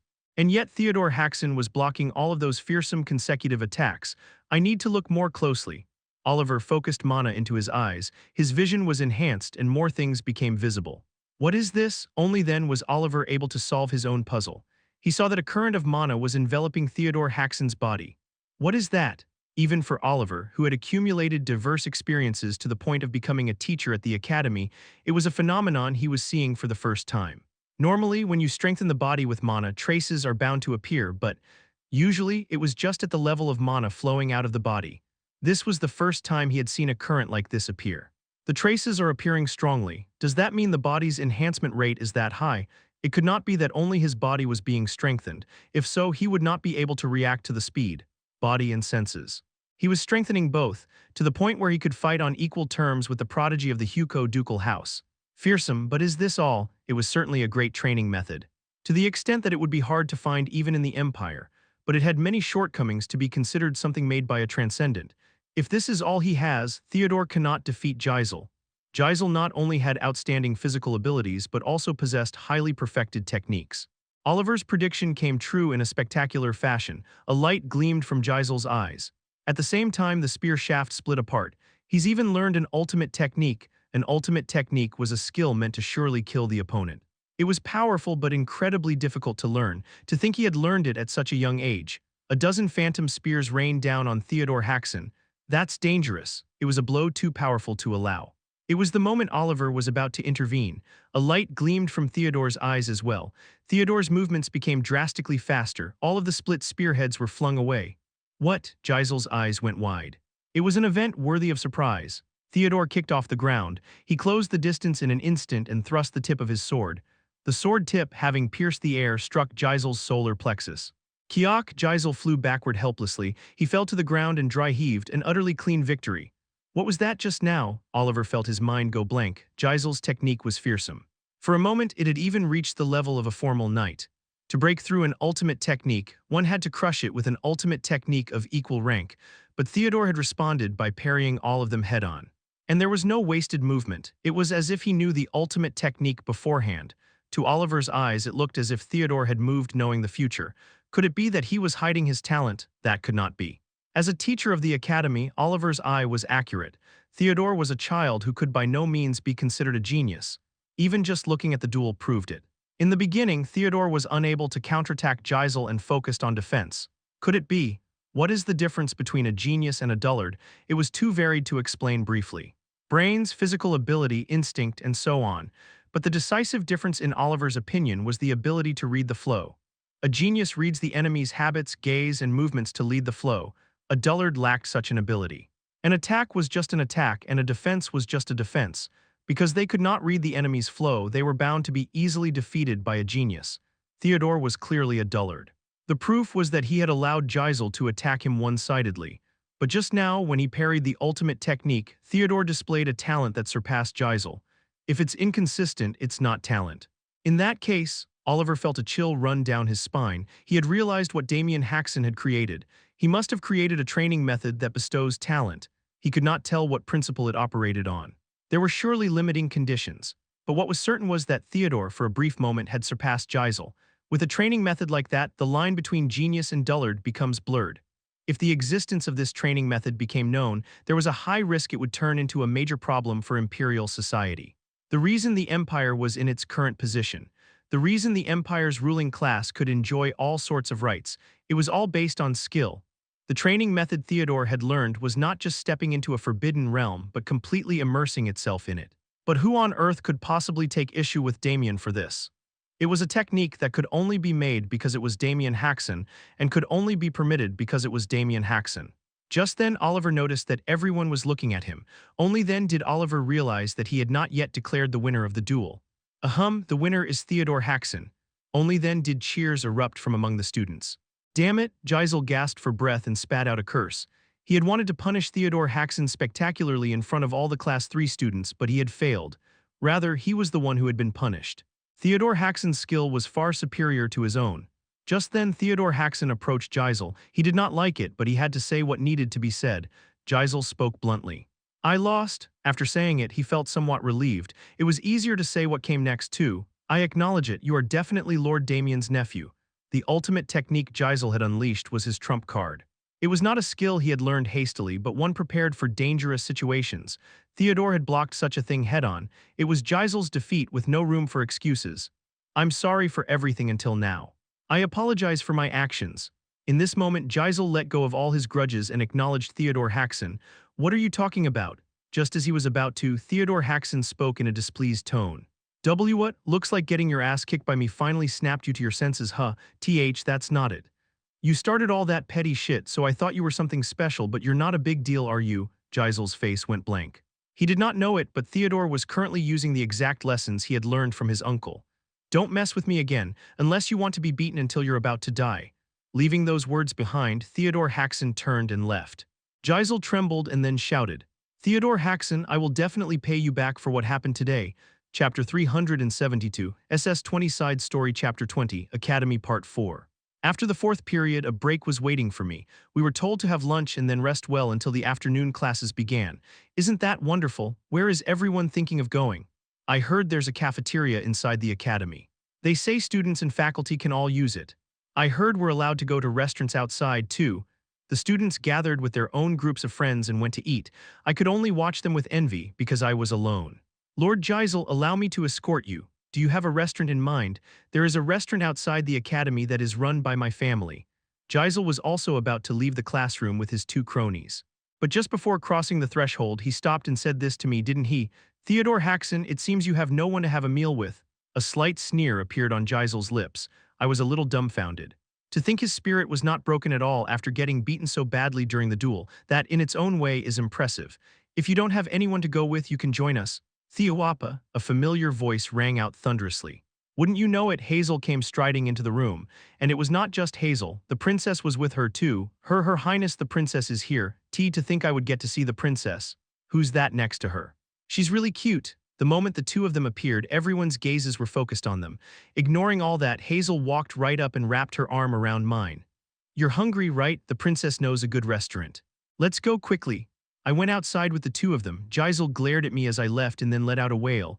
What is wrong with that guy now? The restaurant the princess brought us to was in a quiet location. From the outside, it looked ordinary, but the interior was very lavish. The clothes the staff were wearing also looked extremely expensive. As soon as we sat down, food was laid out on the table as if they had been waiting. Every single dish was delicious. I'm glad it suits your tastes. It's the best, Hazel answered immediately. The princess looked at Hazel as if she were adorable. By the way, Theo, I heard you beat Geisel Hugo in the fourth period. I could not help but be surprised by the princess's question. How could she possibly know what happened during the fourth period? Rumors spread quickly at the academy. Especially rumors about famous people like you. Ah, I see. Since it happened at the outdoor dueling grounds, there must have been many witnesses, so the rumor must have spread fast. Everyone is showing immense interest in this incident. Geisel Hugo is famous for being a genius, you see, and they're saying you defeated him with overwhelming skill. Opa, is that for real? But you're weak, Opa. How did you win? Hazel asked as if she found it fascinating. This girl says rude things so casually, but she is right. I had never received any training at all before enrolling in the academy. Before enrolling in the academy, I learned a training method and swordsmanship from my uncle. Really? What did you learn? It's hard to explain because I do not really know what I learned either. I don't really know either. What do you mean? My uncle said it's a training method that activates the brain to perfectly analyze the enemy. But the explanation was too complicated. At my explanation, the expressions of the princess and Hazel changed strangely. Isn't that dangerous? Ah, no, it's not. He said it's safe as long as I follow the rules. Rules? Don't use it more than 3 times a day, train with it every day, stop if your nose starts bleeding. And, with every rule my uncle mentioned, the expressions on the two of them got even worse. Well, if Lord Damien made it, it must be safe, Hazel said, letting the matter drop. Actually, I think she just wanted to focus on the meal quickly. As soon as the conversation ended, she started putting food in her mouth. Ah, that's mine, finders keepers. The two of us ate as if we were competing with each other. The princess watched the two of us as if she found us adorable. After the meal was over, I returned to the classroom. It was to attend the afternoon classes. The afternoon classes were just as difficult to understand. I had to endure the pain of my head feeling like it was going to explode. By the time all the classes were over, I was utterly exhausted. I was packing my bag with a sigh. Suddenly my shadow shot straight up, didn't it? What is that? Gisel, who witnessed the sight, screamed. At the sound, everyone looked my way. Though the shadow is moving, a ghost, the other students were terrified as well, but when the shadow transformed into the shape of a wolf, the screaming quickly subsided. A wolf, pant, pant, pant. It looks like a large dog. Munchai rubbed his head against my hand. I patted him all over with both hands. What's wrong, big master? There's a call from uncle. My face brightened. I immediately asked Munchai to connect me with my uncle. Okay, Munchai scattered back into a shadow and then formed a large mirror. Soon the scenery in the mirror changed and my uncle appeared. Uncle, oh Theo, are your classes over? Did I perhaps call too early? No, class just ended. That's a relief then, my uncle said with a smile. So did you have a good first day at the academy? Judging by your reaction, it seems you had a hard time keeping up with the classes. But I beat one person in swordsmanship class with the technique I learned from you. Very well done, as expected of my nephew. I chatted with my uncle with a wide grin, then I noticed it. The fact that the other kids had gathered around me. Theodore, one of them mustered up the courage to speak to me. Are you by any chance talking with Lord Damien Haksen? Yeah, at my words, shock appeared on everyone's faces. Then perhaps, could I, JJ just once, have a W word, I mean, so it seems they want to speak with my uncle. Well, it's not a difficult request, I asked my uncle. Uncle, the other kids want to talk to you, is that okay? There's no reason why not. I turned the mirror toward the other kids. They scrambled over each other to get to the mirror. Lord Damien Haksen, it is an honor and another honor to behold your esteemed face. I can't believe I'm actually seeing Lord Damien Haksen. I have a question. The reaction was truly explosive. Watching the kids go wild over my uncle made my own shoulders square with pride. Theodore Haksen, can I also speak with Lord Damien? No, I cut him off flatly. What has this guy done to deserve to meet my uncle? At that moment, despair appeared on Gisel's face. It was so deep and dark that even I flinched. But I'll allow it today. I quickly changed my words. It felt like he would cause a major incident otherwise. Thank you so much. Gisel laughed gleefully and ran to the front of the mirror. And so, the sudden meeting with my uncle ended much later. I should end the communication here. I have some business to finish. Saying so, Damien Haksen deactivated the magical communication. The mirror floating in the air vanished without a trace.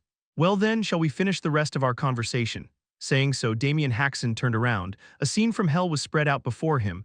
Over several dozen people were impaled by chains and fixed in midair. Kill me. Please, just kill me already. I was wrong, I must have been crazy, I won't do it again, please just kill me now. Damien Haksen, those impaled by the chains let out horrifying screams. Didn't I tell you earlier to give me the answers I want? Damien flicked a finger in the air. Dark mana congealed and new chains pierced their bodies. Karok, kill me, you son of a bitch. You hang mommy. Mumi, the screams grew even louder. It was a scene as if hell had descended upon the mortal world, but Damien did not bat an eye. You used everyone from adults to children as sacrifices, and yet you whine in pain from this much suffering. Damien did not torture his enemies.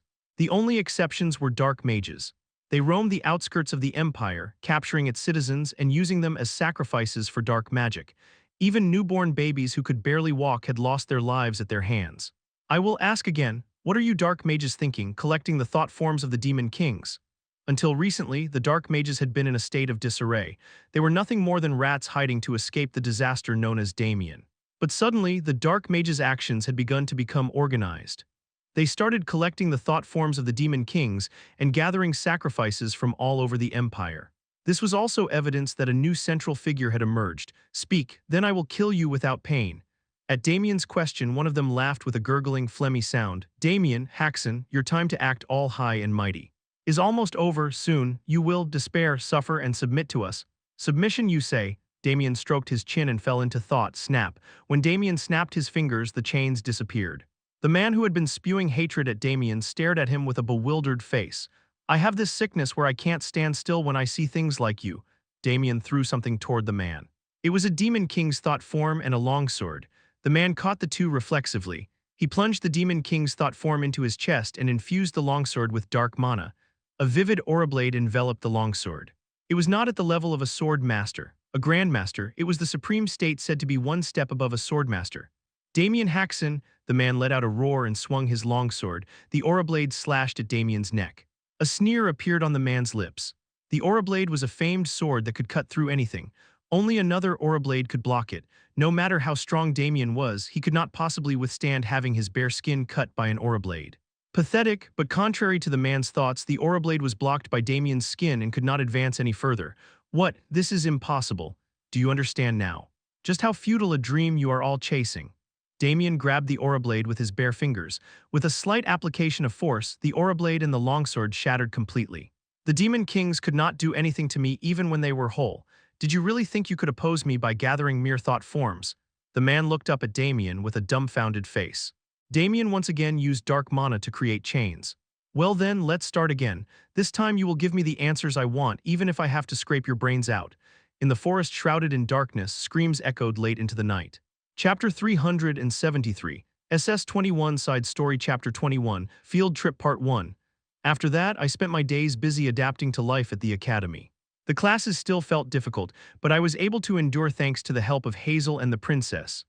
Opa, the answer to this problem isn't the Herco region, it's the Herman region. The fertilizer invented there led to the Empire's agricultural revolution.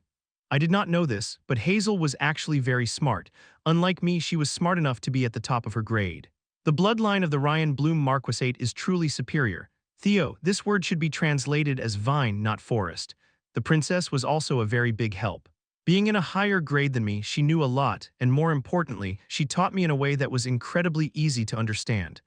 After school, I always studied in the library with the two of them. Look over there, it's Theodore Haksen. Next to him are the princess and the young lady of the Ryan Bloom Marquisate, aren't they? To think the three of them are always sticking together like that.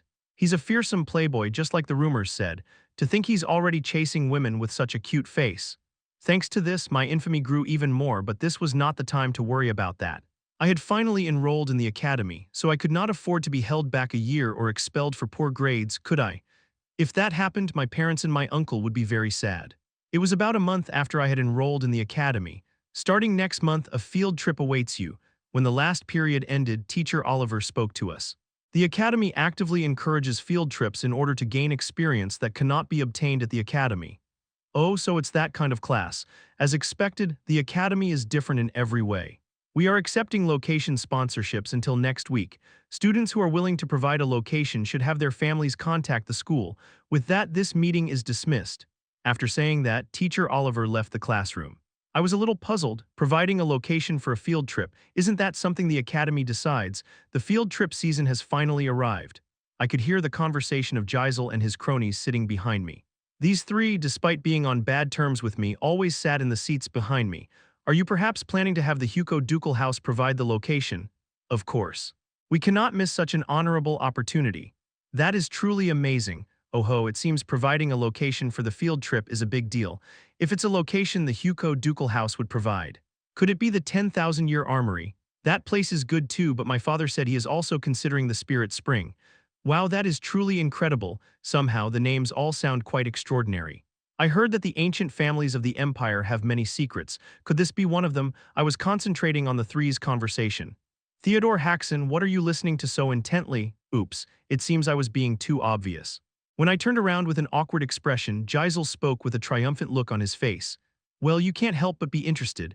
Our Hugo family's 10,000-year armory and Spirit Spring are famous even in foreign countries. I actually have no idea what those are, but I did not say anything. If I did, he would obviously start teasing me again, calling me a country bumpkin or whatever. You can look forward to it. I'll be sure to broaden the horizons of a country bumpkin from the apple kingdom like you. But not saying anything did not stop him from calling me a country bumpkin.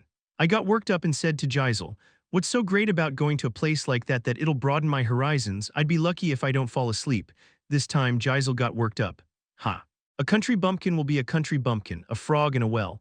What did you say? Am I wrong? The Haksen dukedom has great power, but its history is short. It's obvious you don't have any place worthy of being recommended for a field trip. I felt my words get caught in my throat. I could not refute him. You're speechless now that I've hit a nerve. Just sit tight and look forward to it. I'll take you to a place so wonderful that the likes of the Haksen dukedom couldn't even dream of it. Gisel laughed out loud and left the classroom. Left alone, I could only tremble, and that's what happened. That evening I was talking to my uncle and told him about what had happened today. What is that for real? The likes of the Hugo ducal house looked down on our family. Uncle Damien asked back as if in disbelief. I swung my fists around and said, "It's true. He said our Haksen dukedom has a short history, so we probably don't have any places to be proud of and whatnot." They dared to spout such nonsense. My uncle's eyes darkened. Whenever my uncle made that expression, some kind of trouble was bound to happen. Normally, I would have tried to stop my uncle beforehand, but at that moment I was so worked up that I did not notice. Do you know what pisses me off even more? What is it? It's that I couldn't refute his words. As Gisel said, the Haksen dukedom has a short history. It has only been a little over 10 years.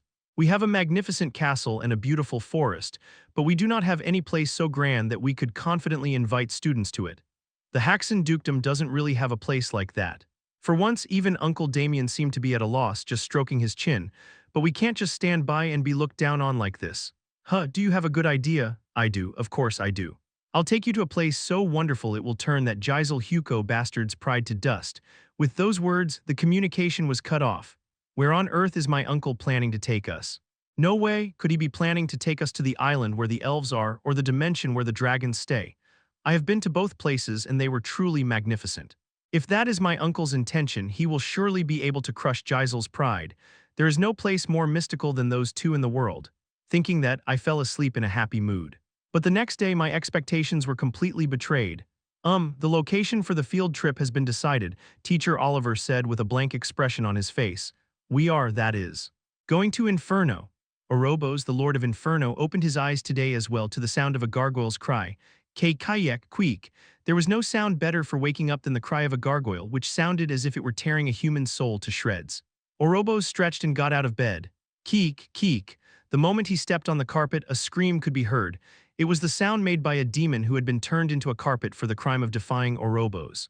Orobos stepped on the carpet a few more times, enjoying the screams. Another refreshing morning. Every time he heard the clear cry, Orobos felt his mind and body become at ease. Greatly satisfied, Orobos changed his clothes and headed for the dining hall. Sitting at the table, Orobos asked his demon servant, "What is for breakfast today?" "It is asado made from the soul of a nouveau rich who built his fortune on usury, seasoned with the pain of sinners and cooked over hellfire." Orobos nodded his head in satisfaction. Orobos' favorite food was the souls of humans. Just hearing the name made his mouth water. He finally sliced the food on the table with a fork and knife and slowly savored it. Kayak, crack. Every time he chewed the food, a sweet scream rang in his brain. It was a truly excellent dish. Another peaceful day. As he savored the dish, Orobos recalled the past. 10 years ago, an incident occurred where the high-ranking demons, including the Lords of Inferno, went up to the surface world and were annihilated. In an instant, all the powerful figures of Inferno had vanished. The demons vied for the empty seats. They killed each other and took their power. Orobos was one such demon. He shed blood every day. Not a day went by that he did not kill. Sometimes he even had to risk his own life. In this way, Orobos seized victory. He had risen to the position of a Lord of Inferno. The hardship was worth it.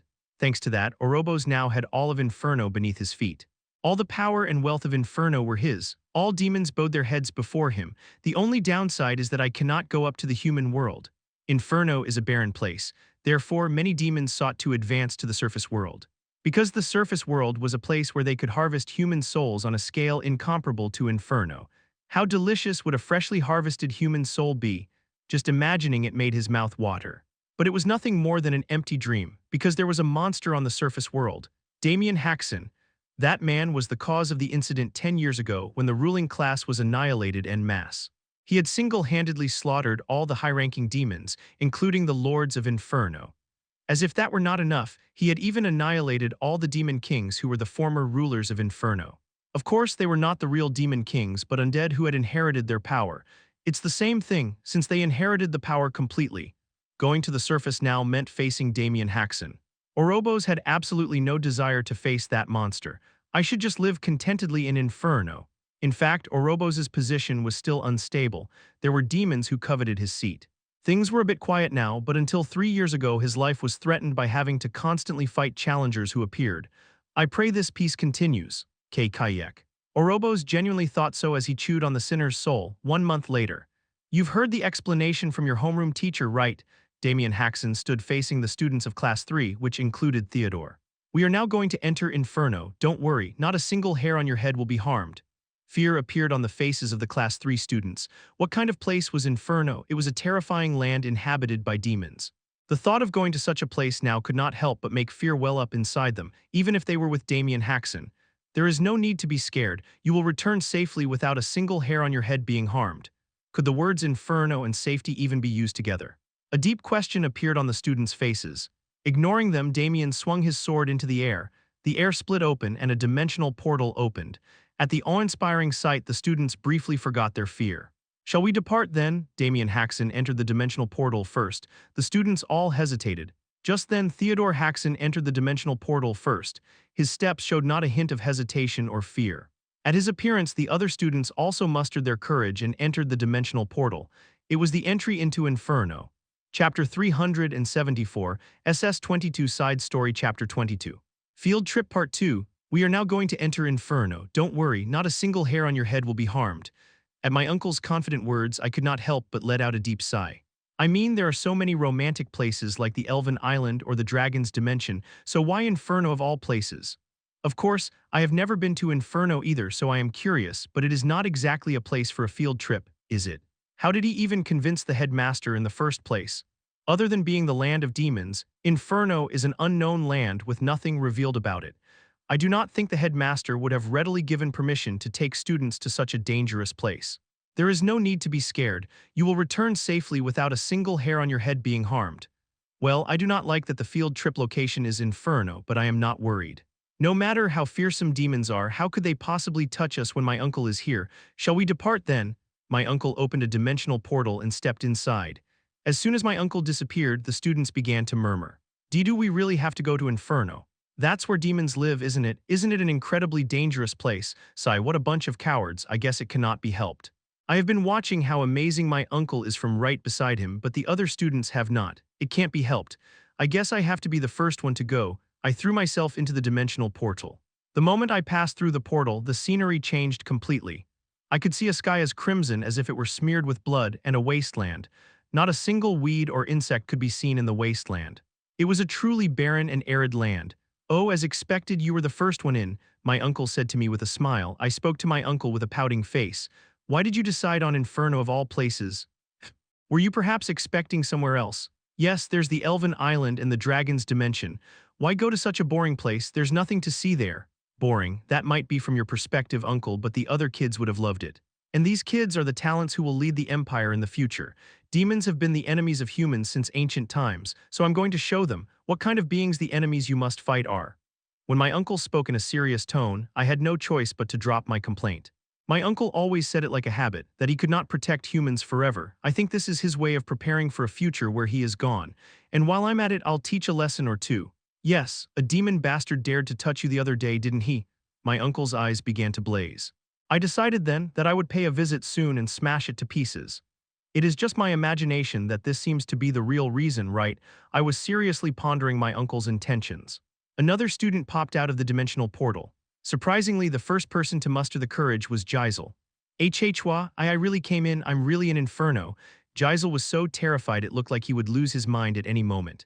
Right, I have a debt to repay to this guy. I walked up to Gisel and said, how does it feel to be in Inferno? It's a fearsome place, isn't it? Theodore Haksen. It's a real shame, the Huko family's 10,000-year armory. The Spirit Spring, I wanted to go see those places too. Of course, they're not as special as Inferno, I suppose. I do not like that my uncle chose Inferno as the field trip location, but that is a separate issue. I have to make the most of this opportunity. At my words, Gisel Huko was speechless, like a mute who had eaten honey. I held back the laughter that was about to burst out. No matter how satisfying it was, I could not just laugh in his face. Starting with Geisel, the other students also came in one by one. Like Geisel, they were all thoroughly terrified. Everyone is here. I will now hand out bracelets. Everyone put them on. My uncle handed out jade-colored bracelets one by one. The students who received the bracelets were delighted as if they had never been scared. T to receive a gift from Lord Damien. D, don't we have to return it when we're done? Those bracelets are gifts, so you don't have to return them. At my uncle's words, everyone looked deeply moved. It seemed they were all that happy to have received a gift from my uncle. Instead, you must never take off this bracelet while you are in Inferno, not when you eat, not when you change clothes, and not when you wash. Everyone looked curious as to why that was. But it seemed they did not have the courage to ask my uncle, so they all just kept their mouths tightly shut. I guess it can't be helped, I decided to ask for them. Uncle, oh, what is it? Why can't we take off the bracelets? Ah, the air in Inferno is full of demonic energy, so if you breathe it in carelessly, your lungs will rot and you'll die. At my uncle's words, everyone's face turned pale. Oh, then isn't it dangerous for me since I've been in Inferno this whole time before getting the bracelet? I've set up a barrier around this area, so it's fine. And the bracelets also have a protective effect, so wear them at all times just in case. Yes, if that is the reason, then I should never take it off. I will be safe if I am next to my uncle, but you never know what might happen. From now on, we plan to move to the demon capital. I've never been to Inferno myself, so there's the minor issue of not knowing where it is, but it's not a big problem. I don't think that sounds like a minor issue. How are we going to have a field trip if you don't even know the location in Inferno? It should be about time for them to show up. My uncle was looking around and muttering incomprehensible words. Suddenly, with a huge roar, the ground began to shake. We lost our balance and stumbled. What in the world is going on? Do they have earthquakes in Inferno too? Just as everyone was terrified, the ground shot up. And a wide shadow covered the land where we were standing. What erupted from the ground was a giant turtle. Strictly speaking, it was not a real turtle. Its limbs were long and slender, and its head was shaped like a wolf's. I let out a gasp of admiration. It was so big it was like looking at a small mountain ridge. Kahahat, to see humans in Inferno, the wolf turtle demon looked down at us and let out a manic laugh. And not just one or two, what a windfall. I don't know how living humans got into Inferno, but it looks like I'll be having a feast after a long time. The wolf turtle demon licked its lips with its tongue. At its gaze filled with hunger, the students' faces turned deathly white. A demon of a fairly high level. My uncle scanned the demon as if he were critiquing it. At his gaze, the demon made a dumbfounded expression. A Death Knight. What is a toy of the city demons doing here? Ah, so there are Death Knights in Inferno too. Hearing it talk, it seems that unlike on the surface, they're nothing more than toys here. State your name and rank. What? You, a walking corpse, dare to order me? You must have truly gone mad. The wolf turtle demon shouted and tried to swat my uncle with its front paw. But before the demon could fully raise its arm, my uncle's figure vanished without a trace. Both we and the demon were surprised. The demon looked around in a panic. Where did that corpse go? Just then, my uncle appeared above the wolf turtle's head and brought his fist down. With a satisfying sound, the wolf turtle demon's head was smashed to pieces. The headless body staggered a few times before falling forward. At the terrifying sight, the students' jaws dropped. The demon died in a single blow. Is this the power of Lord Damien Haksen? Truly amazing. Despite killing the demon in a single blow, my uncle's expression was indifferent. Well, a demon of that level is nothing to my uncle. We will now begin the first lesson. This is the most important lesson, so concentrate. The demon is dead, so what kind of lesson is this? We were all wearing bewildered expressions. Lord Damien, Geisel shouted urgently. The wolf turtle demon, which we thought was dead, had shot back up. Its smashed head was now in a state of perfect recovery. The wolf turtle demon opened its mouth and tried to swallow my uncle. Look behind you. It's dangerous. Contrary to Geisel's shout, my uncle did not turn around. Instead, he stretched his leg upwards and kicked the wolf turtle demon's jaw. The wolf turtle demon's mouth slammed shut and its jaw and head were completely shattered. Keikiohiok, but it immediately regenerated again. A creature that regenerates even after having its head smashed twice. We were all dumbfounded. It was the first time we had seen a creature with such strong life force. As you can see, demons are extremely cunning and have many hidden tricks, so never let your guard down when fighting a demon. My uncle explained to the students. Of course, the students were too shocked to be in a state to listen attentively to my uncle's words. KQek, a monster has appeared. I have to run. The wolf turtle demon crawled on all fours trying to get away from my uncle. Just then my uncle spoke briefly to the demon. Stop if you don't want to die. The wolf turtle demon's movements came to a dead stop. The wolf turtle demon looked back at my uncle, sweating profusely.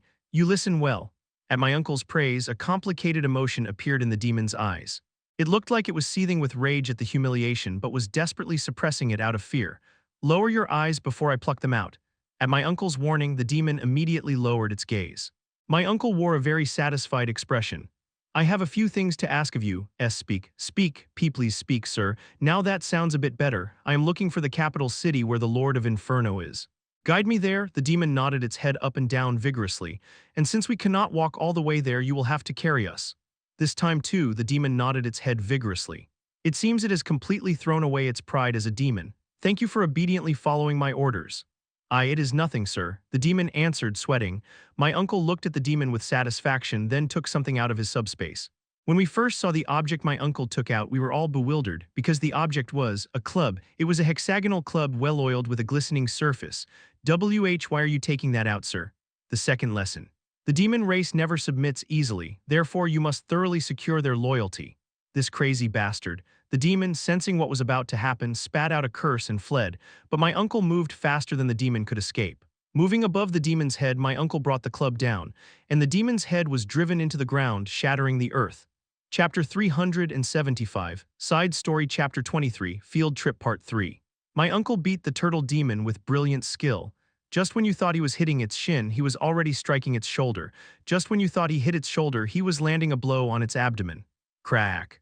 This crazy corpse bastard. Stop, I said, stop hitting me. The sight of the mountain ridge-sized demon getting beaten by my uncle and screaming was truly shocking. To play with me like this, I will kill you for sure. Of course, the wolf turtle demon did not just take it and fought back in its own way, but it was a futile effort. The wolf turtle demon's attacks could not even touch the hem of my uncle's clothes. Crack, cack. Rather, every time it attempted an attack, it was beaten even more severely, to the point where the air exploded with a boom. My friends, who at first found it cathartic, gradually began to be filled with terror. Anyone would be scared seeing my uncle fight for the first time. The people of the world think of my uncle as a noble hero, but my uncle's actual self is completely different from what people think. My uncle is, how should I put it? A bit wild, I suppose, though it is true that he is a hero. Theodore. Just then, Gisel spoke to me. I was a little dumbfounded. Are we really on terms to be having a casual conversation like this? Is Lord Damien always like that? Yeah, my uncle is always like that, I answered vaguely. I did not particularly want to have a long conversation with Gisel. Lord Damien is truly. Truly, Gisel stammered several times with a trembling voice. Well, it is obvious what he is going to say, that my uncle is different from the rumors, that his methods are too harsh. He is obviously going to say my uncle is scary. A magnificent person. What did he say? To beat down a demon so easily. The rumors about Lord Damien were not exaggerated. He was as great as the rumors, no, far greater than the rumors said.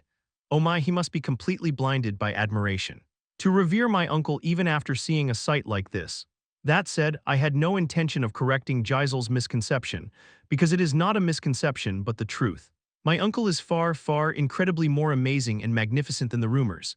I was wrong. Just then a desperate cry was heard. When I turned my gaze, I saw the demon prostrated flat before my uncle, begging profusely. I was wrong. I must have been crazy for a moment. I lost my mind and dared to defy you, Lord Death Knight. Good, it seems you're now in a state to have a conversation. My uncle nodded his head with a satisfied face. The demon trembled, its eyes fixed only on the club my uncle was holding. State your name and rank. My name is Garak. I hold the rank of Baron. I heard from my uncle a long time ago that the demons of Inferno also have a 5-tier peerage system. Just having a title means that it is an extremely powerful demon. Did you hear that? He said he's a Baron rank demon. I've read the records. A long time ago, a clone of a Baron rank demon was summoned, and it annihilated 2 Master Class warriors and a whole order of knights before disappearing. He beat down a monster like that with a wooden club. The students looked at my uncle with faces full of awe. Let me ask you one thing. Ask me anything, sir. Do you know who I am? Garak could not answer and only looked around furtively. It seemed he had no idea who my uncle was. The demon I met last time recognized me right away. I'm sorry. Please tell me and I will engrave it upon my soul. No need to go that far. My name is Damien Haksen. At my uncle's words, Garak's eyes widened. Damien Haksen, the great demon slayer, the doom of Inferno. It seems that is what I am called in Inferno. I quite like it. My uncle wore a satisfied expression. In contrast, the demon trembled like an aspen leaf. My uncle left the demon alone for a moment and asked us, "What did I say earlier about how to deal with a demon? The demon race never submits easily. Therefore, you said we must thoroughly secure their loyalty." Gisel shouted loudly as if he had been waiting.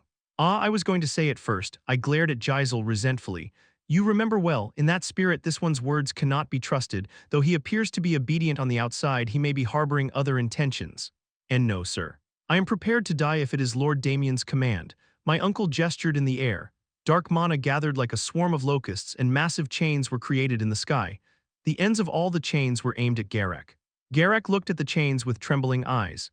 Here is the third lesson. When making a deal with a demon, always bind them with a restriction seal, just in case of the unexpected. Aha, it seems these chains are all materialized restriction seals. It looks like they work by embedding them in the demon's body. Why you're going to place this many restrictions on me? You don't seem to like it. Oh, of course I don't. Ah, no, of course. There's no way I could live normally after accepting this many. My uncle put the club back into his subspace. Instead, he took out a sword. The moment he held the sword, the look in my uncle's eyes changed. He spoke to the demon with a face devoid of any smile. Choose, will you accept the restrictions or will you die here and now? I will accept them, Garek answered immediately. It seems that even demons do not want to die. We all climbed onto Garek's shell. It was originally lumpy and hard to sit on, but my uncle took care of it. I'm going to shave it down a bit. Yes, but for our race, the shell is the standard of beauty. Is that so? Then I'll have to shave your head. Haha, my shell grows back so you don't have to worry. Shave off as much as you like. Your commendable heart moves me. So now it has become smooth enough for all of us to ride on. We will depart now. Garek ran across the wasteland as if gliding on ice. The ride quality was surprisingly not bad. Woo, weta. My friends were all delighted, feeling the wind. When else would they get to experience racing through Inferno on the back of a demon? I left the others and approached my uncle. My uncle was standing with his arms crossed, silently looking ahead. Uncle, is something bothering you? No, it's not that. I have something to ask. What is it? Why are we going to the demon capital? I knew my uncle had come to Inferno to punish the demons, but I had not heard specifically how he planned to punish them. That is, you see, to bestow shock and awe upon the demons. Shock and awe, my uncle patted my head and explained. Theo, the demon that tried to attack you last time not only continued to aim for the surface world despite my presence, but even incited others by calling me a fraud. Yes, he did. They are very bad guys. There's no guarantee that other demons wouldn't act the same way. Isn't that right? My uncle is right. The situation on the surface is such that they cannot gather followers without resorting to such lies. What do you think is the reason those bastards are running rampant like that? It's because I look like a pushover. My uncle's eyes blazed. It seems he is very, very angry. They committed such incitement and fabrication because they weren't afraid of the consequences. So to prevent this from happening again, what must be done? That would be. I recalled the things my uncle had taught me before I enrolled in the academy. We have to instill fear in them so they can never do such a thing again, right? As expected of my nephew, that's right, but just beating up a few demons isn't enough to instill that kind of fear. I have to do something truly terrible and fearsome, to the point where fear is engraved on the demons' souls and bones. So that's why you're going to the capital, just as my uncle was about to nod his head. Suddenly, a strong wind blew from the sky. My uncle and I stopped talking and looked up. Then we saw two demons with black wings flying in from the sky. Garek, you must be tired of living. How dare you invade the territory of our Black Magpie clan? If you don't get lost immediately, I will turn your body inside out and peck out your entrails. At the threats of the bird-winged demons, Garek immediately called for my uncle. Lord Damien Haksen, ignore them and run. Why yes, sir, Garek raced across the wasteland even faster. This bastard has finally lost it. I will take you to my father at once. The bird-winged demons descended towards us. At their fearsome momentum, my friends all squeezed their eyes shut. You ask if I was not scared. What do you take me for? I am not a coward like them. More than anything, I trusted my uncle. Things like annoying flies. Just before the bird-winged demons reached us, my uncle raised his index finger and swiped it horizontally. At that moment, a black line was drawn in the sky and passed through the bodies of the bird-winged demons. Blood burst out as the bird-winged demons were severed into upper and lower halves. The two demons fell to the ground without even letting out a death cry. What was that just now? Demons were cut in half in midair. I was not surprised since I had seen it often, but it seemed my friends were not the same. They could not close their mouths, and no way, those two brothers so easily. They seemed pretty strong. Why yes, sir, they were both Countrank demons, so they ruled this area. This level is Countrank, my uncle said as if it were pathetic. Garek just kept swallowing dryly. Just watch where you're going. Why yes, sir, Garek raced across the wasteland even faster. Anyone could see that he was thoroughly disciplined. After that, countless more demons came rushing at us. Human, it's a human, this sweet smell. Leave your soul behind and go. How dare a mere baron run rampant in my territory? I will tear off your limbs and stuff you alive. There is no need to explain what happened to all of them, right? Save me, if you just let me go, I'll give you anything. Please. I didn't recognize a person of your stature. I am begging you like this. All of them lost their lives at my uncle's hands and subsequently came to contribute to the lives that would be born after them. What does that mean, you ask? In a word, it means they became fertilizer. Anyway, thanks to my uncle stepping in personally, we were able to arrive at the demon capital quickly. This is Alaban, the capital of Inferno. The capital of Inferno was a place more similar to the surface world than I had thought. The only difference would be that the height of the castle walls was about 10 times higher. Why did they build the castle walls so high? My question was answered as soon as we arrived at the gate. The demons waiting to enter were all massive. What is that? There are humans riding on a demon's back. How did humans get into Inferno? The demons nearby whispered amongst themselves as they saw us. My uncle stood with his arms crossed, staring intently at the gate, then spoke to Garek. The line is long. Yes, it is the capital, so many demons gather here. Do I really need to wait in this line? At my uncle's question, Garek made a blank expression. It was an expression as if he had heard something that was simply incomprehensible by common sense. Lord Damien. If you cause a disturbance here, it will be a huge problem. Why is that? The demons guarding the capital are all high-ranking demons, and the Lord is here as well if all of them come out. Have you forgotten my name? How could I? You are Damien Hack. Garek wore an expression as if he had just realized his mistake. Lord Damien, surely you don't mean. My uncle lightly jumped off Garek's back. He then walked past the waiting demons and approached the gatekeeper. What is that? It's a death knight. Did someone lose it? It's been a while since I've seen such a high-level death knight. The waiting demons each muttered a comment as they saw my uncle. Just then someone jumped out and blocked my uncle's path. What a windfall. I could sell this for a high price if I take it. A demon made of a slimy liquid reached its hand toward my uncle. My uncle flicked his finger at the demon as if annoyed. At that moment a pale blue flame enveloped the demon's body. K-crack-cack. The flame instantly incinerated the demon. The demon did not even leave behind a speck of ash. What was that just now? Death Knight burned a demon to death. At the shocking sight, the demons were at a loss for words. Even amidst this, my uncle did not stop walking and stood before the gatekeeper. You there? You are no ordinary Death Knight. Reveal your identity. The gatekeeper, who resembled a bipedal elephant, aimed its spear at my uncle. My uncle spoke to the gatekeeper as if he had no interest. I have no intention of wasting time on small fry. Go and bring your lord. The moment he mentioned the lord, the look in the gatekeeper's eyes changed. The gatekeeper's eyes shone and a blue lightning enveloped its body. How dare you speak of the Lord's name so carelessly with that mouth? Your impudence pierces the heavens. Words don't seem to be getting through. My uncle took out a sword from his subspace and gripped it. Soon after, mana began to gather on the blade. Flinch, the demons, including the gatekeeper, felt my uncle's energy and turned pale. How can a mere death knight possess such power? Move, what did you say? If you don't move, you die too. As my uncle brought down his longsword, the gatekeeper turned into lightning and fled. A massive slashing attack erupted and the city gate was shattered. Thanks to that, the scenery of the capital was clearly revealed. What is happening? A monster has appeared. The demons screamed and scattered in all directions. I will say this one last time. My uncle spoke to the elephant gatekeeper who was sitting collapsed on the ground. Go and bring your lord. Chapter 376. Side Story Chapter 24, Demon Lord Part 1. Begin the report, Demon Duke and Lord of Inferno. Orobos spoke to the demons kneeling before him. None of the demons were ordinary. Not only were their appearances fearsome, but they also exuded a chilling aura. Therefore, anyone could tell that these were no ordinary demons. As per the Lord's command, we have annihilated the Red Horn tribe, which was suddenly expanding its influence in the eastern region. We have killed Count Barbia, who was hiding his wealth in defiance of the Lord's command, and hung his corpse on the castle gate. His subordinates competed to report their achievements. Orobos listened to his subordinates' reports with a solemn face. Inferno was still in a state of chaos. The aftermath of the War of Titles still lingered. Therefore, Orobos consistently gave orders to his subordinates to eliminate the reactionary elements. As Orobos' direct subordinates, their titles and skills were of a remarkable level. Among his subordinates, there was even a demon who had competed with Orobos for the position of lord. We have burned down the entire Dagda region, which refused the 87% tax rate decided by the Lord. We have captured the band of thieves who stole the tribute goods and torn out their entrails. It was then. Suddenly, with a loud roar, the entire building shook slightly. The report was briefly interrupted by the disturbance. Judging by this vibration, it seems the outer wall has collapsed. Even though the capital was under attack, Orobos was calm. There were still many demons in Inferno who coveted Orobos' position. It was surely one of them who had staged the attack. Who is it this time, Marquis Glamin or Count Zeta? Either way, they are foolish beyond measure. To dare to point a sword at the Lord. It seems we will see blood again. Far from being nervous, his subordinates were rather delighted. There was no demon who did not enjoy violence and pain.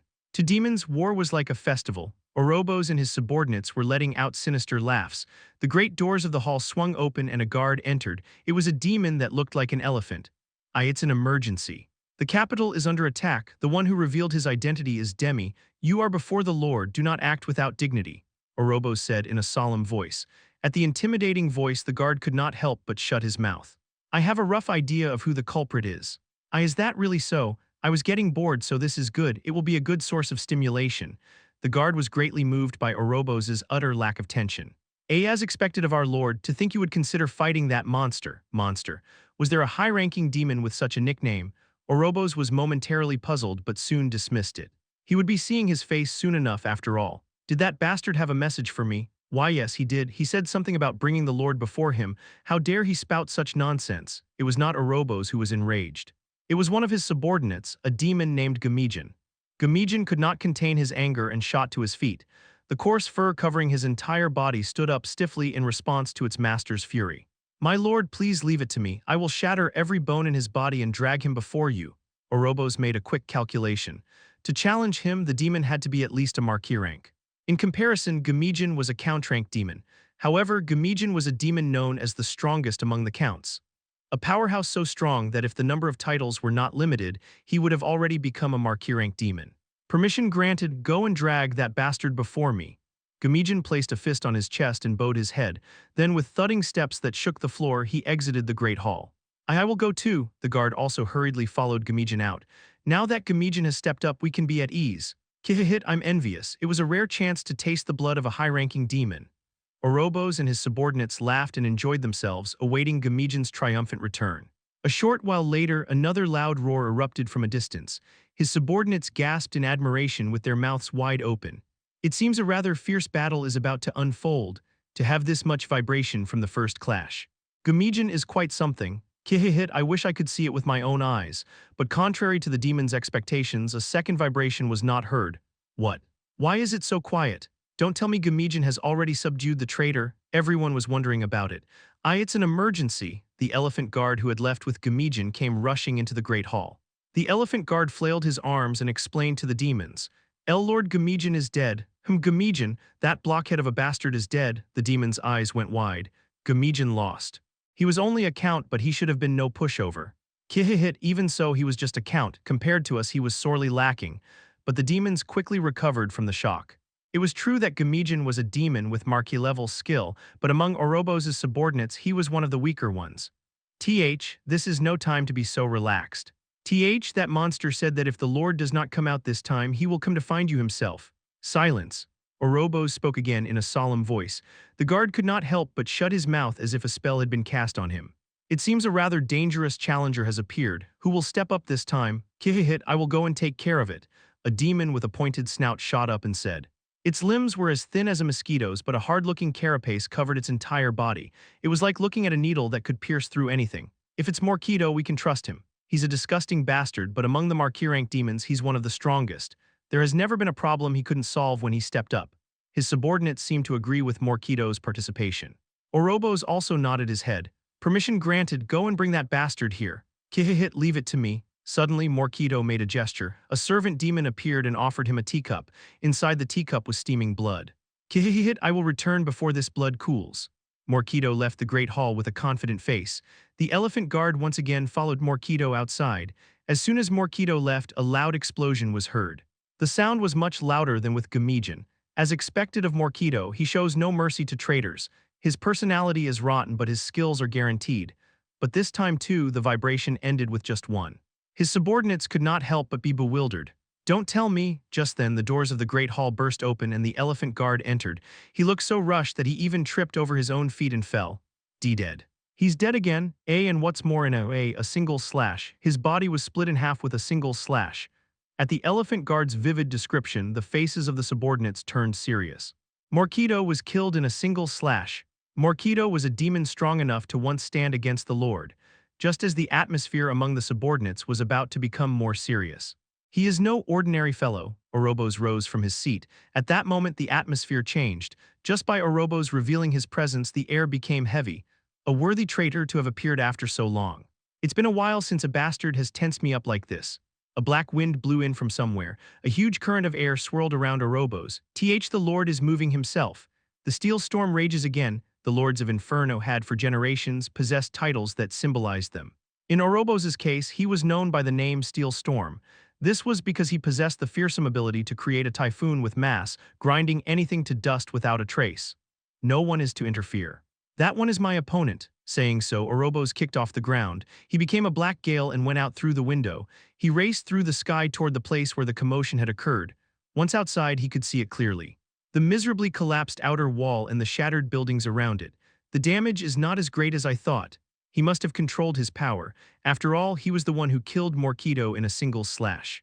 Orobos discovered the corpses of Gamijan and Morquito. Next to the corpses stood something small like a human. Found him.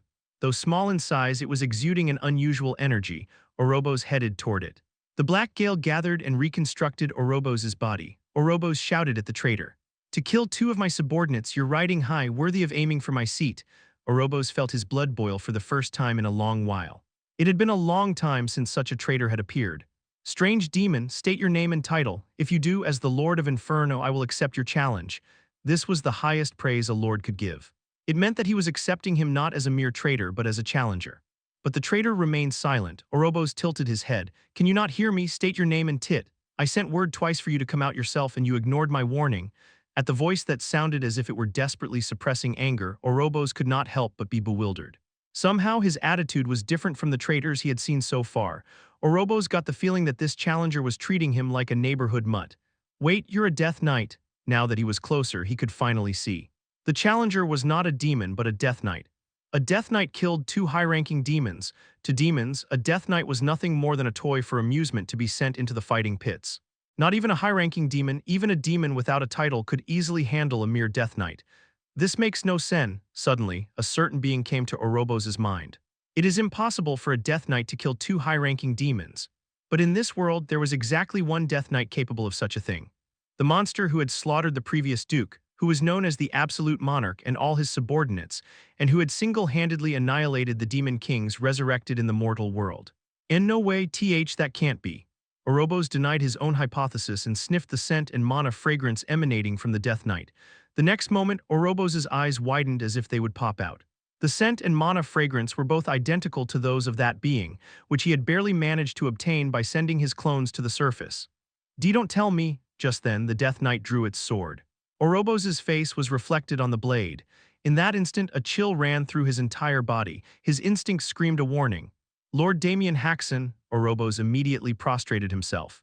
He slammed his head on the ground and shouted, "Welcome to Inferno." Chapter 377, Side Story Chapter 25, Demon Lord 2. Orobos remained prostrated on the ground, cautiously observing Damien Haksen. Fortunately, Damien did not swing his sword, but the look in his eyes remained the same. Orobos was a warrior who had seized the position of Demon Lord through countless wars. His sharp instincts told him that Damien Haksen was contemplating whether to kill him or not. This is the crucial moment. Orobos threw off the clothes he was wearing.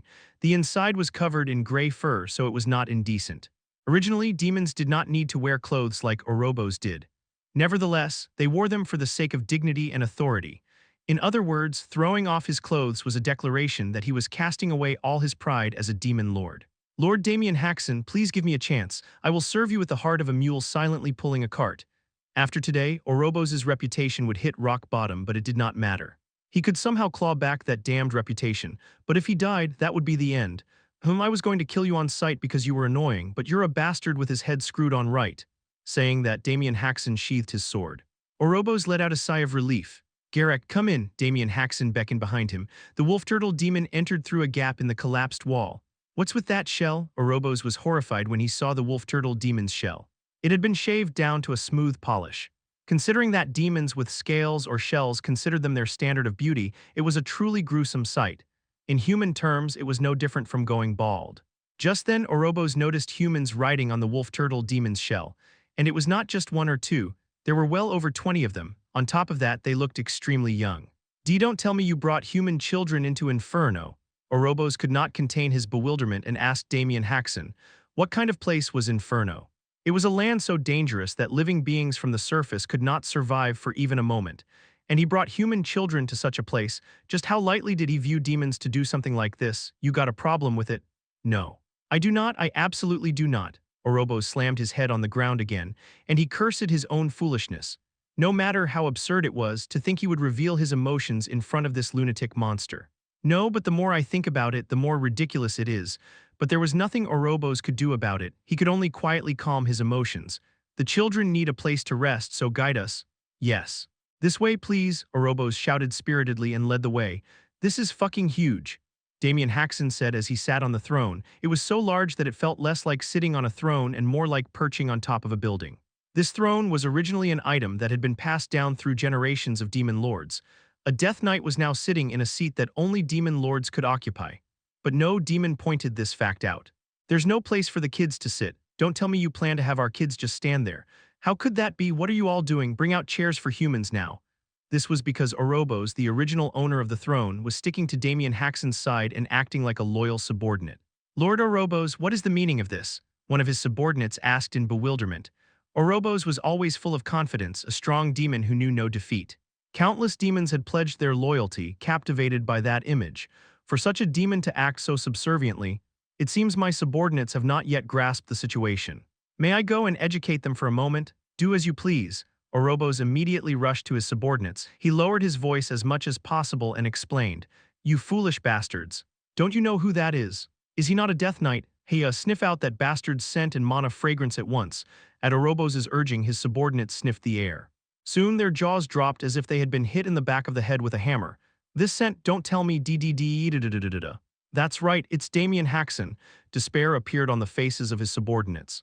Some demons even collapsed to the ground, their legs giving out. Do you understand now why I am acting so subserviently? It is all to save you and all of Inferno. A demon lord must never miss an opportunity. Though he was only doing this because he did not want to die, Orobos shamelessly packaged it as a great cause. Why is this conversation taking so long? I'm coming now. Orobos forced a wide smile and rushed to Damien Haksen. Damien Haksen pointed at Orobos and spoke to the students. If any of you need anything, ask that demon. There's no need to hold back since I'm here. Uncle, I'm thirsty. You heard him. Bring something to drink. And keep this in mind, if you bring anything that could harm a human, I'll tear your limbs off. Orobos immediately found and brought water so clear and pure that it would be no problem for a human to drink. The young human took the water and gulped it down. Hooah, that's refreshing, thank you. Don't mention it. If you have any other discomfort, feel free to tell me anytime, Orobos said with a broad, friendly smile. But inwardly he was seething with rage. So this punk is Damien Haksen's nephew. Orobos squinted his eyes and observed Damien Haksen's nephew. For his age, his soul is quite delectable. Among all the children gathered here, his soul was the largest and shone the brightest. This was the finest quality among the finest. In the long history of Inferno, one would not be able to find a sacrifice of this caliber. Gulp. Orobos unknowingly gulped down his saliva. Even knowing that Damien Haksen was right next to him, the desire was that strong. Orobos. Just then, Damien Haksen called him. Orobos was startled and quickly knelt before Damien Haksen. Yes, your command, sir. Why do you think I came to Inferno? Was it not for the sake of the young human's field trip? That was just a side trip. At Damien Haksen's words, rage welled up inside Orobos. Bringing young children to this dangerous Inferno was just a side trip. Just how lightly did he view demons to do such a thing? Orobos. Oh my, please speak, sir. I am listening to every word, Orobos said, rubbing his palms together profusely. Damien crossed his legs on the throne and spoke. Some time ago, a Marquis-rank demon was summoned to the surface and was annihilated by my hand. Did you know? Orobos searched his memory. No such case came to mind. My sincerest apologies. It has not been long since I ascended to the position of Lord, so there are still many demons who do not yet fall under my rule. So you can't even properly manage the demons. You're a worthless bastard. Orobos felt a surge of anger. How dare a mere human whose lifespan was not even a speck of dust compared to his own? It is due to my shortcomings that I have failed to meet Lord Damien Haksen's expectations. I am deeply ashamed. His words came out the complete opposite of his thoughts, but Orobos was not ashamed at all. A Lord of Inferno must never easily reveal his emotions. That demon incited his followers by calling me a fraud, and using those followers he harvested human souls. Hiccup. Orobos hiccuped without realizing it. This was because Orobos had also been using similar methods to obtain human souls. It could not be helped. The surface world was currently under Damien Haksen's protection. Humans would not pledge their loyalty to demons who were far weaker than Damien Haksen.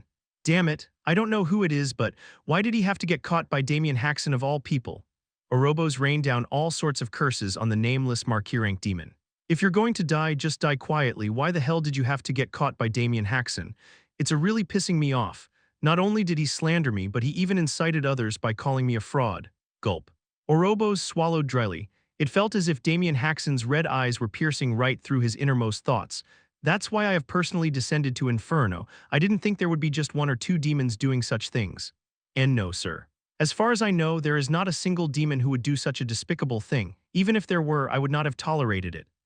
It's true, if they did that, they would incur the wrath of Lord Damien Haksen, so do you think I would be crazy enough to allow it? Damien Haksen did not seem to believe Orobos' excuses. What should I do about this? Damien Haksen stroked his chin and fell into thought. Orobos felt a cold sweat run down his back. His instincts as a lord told him that this was a truly dangerous moment. I could kill all of you here on the spot, but Orobos felt the fur all over his body stand on end. His legs began to tremble. That would be too easy, and it's not a suitable method for engraving fear deep into the souls of your race as I desire. Orobos was relieved. He sensed that Damien Haksen had no intention of killing him right now. But he said he would engrave fear deep into our souls. It felt like he had heard something terrible. Orobos was just trying to recall if he had heard correctly. I will spare you. Thank you so much. Orobos spread his arms and bowed several times. The words he had just heard were very concerning, but this was not the time for that. In any case, he said he would spare him, didn't he? And while I'm at it, I'll give you a chance to prove your innocence. Damien Haksen snapped his fingers. Black mana gathered and chains were created. A quick count revealed there were over several hundred. Orobos, as well as his subordinate demons, stared at the chains with horrified faces. These were not ordinary chains, but materialized restriction seals. If even one of those were to be embedded in their bodies, the restriction would surely bind their body and soul. From now on, I will embed these into your bodies. Then I will believe in your innocence. The faces of Orobos and his subordinates turned pale. These were restriction seals made by the Damien Haksen. It was not hard to imagine how vile they would be. They would probably have to suffer for the rest of their lives without ever being able to remove them. And there were not just one, but hundreds of them. And no matter how you look at it, we are the rulers of Inferno. Ah, right. You were high-ranking demons. I forgot to be respectful. Orobos let out a sigh of relief. It seemed Damien was planning to withdraw the restriction seals. Damien Haksen snapped his fingers again. The number of chains tripled. Powerful demons must be bound even more thoroughly. Now step forward one by one. For a moment, a heavy silence fell between Orobos and his subordinates. Just then, one of his subordinates stepped forward and shouted, "Crack! I can't take it anymore, Damien Haksen. No matter how strong you are, this kind of tyranny." Damien Haksen pointed his index finger at the demon. With a pop, the demon's head exploded. The headless body fell backward. Everyone just swallowed dryly. From now on, only the demons who receive the bindings will be spared. The ones who are late will be killed, Damien Haksen said, beckoning with his index finger. Immediately, the demons scrambled over each other. "P put the restriction on me first. No, me first. How dare you bastards push past me, your lord, to go first." The great hall instantly turned into a chaotic brawl. There were even demons who used force to be the first to receive the bindings. Wow. The students could only let out gasps of admiration as they watched the scene. The students had eyes and ears, so they could guess how powerful those demons were. If even one of them were to appear on the surface, it would be nothing short of a catastrophe. And yet, such fearsome demons were throwing away their dignity and begging for their lives in front of Damien Haksen. "Theodore, Lord Damien Haksen is a truly scary person," Gisel said to Theodore Haksen. "My uncle is a bit scary." Theodore Haksen nodded his head in agreement. Soon he said with shining eyes, "But isn't he just as cool?" It was the look of someone who had completely fallen for Damien Haksen. Chapter 378, Side Story Chapter 26. Demon Lord 3. And so the demons all accepted my uncle's restriction seals. It seemed it did not particularly hurt. No wounds appeared and they did not scream. I feel nauseous. It feels like there are foreign objects moving around in my blood." That said, they were not completely fine either. They were all pale. The kids and I watched the scene from a distance. Everyone watched with great interest. The sight of high-ranking demons receiving restriction seals, even fighting each other for them, is not something you get to see easily, is it? "Orobos." "Yes, Lord Damien." At my uncle's call, Orobos stopped dry heaving and quickly ran over. It may be rude to say this about a Lord of Inferno, but he was like a loyal dog. The kids must have been bored from waiting, so from now on, give them a tour of the castle and the capital. "I understand. I will call the soldiers." "No, you will do it yourselves." Orobos looked as if he had misheard something. "You want us to guide them personally? You ask the obvious. How can I trust demon bastards and entrust the children to them? We are demons too, though. You all have restriction seals on you. You won't be able to touch the kids, so I can at least trust you." Orobos and his subordinates did not seem to like it very much. Well, being high-ranking demons and being told to act as nannies, it is understandable that they would be dumbfounded. You don't want to? When my uncle asked while taking out a sword from his subspace, Orobos quickly shouted at his subordinates. Did you all hear that? Each of you will be in charge of one child. Grant them everything they need. Anything and everything. Now that's a proper attitude, I like it. My uncle wore a satisfied expression, but unlike my uncle, the kids' faces were dark, they must be scared. No matter if they have restriction seals on them, they still have to entrust their safety to demons. I know what you are all thinking, but there is nothing to worry about. My uncle beckoned with his finger and called one of the demons. You come closer. The demon approached my uncle with a clueless expression. Stand in front of the kids, not me. Ah, yes. As the demon came closer, the kids' faces froze stiff.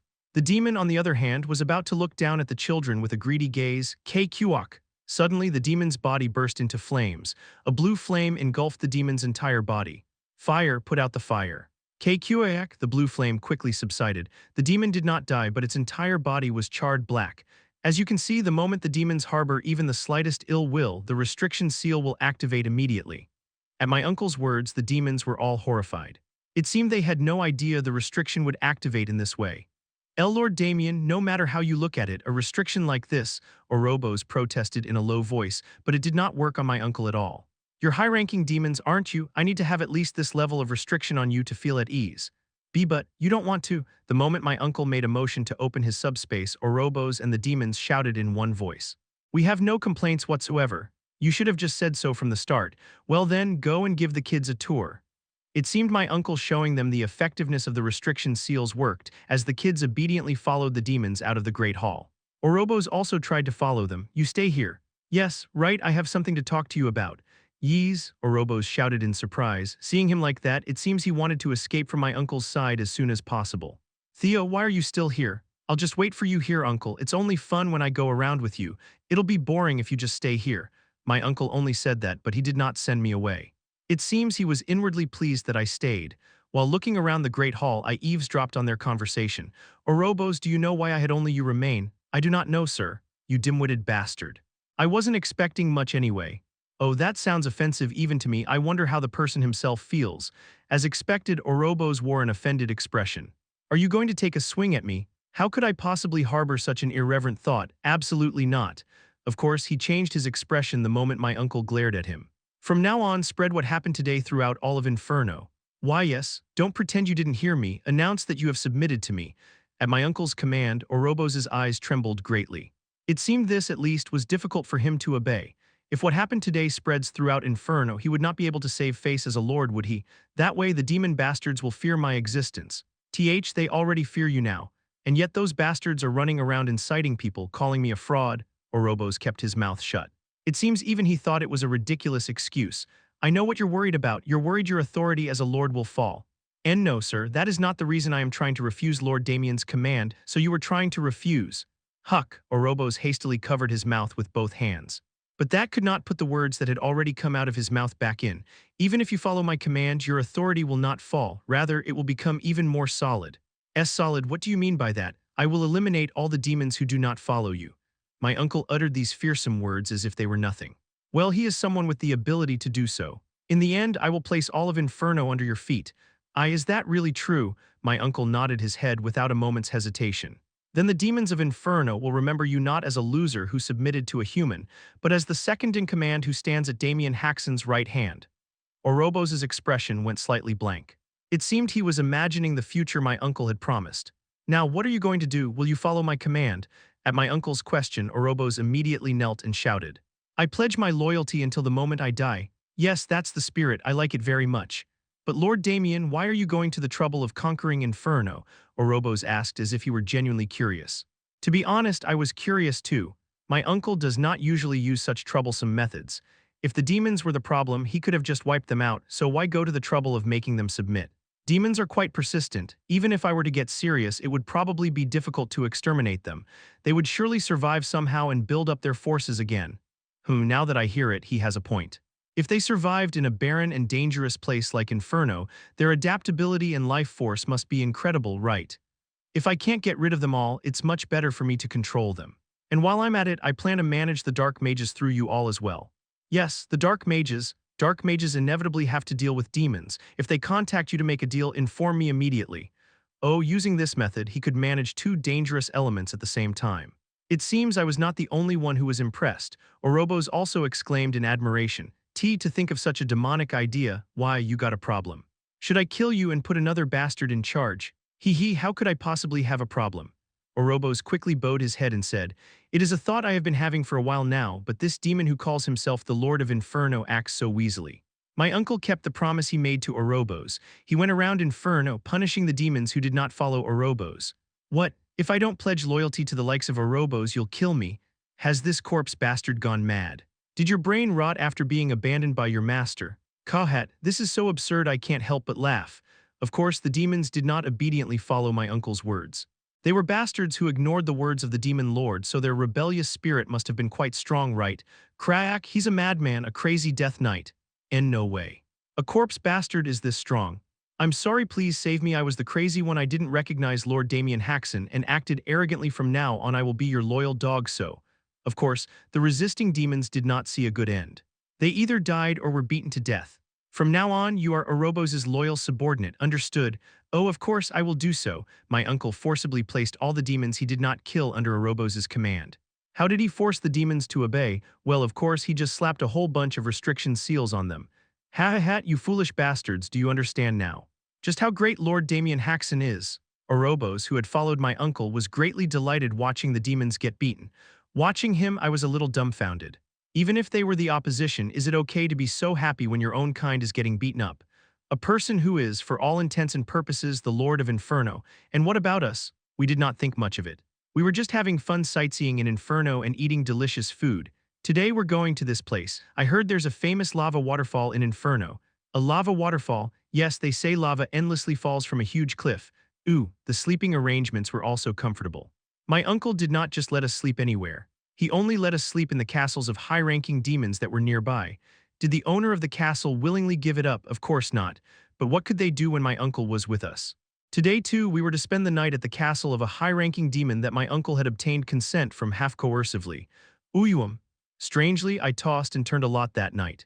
In the end, I dozed off for a bit but eventually got up from the bed. I definitely did not sleep well, but my mind was wide awake.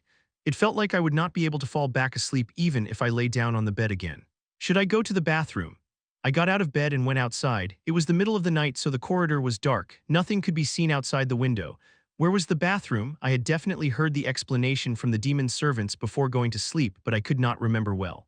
I don't think this is the right way.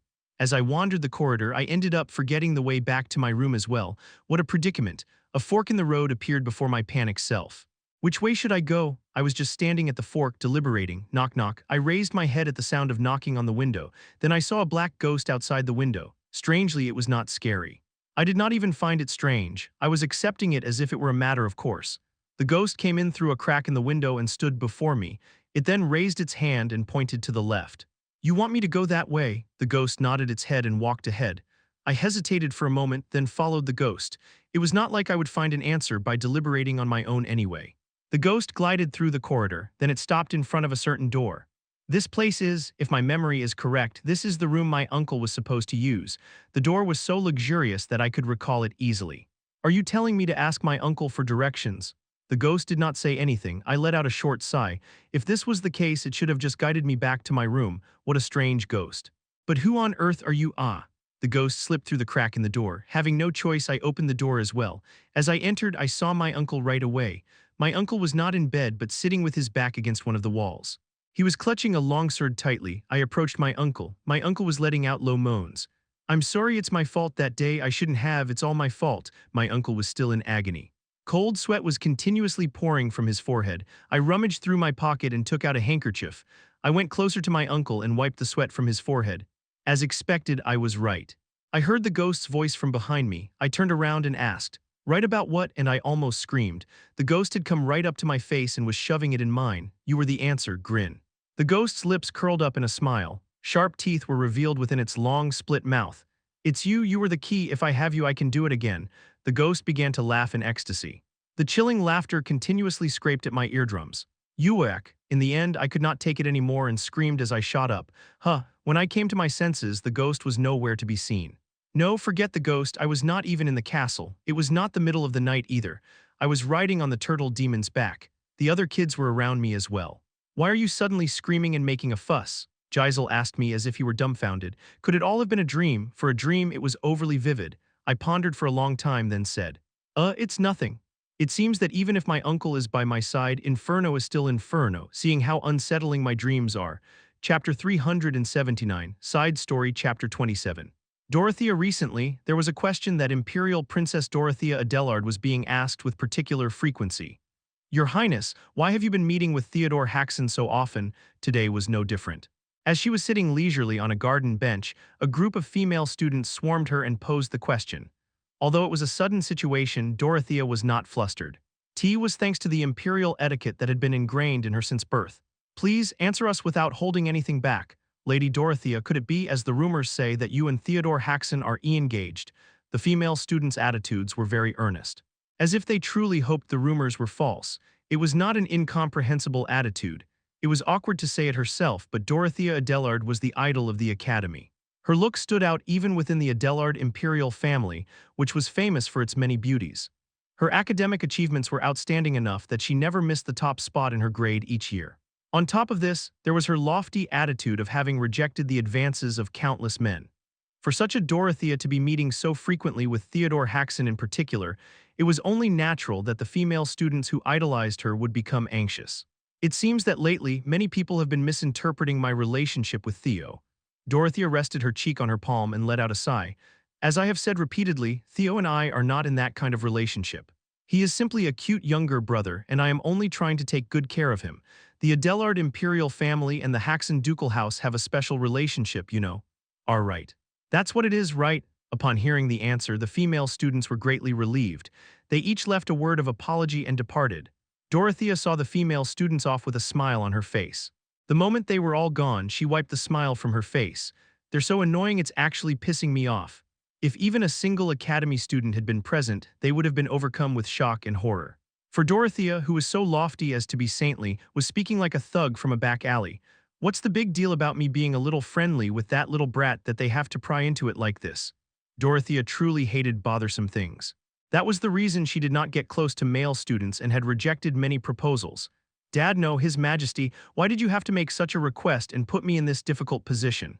Dorothea leaned her back against the bench and crossed her legs.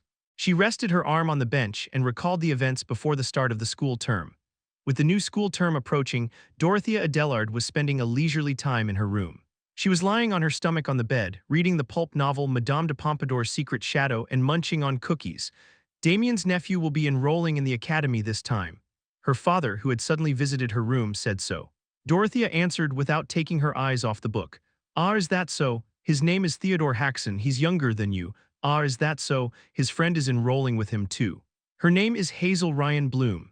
Ah, is that so? A vein popped on Howard's forehead at Dorothea's replies, but Dorothea's gaze still would not leave Madame de Pompadour's Secret Shadow. This was the most important part after all. The part where Madame de Pompadour finally gives in to the passionate courtship of Gorbel, a knight 12 years her junior. You will have to help Theo adjust to the academy. Yes, but at the words that followed, Dorothea finally had to tear her eyes away from the book. Why do I have to do such a bothersome thing? Theo is Damien's nephew. You are well aware of how important a position Damien holds on the continent, are you not? Dorothea was at a loss for words. There was no one in this world who did not know how great a being Damien Haksen was. As a princess, Dorothea knew this even better. That is why the moment she heard her father's words, she had found herself convinced. If we use this well, our relationship with the Haksen ducal house will become even stronger, then we can get even closer to Damien. It was a natural decision for the Emperor of the Empire, but Dorothea knew well. The fact that her father was not making this decision purely as an emperor. Then I can increase the number of times I visit Damien, perhaps I might even be invited on special occasions. Who knows? Damien might even call me for a private matter. In the first place, her father was a very famous follower of Damien Haksen. Dorothea made a disgusted expression. It was not a pleasant sight to see her middle-aged father's eyes sparkle while talking about another man. If you like him that much, why don't you just make him your son-in-law? What kind of out-of-the-blue nonsense is that? At her father's question, Dorothea twirled the end of her hair with her finger and said, I'm just saying this pretty daughter of yours is willing to put in some effort. Dorothea did not have any particular feelings for Damien Haksen, but if it was her father's request, It was not impossible for them to become lovers. His face was quite handsome, and he was strong enough to be called a transcendent after all. You. It was not a question filled with surprise, asking, "You would really do that for me?" It was a question filled with the mocking meaning of "the likes of you." For a father to say to his daughter, it was an overly cynical remark. Even Dorothea could not help but get worked up. "Have you forgotten, Dad, just how popular I am?" The number of men who had courted Dorothea and been rejected, both inside and outside the academy, easily exceeded 100.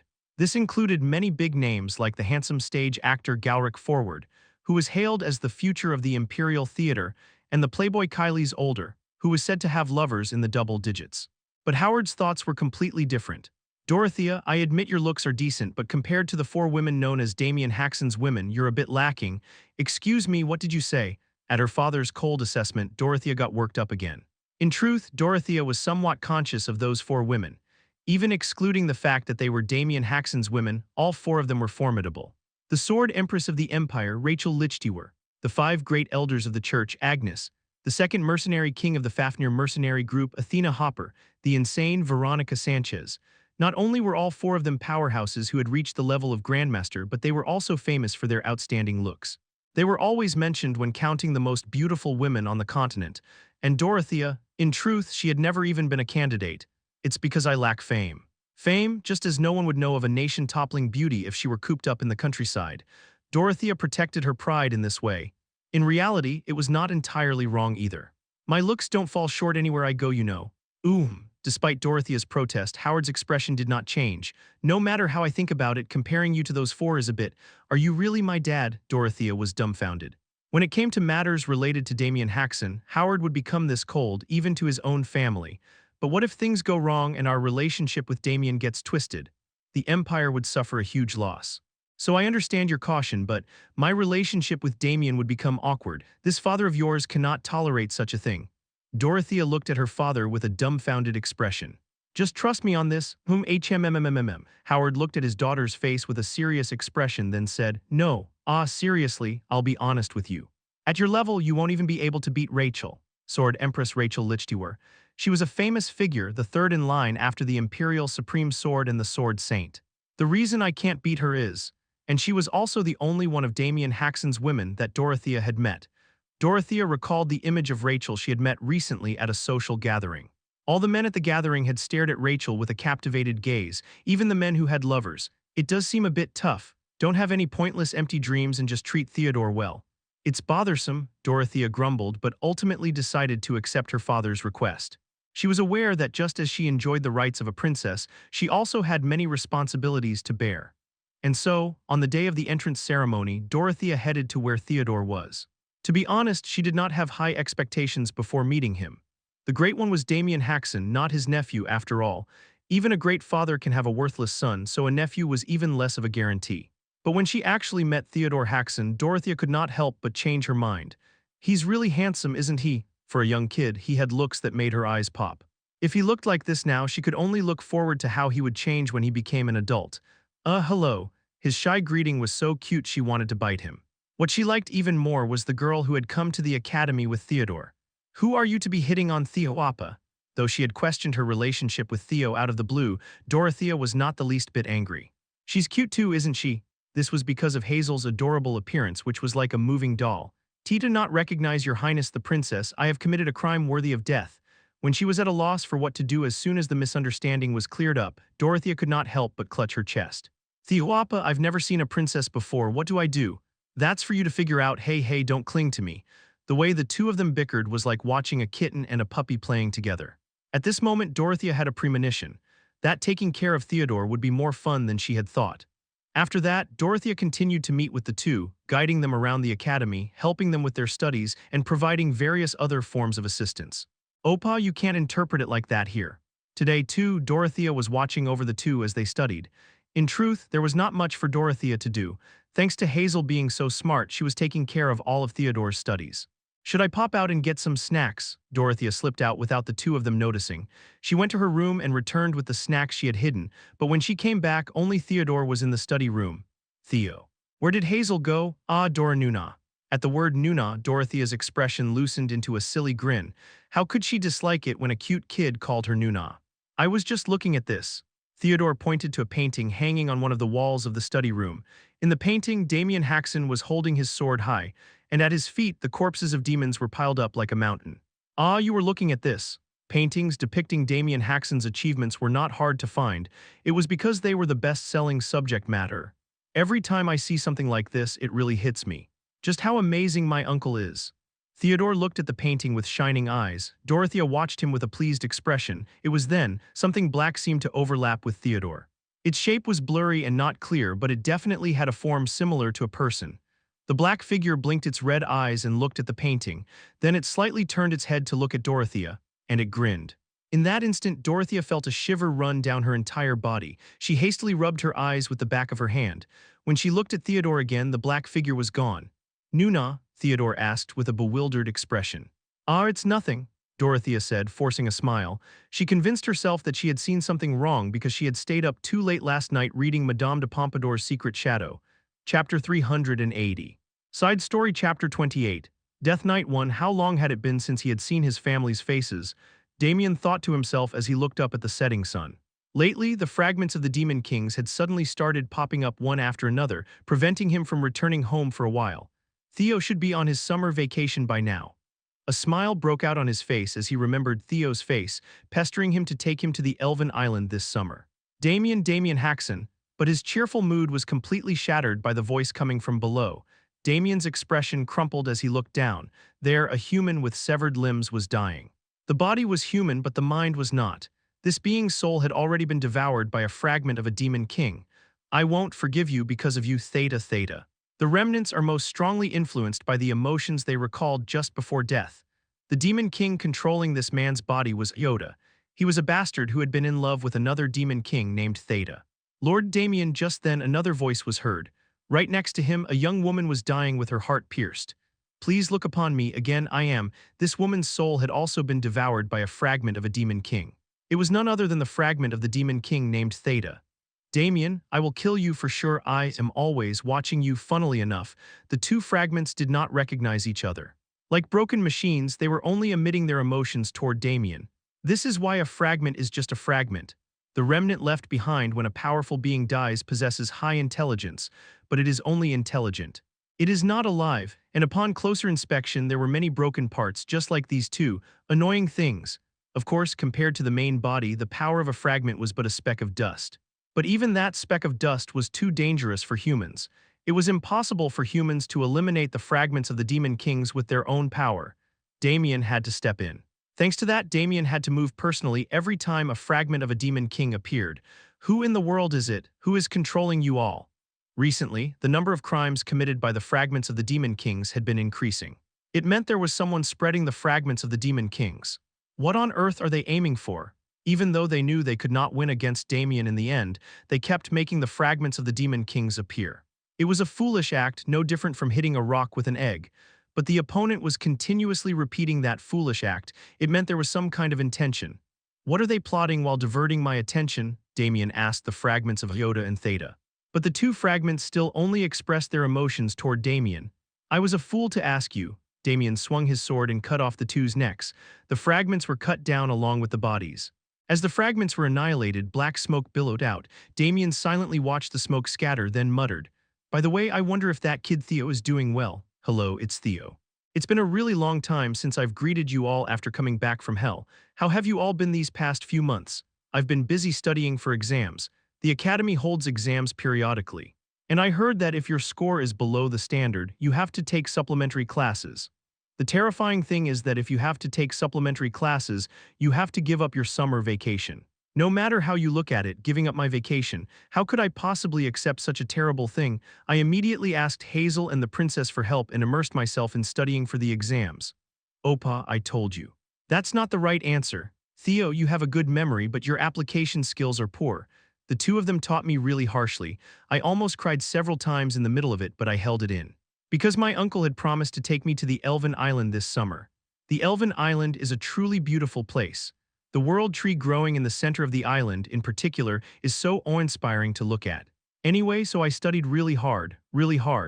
Thanks to that, I got a score of 60, and a score of 60 is just barely enough to be exempt from supplementary classes. We taught him and he got a 60. Not everyone can be good at studying. The two of them were somewhat dumbfounded, but I did not care at all. My goal from the beginning was to get out of supplementary classes. And the long-awaited summer vacation began. "Uncle, I'm here." I quickly returned home and looked for my uncle first, but my uncle was nowhere to be seen. "Mr. Victor, where did my uncle go?" He hasn't been coming home at all lately. It seems he's busy with outside work." If he's busy, it can't be helped." I decided to wait patiently until my uncle returned. In the middle of it, Hazel came over to ask me to hang out, but I refused. Because I was supposed to go to the Elven Island with my uncle. But a day passed, 2 days passed, and almost a week went by, but my uncle did not appear. When is uncle coming back? Grumbling in my uncle's basement every day became my routine. Not being able to go to the Elven Island is one thing, but how can he not show his face for over a week? I cannot just let this slide. I'm not going to say a word even when my uncle comes back. For at least a day, that is, as it was nearing 2 weeks, something strange started happening to me. I started having nightmares every night. Strangely, I could not remember what kind of nightmare I had. It was definitely incredibly scary and my body was drenched in a cold sweat. "Theo, have you not been sleeping well lately? Your face is so gaunt." My mom and dad were worried every time they saw me. I said I was fine, but in truth, I was not at all. I was having a hard time because I could not sleep every day. I wish uncle were here at a time like this. I have had nightmares like this every day in the past. It was so bad that I was afraid to fall asleep. Then, by chance, I happened to sleep next to my uncle once, and wouldn't you know it, the nightmares completely disappeared. I guess it's because I feel safe when I'm next to my uncle. "I miss uncle. Did my earnest wish reach the heavens? Theo, your uncle is coming back today." My mom delivered some very happy news. I smiled genuinely for the first time in a while. "Really? When is he coming?" He said he'd be late in the evening, but he didn't give an exact time. "He's coming late in the evening, you say?" While eating, I made a firm resolution. Today, I would absolutely not go to sleep until I saw my uncle's face. But contrary to my resolution, drowsiness washed over me as the sun set. I was so sleepy that I was nodding off without even realizing it. "It's so strange, I've never been this sleepy before. Theo, go inside and sleep. Look at this kid, it seems he can't even hear his mom properly. You should carry him on your back." In a half-asleep daze, I heard their conversation. I was about to close my eyes just like that, then I suddenly snapped to my senses. When I came to, it was the middle of the night. I was lying in my bed. "Uncle, is he back?" I got out of bed and went outside. I was planning to grab anyone and ask, but since it was already the middle of the night, there was no one in the corridor. Having no choice, I decided to go to the basement. At this hour, that was the only place my uncle would be. I walked through the forest path and arrived at my uncle's basement. The moment I went inside, I felt a great sense of relief. "Uncle," seeing my uncle's face after 2 weeks, a small tear trickled out. I walked over in one stride and crouched down in front of my uncle. It's Uncle Damien." My uncle was still sleeping, clutching his sword. Don't look at me like that," and he was still in agony. I brought a blanket and laid it out next to my uncle. "I was planning to sleep here tonight. As expected, with you here I can get close." My body stiffened at the voice that suddenly came from behind. I put down the blanket and slowly looked to my side. A black ghost that had appeared at some point was standing next to me, looking at my uncle. Damien Haksen's senses have already reached the realm of a transcendent. As a mere fragment, there was no way for me to approach him. What in the world is this ghost? No, how can it be here without my uncle knowing? Let alone approaching him, it was not easy to even build up strength inside you. Thanks to that, I could only gather my strength little by little. For a very long time, the ghost looked at me. But there is just one being who can break down Damien Haksen's guard, and that is you, Theodore Haksen. "Who are you?" I asked, swallowing dryly. The ghost grinned. "Theo, thank you. Thanks to you, I was able to get this close to Damien Haksen. Don't short my name as you please. Has Damien Haksen ever told you about the past?" The ghost did not answer my question. It was not an intentional disregard, but rather as if it were only saying what it wanted to say. "He probably hasn't, that cowardly bastard. I'm not particularly curious. I will now show you what Damien Haksen is hiding." In that moment, an instinctive fear washed over me. I immediately called for my uncle. But before I could, the black ghost reached out and touched my forehead. In that moment, the whole world spun around. A dizzying sense of floating dominated all my senses, and when I came to, I was standing on a green field. Where am I? I was just looking around in a panic. On the horizon far away, I could see soldiers in formation marching. There were so many of them that the ground shook every time they stamped their feet. Sons of the Tarak region, a knight in the center raised his longsword high and shouted, "Today we will execute the vile dark mage. Our valor will be remembered for ages to come." The soldiers answered the knight's cry with a cheer. The air of the field rang out thunderously. "Where are you looking?" Just then I heard the ghost's voice. I reflexively looked toward the direction of the sound, but the ghost was not there. Instead, a knight was standing there motionlessly, a build far larger than a human's, black, thick-looking armor. A large greatsword hanging on its back. A death knight. It was not my first time seeing a death knight. My uncle, for one, is a death knight, but for some reason, why, unlike with my uncle, do I feel so scared, so terrified of this one? At the fear that was slowly creeping up on me, I took a step back without realizing it. Move. Just then a voice was heard. Why aren't you moving? It's my body. Listen to me. The voice was coming from inside the Death Knight's body. Please, I'm begging you, listen to me, do as I say. At the very familiar voice, I muttered with a dazed expression. Uncle, Chapter 381, Side Story Chapter 29. Death Knight 2, I could not see his face because of the helmet, but I was certain. This voice was my uncle's. Move. Why aren't you moving? It's my body. It was not a voice coming from the mouth. It came from deep within the body. My uncle's voice was filled with pain. I realized that something unusual had happened to my uncle. Uncle, it's me, it's Theo. I ran towards my uncle, but my body just passed through him like an illusion. I turned back to my uncle with a surprised face. My uncle was screaming, not even noticing my existence. It's suffocating, I can't breathe, someone please help me. What should I do? How can I help my uncle? I was just panicking and running around in confusion. Hugh hut, the prey is walking right to me. A voice I had never heard before rang out. It was a voice that seemed to be a mix of a woman's and a man's. A skeleton in a black robe had appeared behind my uncle at some point. Damien, today is your first sortie. We can't let this monumental day pass by boringly, can we? The skeleton gripped my uncle's shoulder and pointed at the soldiers. Kill them, leave not a single one alive. The moment the command was given, a red light gleamed from within the helmet. My uncle gripped the greatsword on his back and began to run across the field. What? Why is it moving? What is it trying to do? My uncle was greatly flustered. Even so, his body continued to run. What are you trying to do? When my uncle started moving, the soldiers' faces froze stiff, but not a single person broke formation. Damn it, the undead is coming. Everyone hold the line, don't be scared. As soon as the distance to the soldiers closed, my uncle immediately swung his greatsword. Blood splattered as the upper bodies of the soldiers in the front rank were sent flying all at once. Despite wearing armor and blocking with shields, the soldiers could not hold on for even a moment. They can't get through, block them. Heavy shield soldiers, forward, forward. The soldiers reacted quickly. The problem was that my uncle was far stronger than they had anticipated. Every time my uncle swung his greatsword, 3 or 4 men died. Their bodies were split in half, sent flying diagonally, their waists severed. Arg. KQAK, my arm, find my arm. The green field was instantly stained with blood. It was covered with the dead and the dying. Even so, my uncle did not stop. And no, stop, don't kill. I said stop, to be precise, he could not stop. My uncle's body was moving against the will of its master. You bastard. Just then, a thunderous roar was heard. The knight who had been leading the soldiers from the center kicked off the ground and swung his sword at my uncle. My uncle immediately stopped killing the soldiers and blocked the knight's attack. With a tremendous sound, my uncle's body was pushed back. The knight, on the other hand, was not pushed back and stood his ground. A mere walking corpse dares to harm the living, know your place. The knight's face was filled with rage. It meant he was that furious about the deaths of his soldiers. I am Zenis Wingcut, a high class of the Glacia Kingdom. I will give you the opportunity to state your name as well. Despite the knight's cry, my uncle said nothing. To be precise, he could not speak. Have you forgotten even your pride as a knight? When no answer came, the knight immediately swung his sword. The knight was strong. He cornered my uncle with fast and powerful attacks.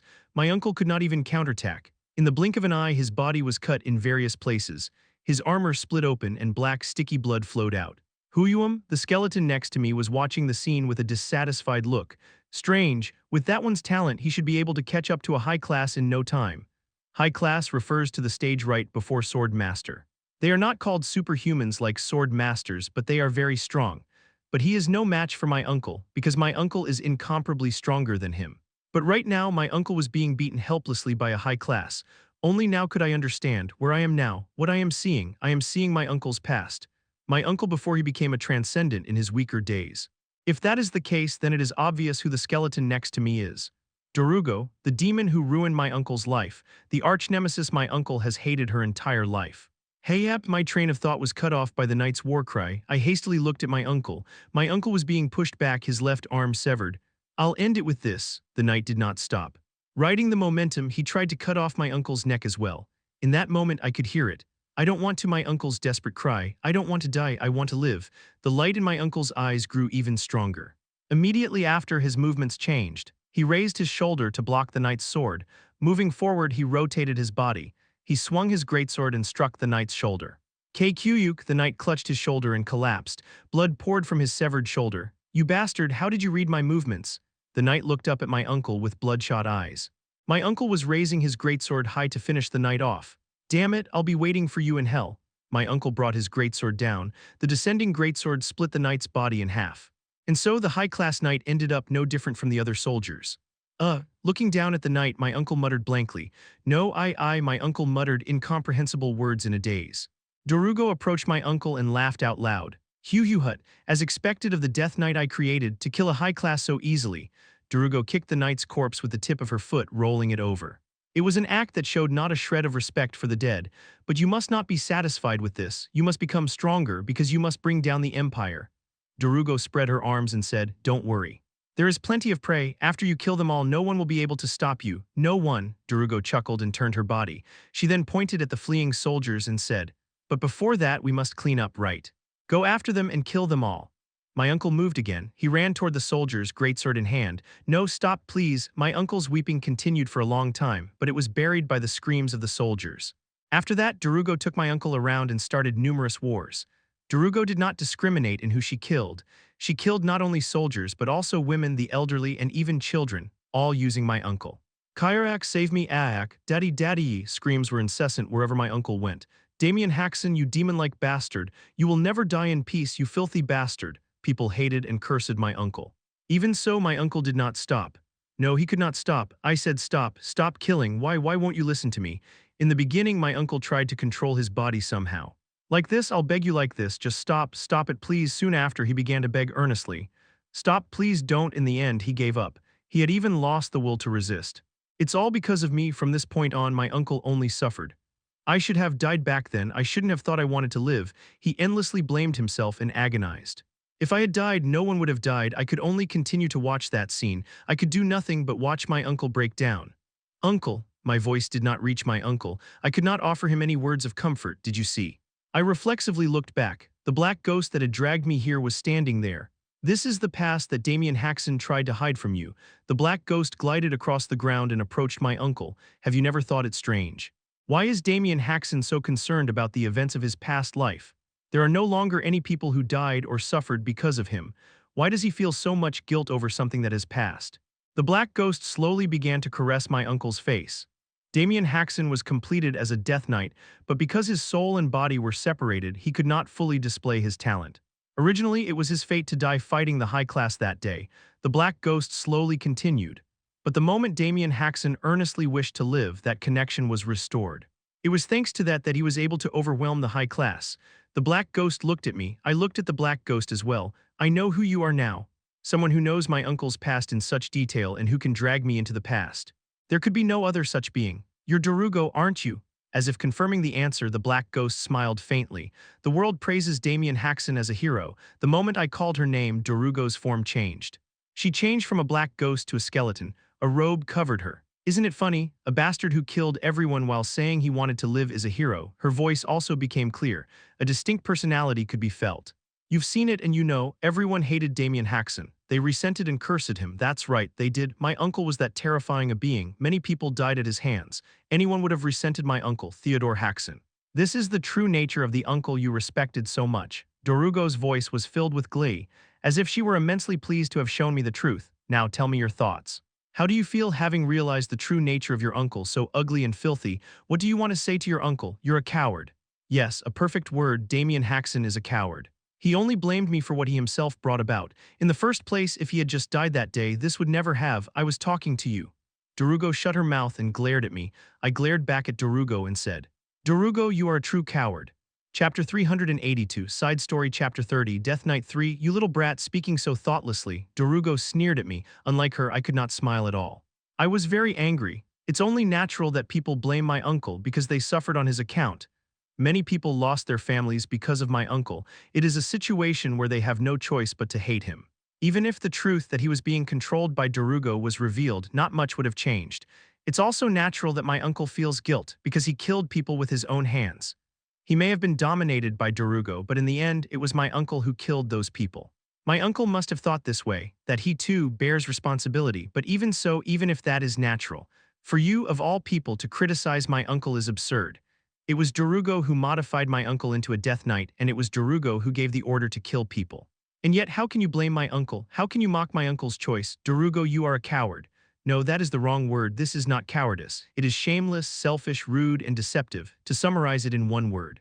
You are ugly. After saying it, I felt a little relieved. Darugo was silent, as if in shock. Then she erupted in anger. No, those are not the words that should be coming out of your mouth. No, these are exactly the words I should be saying. Why do you think I went through all this trouble, spreading the fragments to divert Damien Haksen's attention, barely managing to build up strength inside you? Why do you think I endured all that hardship? Darugo's body, which had turned into a skeleton, collapsed again. Darkness flowed like a torrent and covered the entire world. It was all for this moment.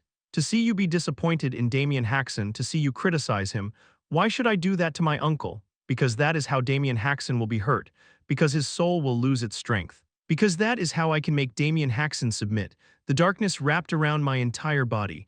I could feel a physical force. It felt as if my whole body would be crushed if Darugo applied even a little more pressure. But I was not scared. There was no reason to be scared in the first place. My uncle will be really angry if you touch me. Ha, do you think Damien Haksen can come here? Darugo snorted at my words.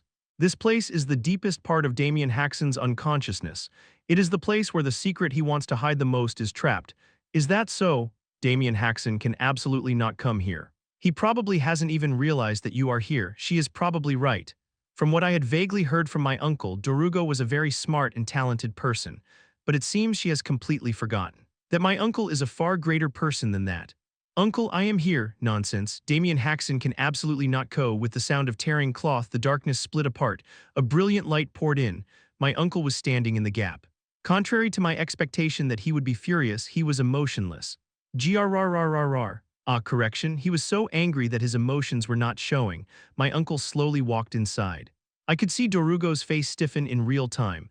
Theodore Haksen, come over here. Darugo belatedly came to her senses and tried to grab me, but my uncle was faster. My uncle blocked Darugo's path and grabbed her neck. Crack. Let go, I said let go. Darugo's body turned into tentacles and wrapped around my uncle. It tried to crush my uncle's body, but my uncle did not even bat an eye. I thought it was suspicious that only your fragment was nowhere to be seen. Don't tell me you were living as a parasite inside Theo. My uncle glared at Darugo, growling like a beast. I see, you ground up a part of your own soul. That's why you were able to act a little more rationally than the other fragments. Let go, I said let go, but in the end a fragment is just a fragment. You're short-sighted. Even the original couldn't do anything to me. Did you really think your little tricks would work? When my uncle put strength into his arm, Darugo's body swelled up. Ak kqayak, get lost now, you thing that smells worse than the stench of garbage. With a final scream, Darugo's body exploded. At the same time, all the darkness was lifted. Uncle, I ran to my uncle. My uncle gently pulled me into a hug. You punk, you should have called me right away when a suspicious entity appeared.